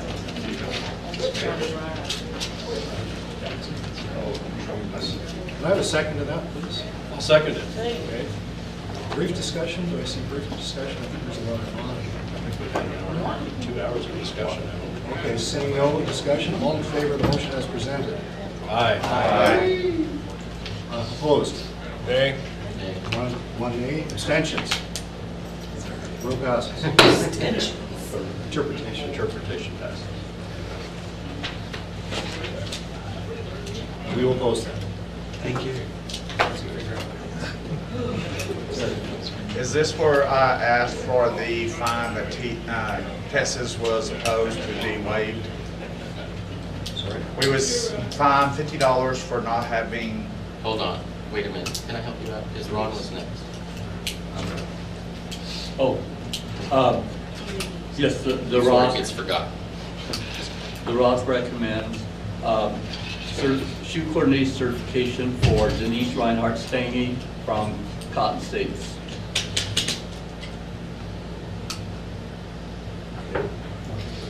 Motion, do I hear a motion? Second. Second. Any discussion? They didn't hear you. Yeah, Oh. what association did you say? Cotton States. Cotton States. She's Red River. Okay, I'll have to look at it before. She's bipolar. Yeah. The appropriate association? Please? All right, Whatever that may be. I'll make sure that's what's on her form. Thank you.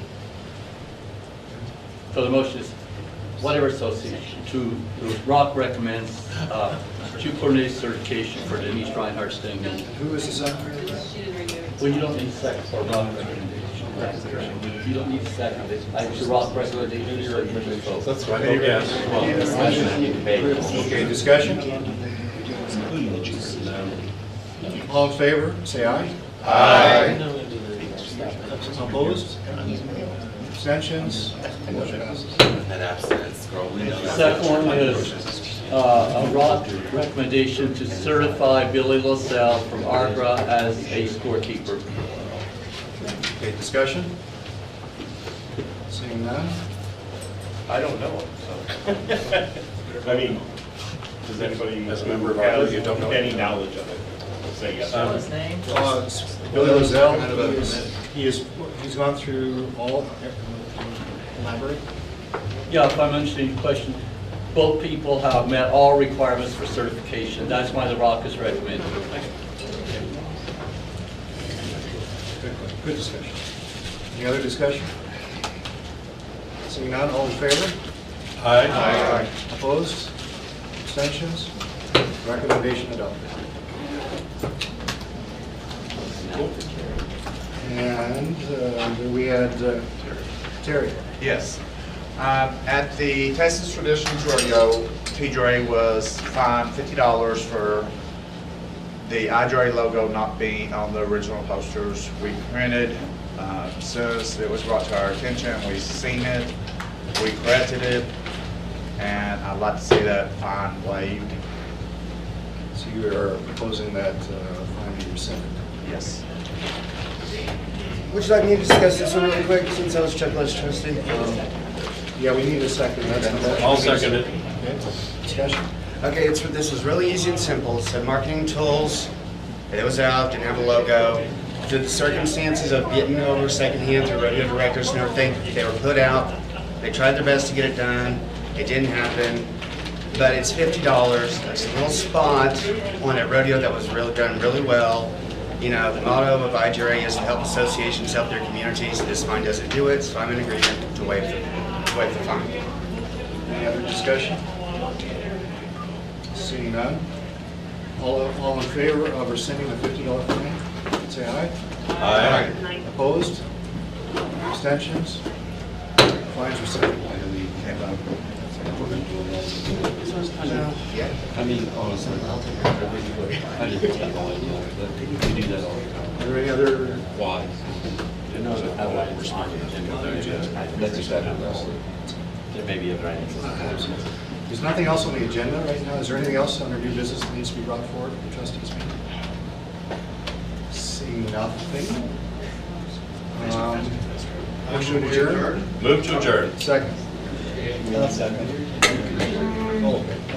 Meeting adjourned. I don't know if we should.